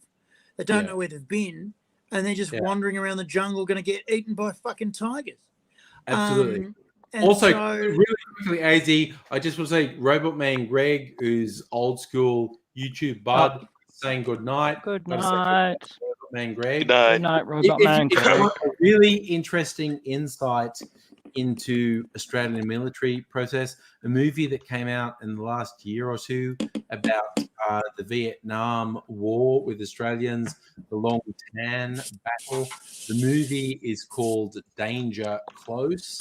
It's good as a movie, and it's pretty good as an historical document, because it's like an Australian platoon go out because we heard there's some VC over here, and they're wandering through a plantation and they stumble into a VC division that's about 10 times the size of them. It's the Australian movie Danger Close, the Long Tan, the battle. For a second there, I thought you were going to say The Odd Angry Shot. I love that movie. I love that movie. No, that's a good movie. Great movie. That was made that was so far ahead of its time. That was pre-Platoon. That was pre any American Vietnam film. It was a film about Australians in Vietnam, where there was just like, we are just fucking shit kickers in this bullshit. Well, no, they were SAS. Yeah, no. But they were SAS grunts. Yeah. And oh my God. And no, The Odd Angry Shot, which is in a 70s Australian film about Vietnam, it's a good film. It is a good film. One of the two things, larrikinism and mateship, and it was. I mean, it was. My mother lent me the book way back in the day, as well. I don't remember most of the book, whether it was good or not. But the most intense bit is you've had these characters that you've been coming to know all the way during the film, and they're on patrol at one point, and one of the guys you've spent the whole film getting to know just gets fucking shot. No drama, no thing. He's just walking along and he's fucking dead. And they end up getting the little entrenched position of the VC that he killed him, with I think either an incendiary bomb or a flamethrower. A phosphor bomb. Yeah, a phosphor bomb. And this VC guy comes staggering out screaming because he's on fire. And someone says, oh God, put him out of his misery. Just fucking shoot him. And one of the guys who had his friend his entire time has just been killed. And he just went, no, fuck that guy. Let him burn. And just go like, that's war. That is just, people get fucked up. And they let him burn. They are fucked up and twisted, and really ordinary people get fucked up and twisted and destroyed by war. There were two things. I think my favorite part of the movie is when Brian Brown's character, I forget his name, but I remember the actor. He gets shot, or he gets a hand grenade or something, and he's in hospital, and he doesn't have use of his hands, and he's just bedridden. Or he has use of one hand or something like that, but he can't move. And all his mates come and visit him, and he can't talk or anything, and he just scribbles on a notepad, balls. balls. and they like, oh, and they check, and they're like, yeah, and everyone's yeah. Yeah, He still has he had a impact. landmine explode at his midsection. Oh, landmine, yeah. Yeah, and he doesn't know if he's still got balls. And so his mates have Yep. to check and go, yep, you've still got balls. It's okay, brother. You know, it's like, oh, Yep. Jesus. He also writes the note to a nurse, if you can remember. And this is after those guys. And she goes, oh, you want to scratch, dear? Oh, that's all right. Scratch, scratch, scratch, scratch, scratch, scratch. Let me readjust you. Is that right? And he's like, oh. She goes, good on ya. And then she moves on. Because those Vietnam nurses, Jesus Christ, Yeah. I've met one of them. And I've never met a nurse whose hands move faster over the machines. Yeah. And who's looked at me and said, you're in a lot of pain. I'll get you some morphine. Yeah. Fucked off, came back, morphine, whack. And usually they give you 5 milligrams, 15, whack, whack, 2 needles, whack, whack. You'll be good now for a little while, babe. I've only put in 7. Don't worry about it. Yeah. And I've gone, I love you. I love you. I love you. Anyway, the other, there's one thing about the Odd Angry Shot, and the other thing I learned. The one thing about the Odd Angry Shot that I loved, and it was my favourite part of the movie, is when they come home. Yes. And they come home on a plane. They've been shooting motherfuckers and being shot at, and they come home on a plane and they end up in Sydney. And it's just Sydney. And they're just having a beer and they're in Sydney. Yes. And then they walk down to another pub and they're in Sydney. Yes. And you can tell that their minds are just starting to go, because it's just different. And then we know that they're about to get abused by the public who were, I am still unforgiving about them. I had a lecturer in uni and she said I was in the protests and I, to my shame, these days called one of the soldiers a baby killer, and it took me years to work out that I was in the wrong. And you'll notice that every time we send people to war, the politicians say it's not the troops' fault ever. It's my fault. You want to complain to someone, you complain to me. Because of Vietnam. I've never heard a politician say that. Yeah. No, AIDzee is thinking of one or two particularly honourable politicians. Yeah. Really. And I'm on board. I know the type of people you're talking about, but it's weird because that story that conservatives like to say about Vietnam vets being spat on at the airport literally never happened. There's no documentary evidence to support it, but they did. And there is a good bit in the Odd Angry Shot because Graham Kennedy, who's a veteran of light entertainment in Australia, is actually like he's the sergeant in that squad. And when they're drinking in the pub in Sydney, and someone asks them a question, and the younger guy's about to answer them, and Graham Kennedy just touches him on the shoulder and is like, "No, just don't tell him anything. Just nothing. It's weird. It's weird and fucked up, and no one understands it because it's just weird and fucked up." And the other thing I got told was from a medic who accidentally got himself in the SAS. This medic started Greenpeace in Australia and they started doing demos, and he said our demos are shit. They're all over the place like a mad woman shit. We are fucked at this. Who organises large groups of people in a fucking organised and useful way? The army. I'll join the army and learn their tricks. So he joins up as a medic because he doesn't want to shoot people. He joins up as a medic, and he's turns out to be a very good medic. He is a reservist medic, and then he got called up, and he said, "I was in a war. I didn't mean to be in a war, but I was in a war." And then when he was in a war, they said, we need a medic to go into the SAS. And he went, I'm just a medic. And they said, we understand that, but we're using the SAS to do more stuff. So you're going to be a medic in the SAS. But he says, I know that medics in the SAS shoot people in small groups. He says, oh, no, this is going to be platoon size and you're just going to be a medic. And so he's running around with the SAS and he's going, they get shot a lot and he's got to deal with that. And they get into a lot of trauma and they step on landmines and he's got to deal with that. And so he dealt with all that and he learned how to organise large groups of people and brought that back to Greenpeace and found very quickly that Greenpeace was shit. And so went into theatre and organised large groups of people in theatre and did a great job.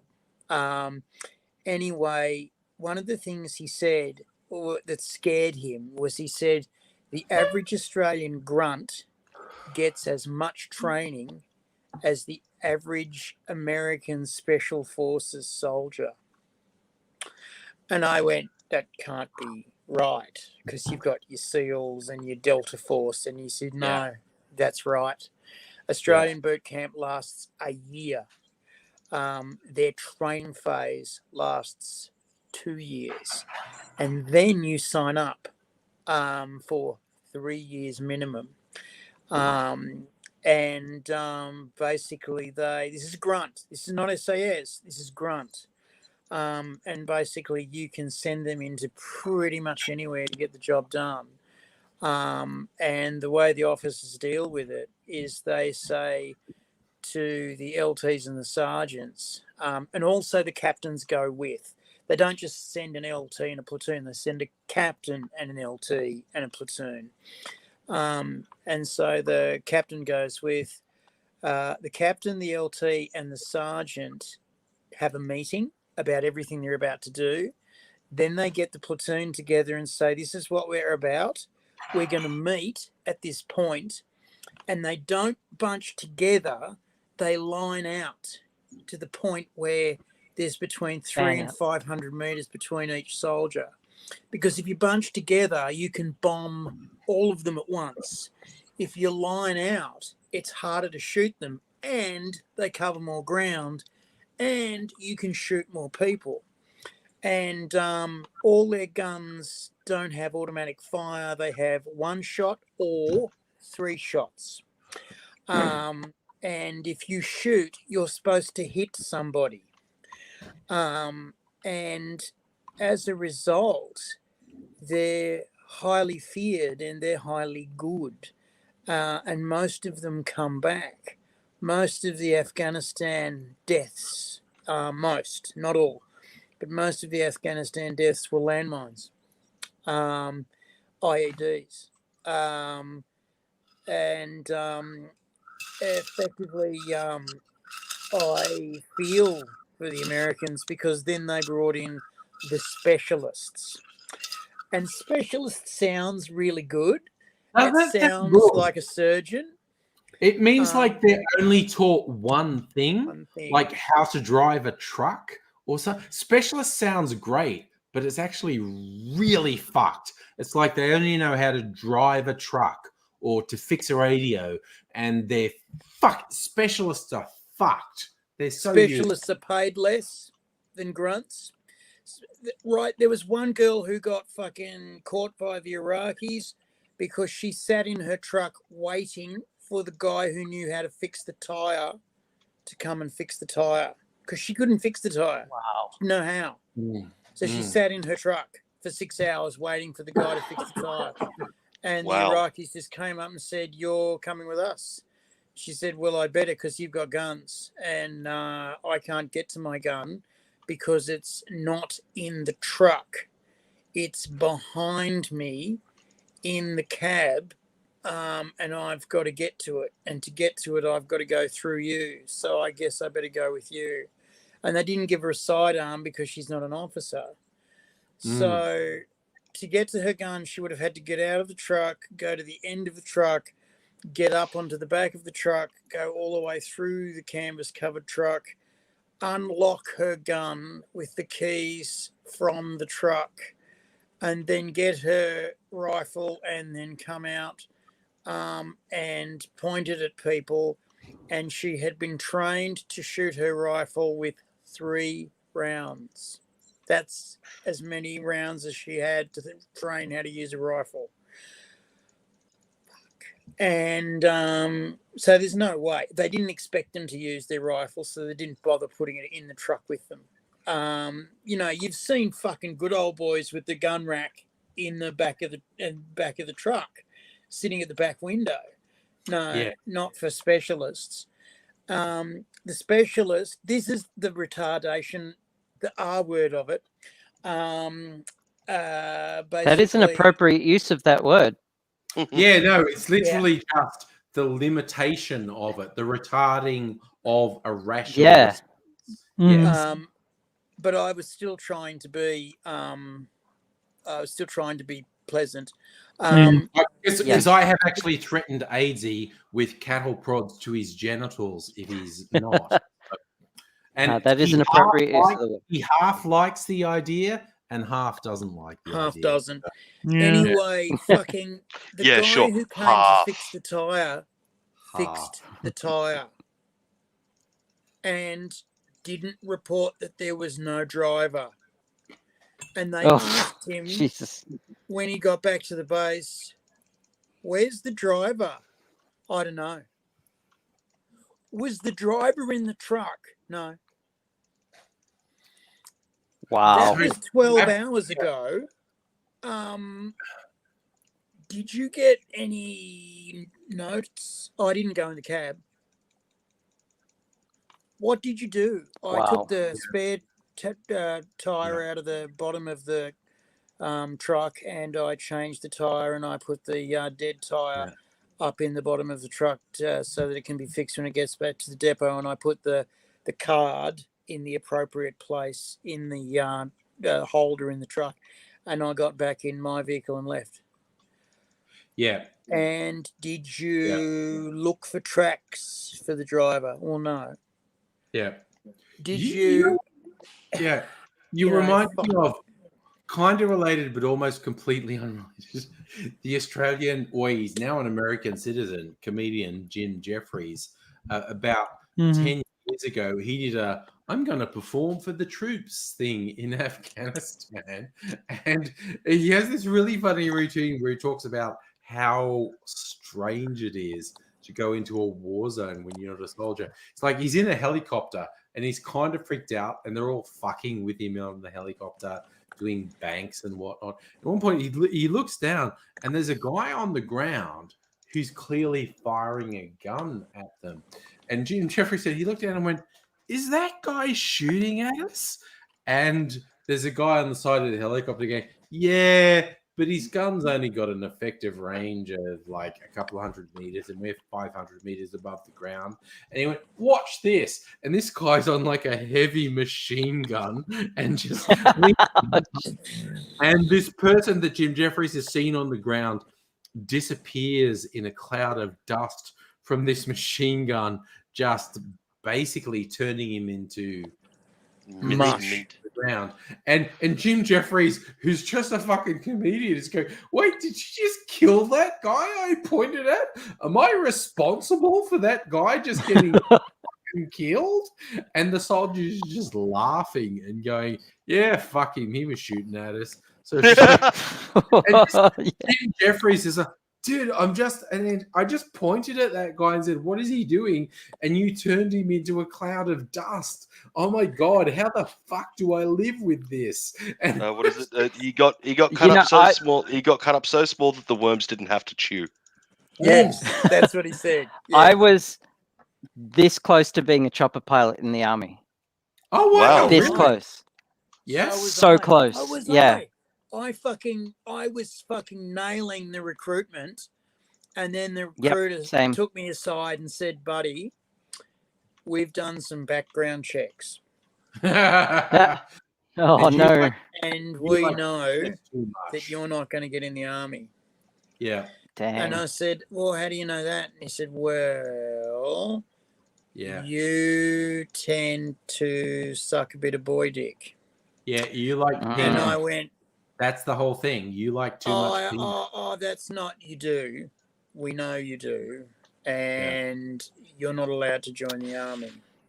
So what we're going to say, because your mum's outside, is that you failed on medical grounds. And Well, that was nice of them. It was nice of them. They're They could have great. just said you're a puff to piss off. Yeah. And years later, So- I was at a Christmas party, and they were all trying to join the army. And I said, I very nearly joined the army. And they said, well, why didn't you? And I said, back in those days, people like me weren't allowed. People like you. And I said, pufters. And then I went, oh, did you tell them? And I said, no, they found out. Oh, did you suck someone off in basic? No, they did a background check. And because I wanted to fly helicopters, and they wanted to know that helicopter pilots weren't going to fly their helicopter to Sydney and shoot people. Yeah. So they did fairly heavy background checks. AIDzee and penis, just like this, very closely associated. Very closely associated.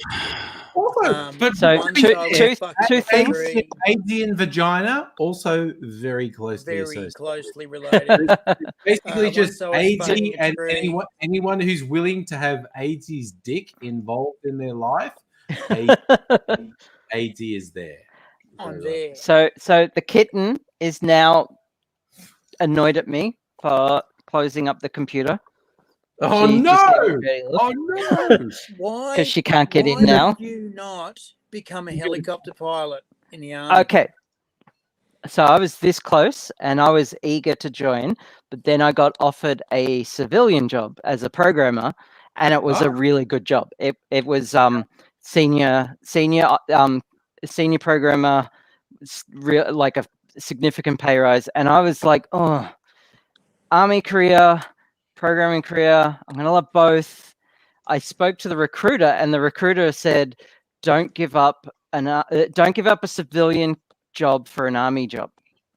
And I took his advice, and I think it was a test to see if I was going to be committed to the army or not. Yeah. But also, like, I was going to have regrets either way, because I was really 50-50. So I chose programming, which, sit down job. I went home and cried and cried and cried when I was when I was alone in my room and going to bed. I was quiet at the dinner table because I said, I'm just disappointed at not getting in. And they said, yeah, fair enough. And then when I was home, I just cried and cried and cried, because by this time, I'd had 3 mates kill themselves. And I was having a shitty year. And then I decided to be an enologist, which is a wine scientist. And they really wanted me to do it. And then toward the end of the year, and another guy had killed himself. Basically, they said, we don't want to know, because the assholes dropped out of the wine industry. Unless you've got a job in the wine industry, you can't join. Yeah. And I went, great. And I said to me, Mum, what am I going to do? Because I had to get out of the house, because me and my dad were going to kill each other. And it was just a matter of when, not a matter of if. And it made more sense for me to leave than for him to leave. And so my mother said, well, why don't you do theatre? You're good at that. And I went, yeah, all right. And it was weird that my mother, who was always into security and a proper job, said do theatre, and I did theatre. My old man always said, he's doing a communications degree. And my mum said he was doing a theatre degree. But my old man said, yes, no, I'm putting my son through uni. He's doing a communications degree. And the motherfucker stopped paying for my theatre degree 3 years in, before I'd finished it.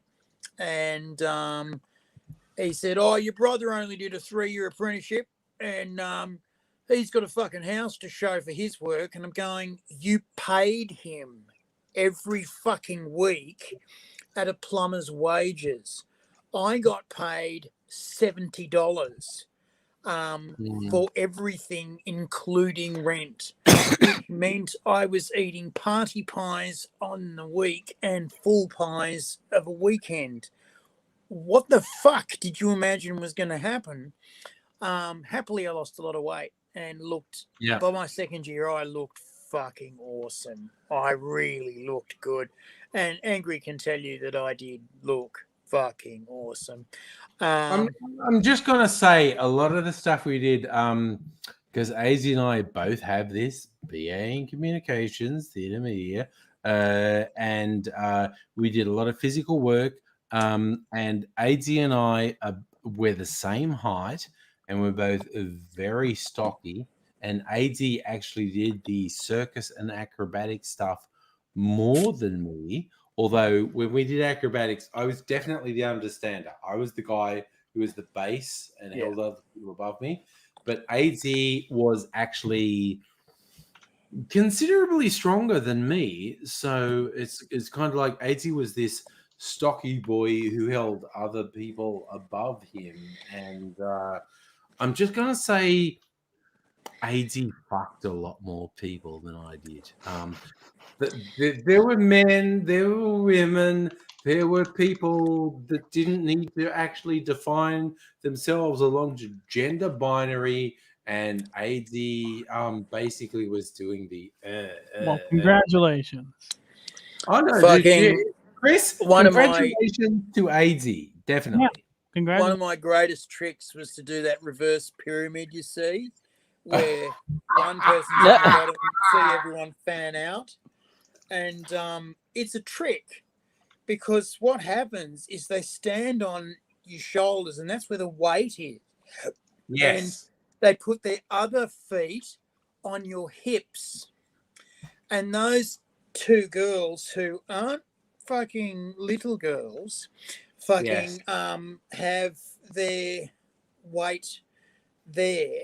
And the other guy has his weight right in your neck. Because he's standing with his feet together, and that's the weakest way to stand. But because he's strong, he can do it. And he's got 3 people hanging off him to stabilize him. They're stabilized with the girls below.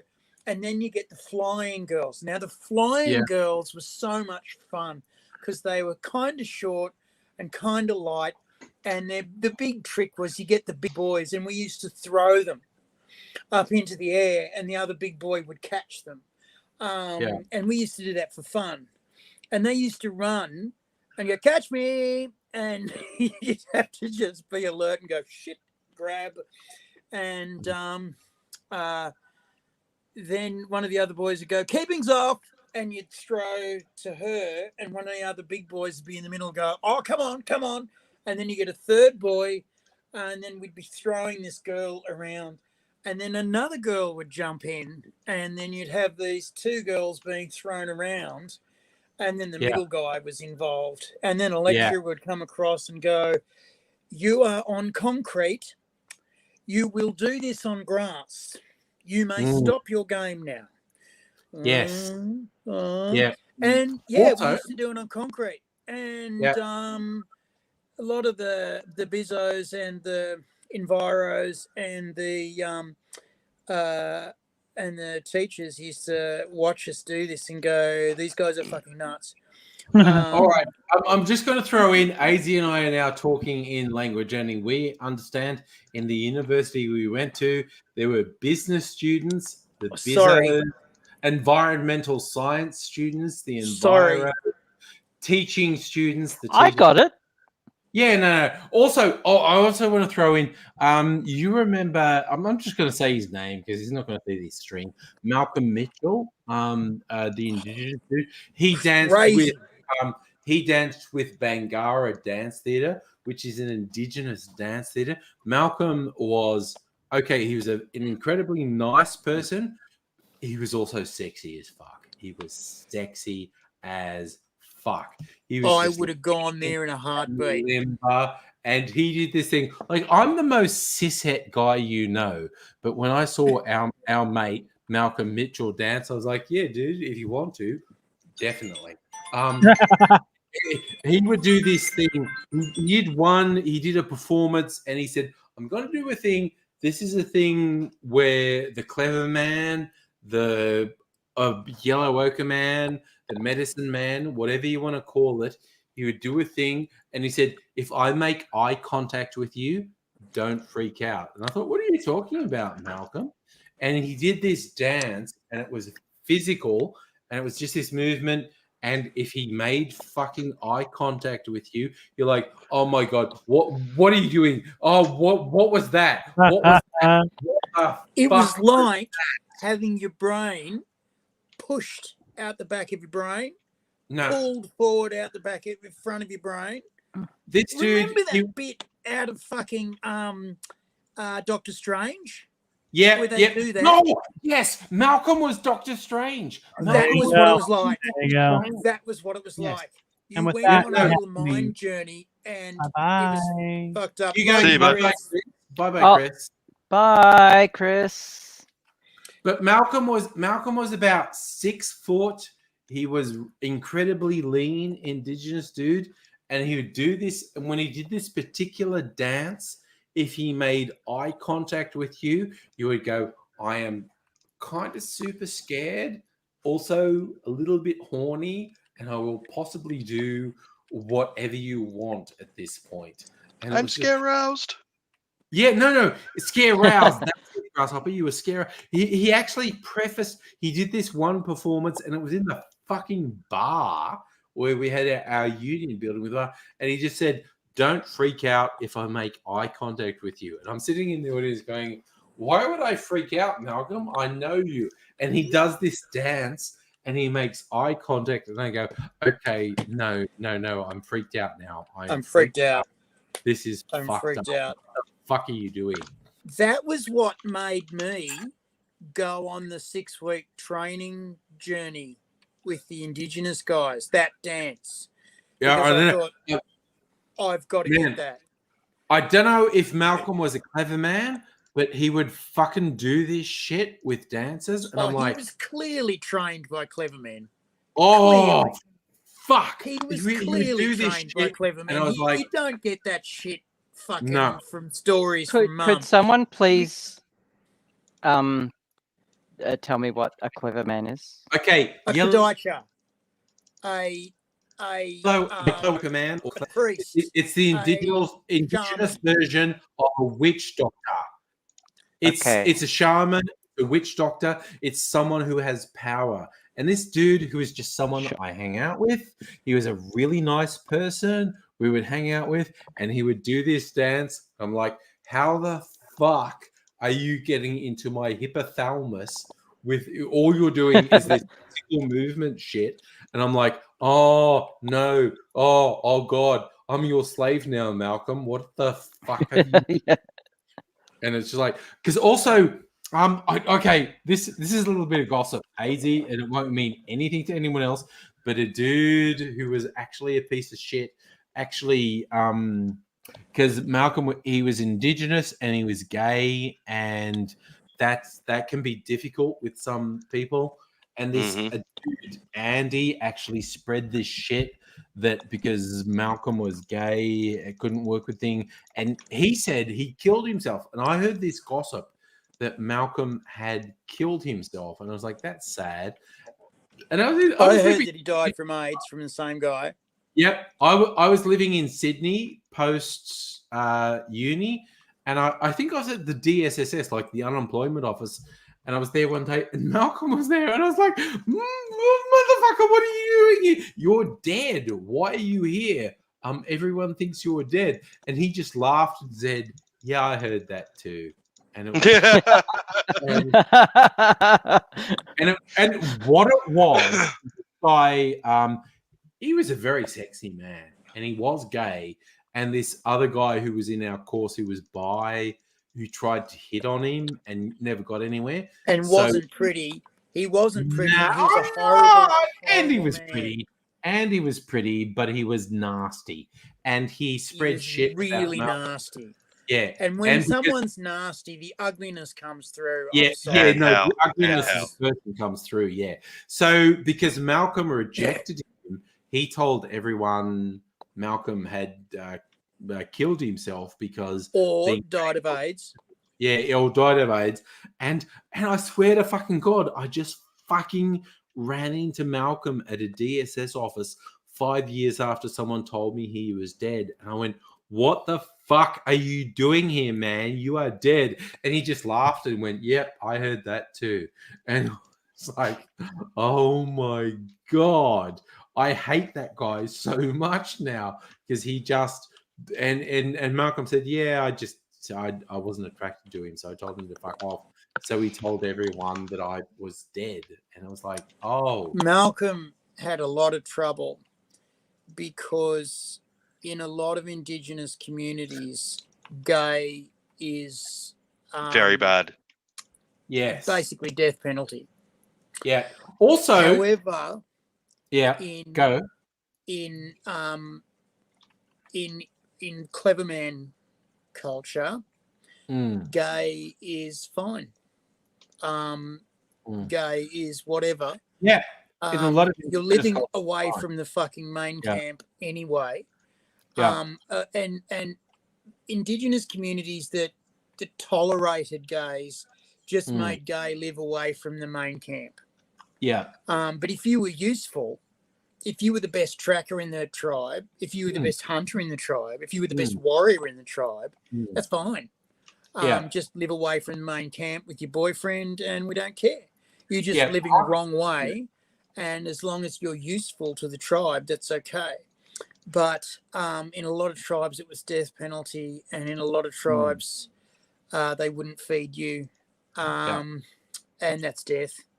And in a lot of tribes, you were rejected. And so he was rejected from his own country. He had to find yellow men he had to find clever men from another place. That's hard to get into another clever man group because you've got to show your credentials. When you show your credentials, they're always not good enough for this group. So you've got to go through their training, which basically means a lot of rape. And you've got to do your apprenticeship again. Yeah. And that sucks. Obviously, Heine's asking, was Malcolm celibate? No, I don't think he was. No. I think his boyfriend was white, which was another complication. But it's just basically like Malcolm danced with Bangara Dance Theatre, which if you ever want to see visually compelling dance theatre, look up Bangara Dance Theatre. Look up Bangara. Indigenous Australian Dance Theatre is absolutely. And Malcolm did this one thing at Mitchell that AIDzee and I went to college at uni at Mitchell College in Bathurst. Malcolm did this thing once. Oh, he's going, "I'm going to show you a particular dance." And this was the clever man thing, a thing that fucked with people and took control of their brains. And he said, "Don't freak out if I make eye contact with you." And I said, "Why are you saying that, Malcolm? Why are you saying?" And he did this dance, and the physicalization of it was otherworldly. It was just, I was sitting there in a bar, and this guy is dancing on a stage, and the physical movements he was making, if he made eye contact with you, you went, "That is a demon. That is a fucking demon that is looking into my soul and he's absolutely taking control of me." And it was so surreal because Malcolm, who was just this dude that I hung out with, he said, "Don't freak out if I make eye contact with you." And he made eye contact with me at one bit, and these physical movements were so, that's not a thing a human does. Humans don't move like that. Malcolm exists on a different plane to humans, and he is fucking with me. And it was just so full on. The beauty of it was that there was a whole bunch of rugby players there, and the rugby players were mostly rurals from very, very nice boarding schools, and they knew that they were superior to the Abos. Yeah. So they'd watch this fucking black dance, and they were getting the eye contact, and they were being taken on a journey, and they were very quiet because they were full of shit before the dance, and said, "Oh, why are we watching this fucking thing? This is a fucking pointless fucking thing. We fucking got enough of this gut. We've got a gut full of this shit." And then they watched it, and they saw. Oh no! It's 40,000 years of fucking mind fucking control. No. And they were blown away. And they were very, very quiet afterwards. It's very hard to explain, but it's a combination of the physical movements made and this dude making eye contact with you, and you're sitting in the audience just going, "Oh, what the fuck is this? What the fuck is this?" And it's just like, oh. Yeah, it's like that scene out of Doctor Strange. It's like it's really Doctor Strange level shit. It is Doctor Strange level shit. And it's that was what inspired me to go on that 6-week training course with the black fellas out in the desert. Yeah. And when I went there, the thing that blew me away most was something I can't talk about. But the thing I can talk about that was equally mind blowing was the Everywhere Man. And he said to one bloke, "Can I borrow your lighter?" And he went, "Yeah, sure." And gave him his lighter. It was a Zippo. Had his name on it, engraved on it. And our trainer said, "Come on, boys, we're going on plane." This is all right. So we go on the plane. We fly for 2 hours, and then we stop. We get there. The Everyman's there. Everywhere Man's there. And we're going, "Oh, it's a twin." And he goes, "Here's your lighter back." And he gives it to him. And says to another bloke, "Can I borrow your wallet?" Sure. We fly back, and he goes, "Here's your wallet back." And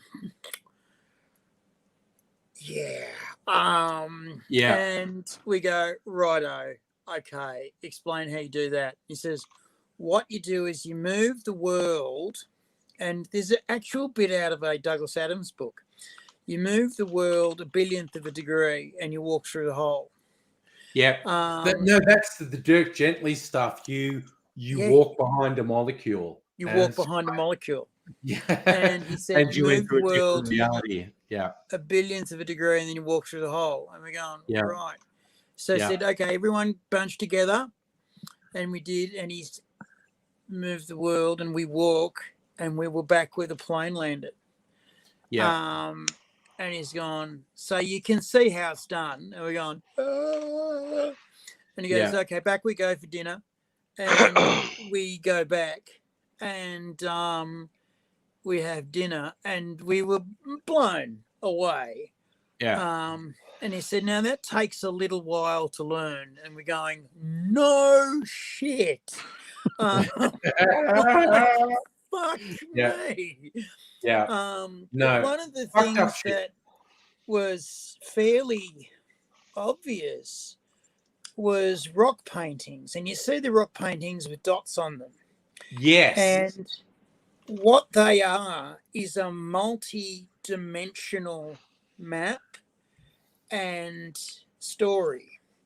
And so this guy put his hands up, sang a song, and then pushed some of the map 90 degrees down, and you could see a relief map of the country with star formations above it that gave you navigation.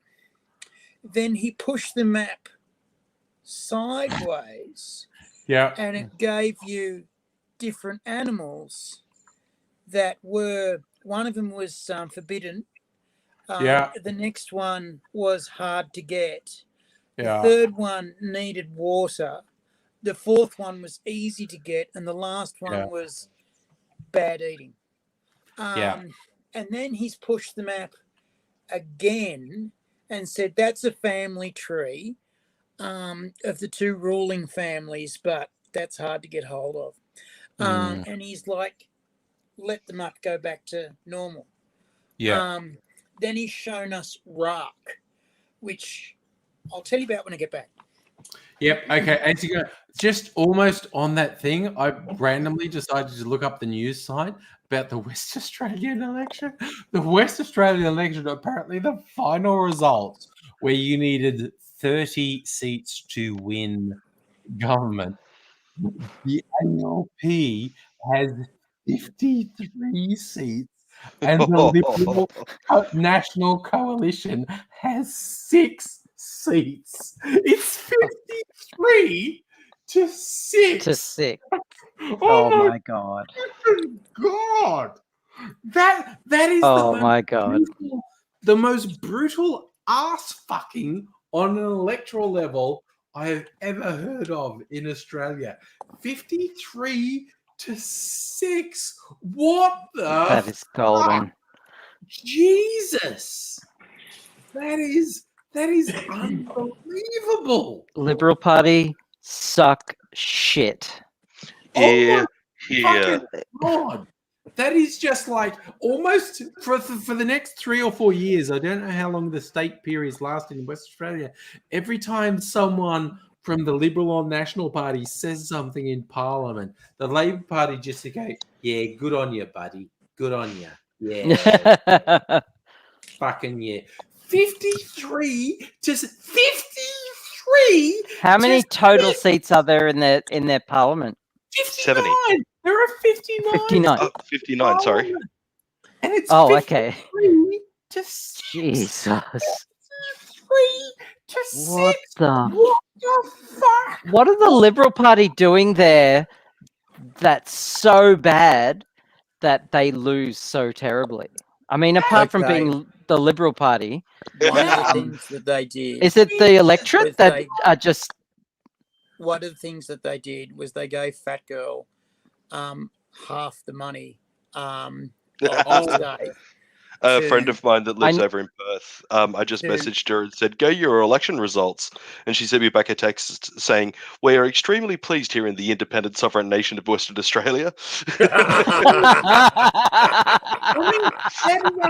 53 to 6. Basically, they did two things. Yeah. They gave Fat Girl half the money of the state so that she would put in infrastructure and create jobs. Then she turned around and roboticized her mines. Yes. And pissed everyone off and took the money and said no jobs. Also, she promised that she would give some money back to the state from sales of iron ore, and she didn't because that wasn't written down. That was just a promise. And the second thing that happened was COVID. And they shut the borders, but basically the borders were a little bit permeable. And what is not fucking big in the news was they grabbed everybody of Indigenous descent and put them in South Australia or Northern Territory. Yeah. And the Western Australians went, that's not just blackfellas, that's of descent. So it was a Nazi move. And they're going, why are blackfellas more likely to get COVID than whitefellas? They didn't have masks. They were rejecting people from hospital. It was, they were lucky. They were just lucky that COVID that didn't fucking hit them does hard. my head in. And the fact that it's not more in the media front and center day after day with COVID in Australia, they're like, oh, okay, the highest risk people are people over 70 or Indigenous Australians over 50. And it's like, it's just there in your face. We are failing Indigenous Australians so badly in everything, in sport, in health. And it's just like, oh yeah, the first people who are going to get vaccinations are over 70 or Indigenous people over 50, and it's just like, oh fuck, how is that not just shoved in people's faces? We are failing Indigenous people so badly that it's like, okay, so I'm in my 50s. I have the same fucking health outcomes as Indigenous Australians in their 30s. And it's just like, what the fuck? It's like Briggs did that song a year or two ago, called Life is Incredible, which is hilarious. And the video clip was Briggs, who's in his 30s. He and his friends, who are Indigenous in their 30s, are in a retirement home with white people who are in their 60s and 70s, because the health outcome of Indigenous people in their 30s is the fucking same as white people in their 60s and 70s. So it was a joke in the video that Indigenous people in their 30s basically should be in retirement homes with white peoples in their 60s and 70s, because they have the same fucking health outcomes as white people in their 60s and 70s. Well, on that lovely note, I've actually got to get going, being that it's 1 a.m. I got to get up tomorrow morning. So my love to you all. Thanks for having me in. I'll talk to you guys later. Live the long best and one, prosper. Same See you grass later. up bitch, but he's going. So, okay. I got to go soon too. It's getting Yeah, late. that's fair. 1 a.m. is fair, actually. Fucking, before you go, Yeah. have you ever heard of rock? Maybe. What's Okay. that? So when As you in, see- are you okay? No. When you see Aboriginal Okay. paintings and you see lines around, Yeah. emanating from things like animals and rocks, that's lines, concentric lines. Yeah. Okay, what that is rock. And it is a representation of the energy, the life energy that comes off objects that are natural. Yes. Plants, animals, Yes. rocks, grounds. Every religion sees their gods as in the sky.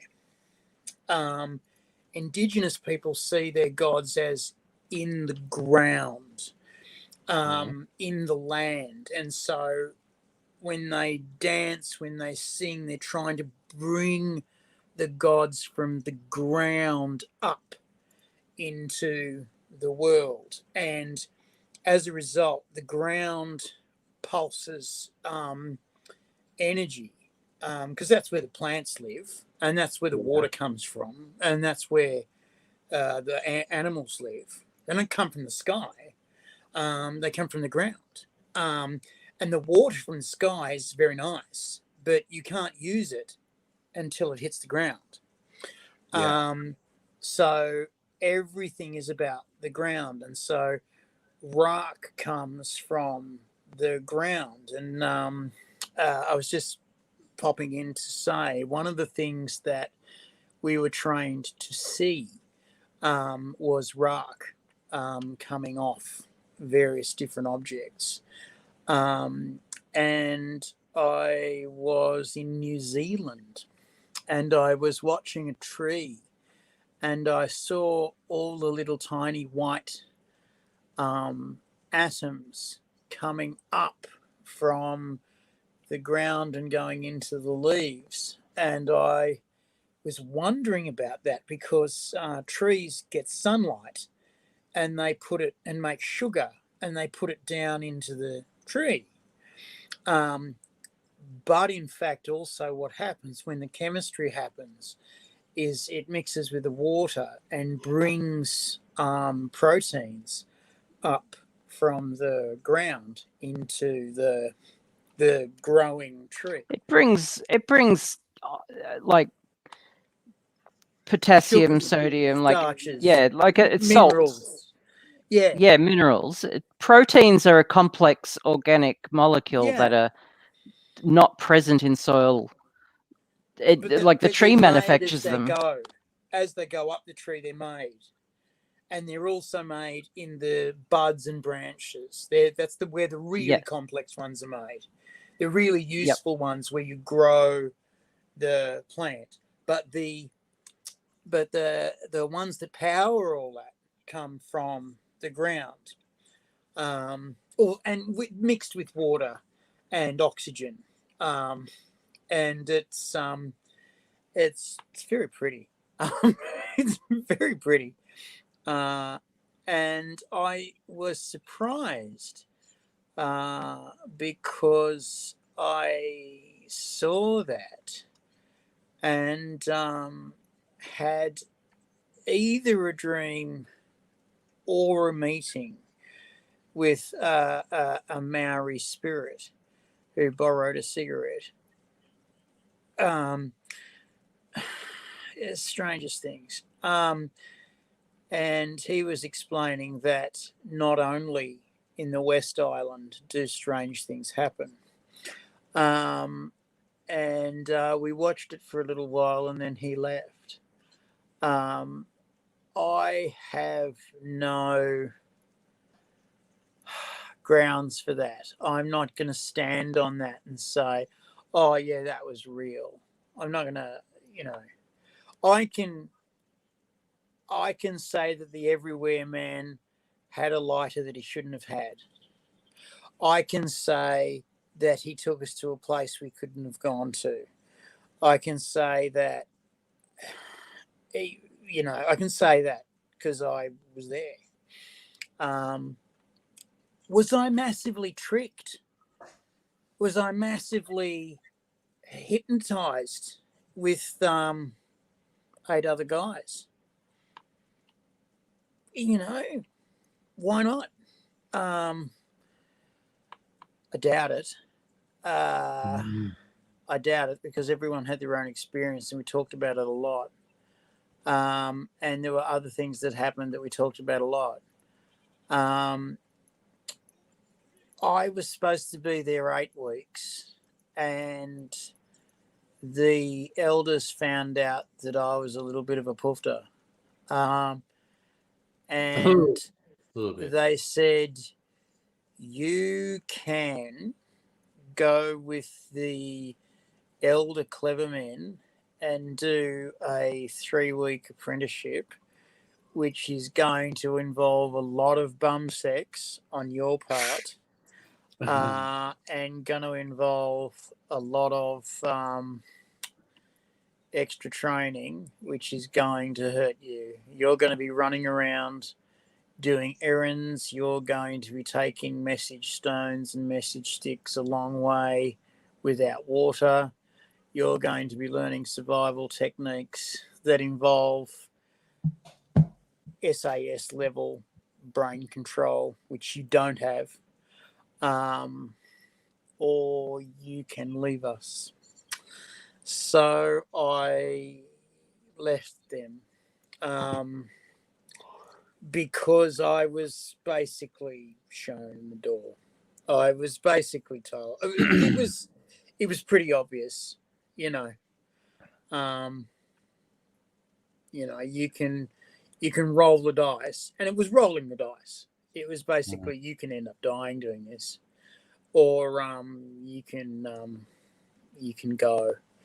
And I was on the plane with another guy, and I said, "Oh, did you decide to finish early?" And he said, "No, I was kicked out." I said, "Oh, why were you kicked out?" I didn't tell him. And he said, "I was wanking in my hut, and one of the elders came in and saw me and said, 'You're thinking of a guy.'" That's awkward. And he got told the same thing as I got told. And I said, "Were you tempted?" And he said, "Oh, fuck yes, I was tempted." And I said, "So was I. So was I." And I said, "What made you not do it?" And he said, "I was afraid I'd die." And he said, "What made you not do it?" And I said, "If I died, my mother would freak because I'd had it was 6 people by that time kill themselves. And if I walked off into the desert on my own, that was effectively killing myself. And my mother would not deal. And I thought, I can't do that to her. And I'd learnt a lot. I'm still unpacking some of the shit that I learned. I met up with one of the guys who chose to be circumcised to join us. And I said to him, do you regret that? And he said, no,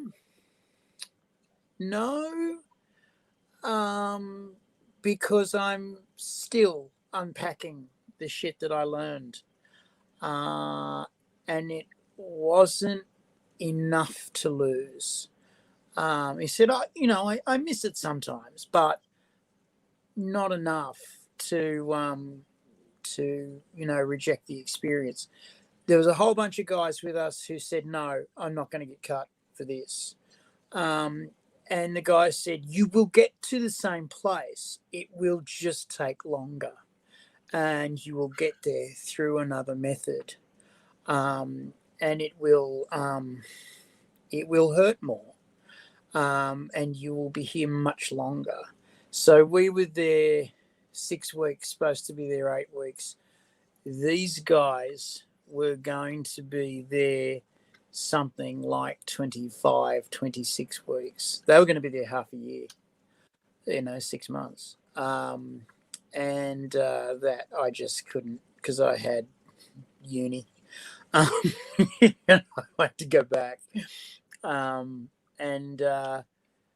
It was, it was all because of that dance. I thought, I want that. I want that understanding. You meet shit that you can never unmeet. You meet spirits, and not all of them are nice. Sorry, Abigail? I'm gonna go now. I know you said you wanted to say something, but that something has gone for 15 minutes now. Yeah. And I think it's the AIDzee train is rolling. I get it. It's good to see you. I hope you got the message, the text message I sent you, AIDzee. I did, and I thank you for it. It's really good to see you and see that you're at least looking well. And I hope you get better. And good night, Angry. Good night, Abigail. Good night. Live long and prosper. I am absolutely checking out now, and I want to do the huge high five to AIDzee, who we talked earlier on Saturday, and said, I'm gonna maybe come on for a short while to say hello, and lasted for like 4 fucking hours, which is fucking legendary, is fucking awesome. So we are going to bid you, like Starlight just popped up on Twitch. Hi, Starlight. We are going to fucking bed. It is post 1 a.m. in Australia. We're all going to bed. Frankie in London, you're a fucking legend. Everyone's a legend. Everyone's a legend. We're going to bed. Good night, everyone. We're going to bed. Live long and prosper. See you all. In fact, Sunday night, I'm going to be back in Australia. See you all later. Bye for now.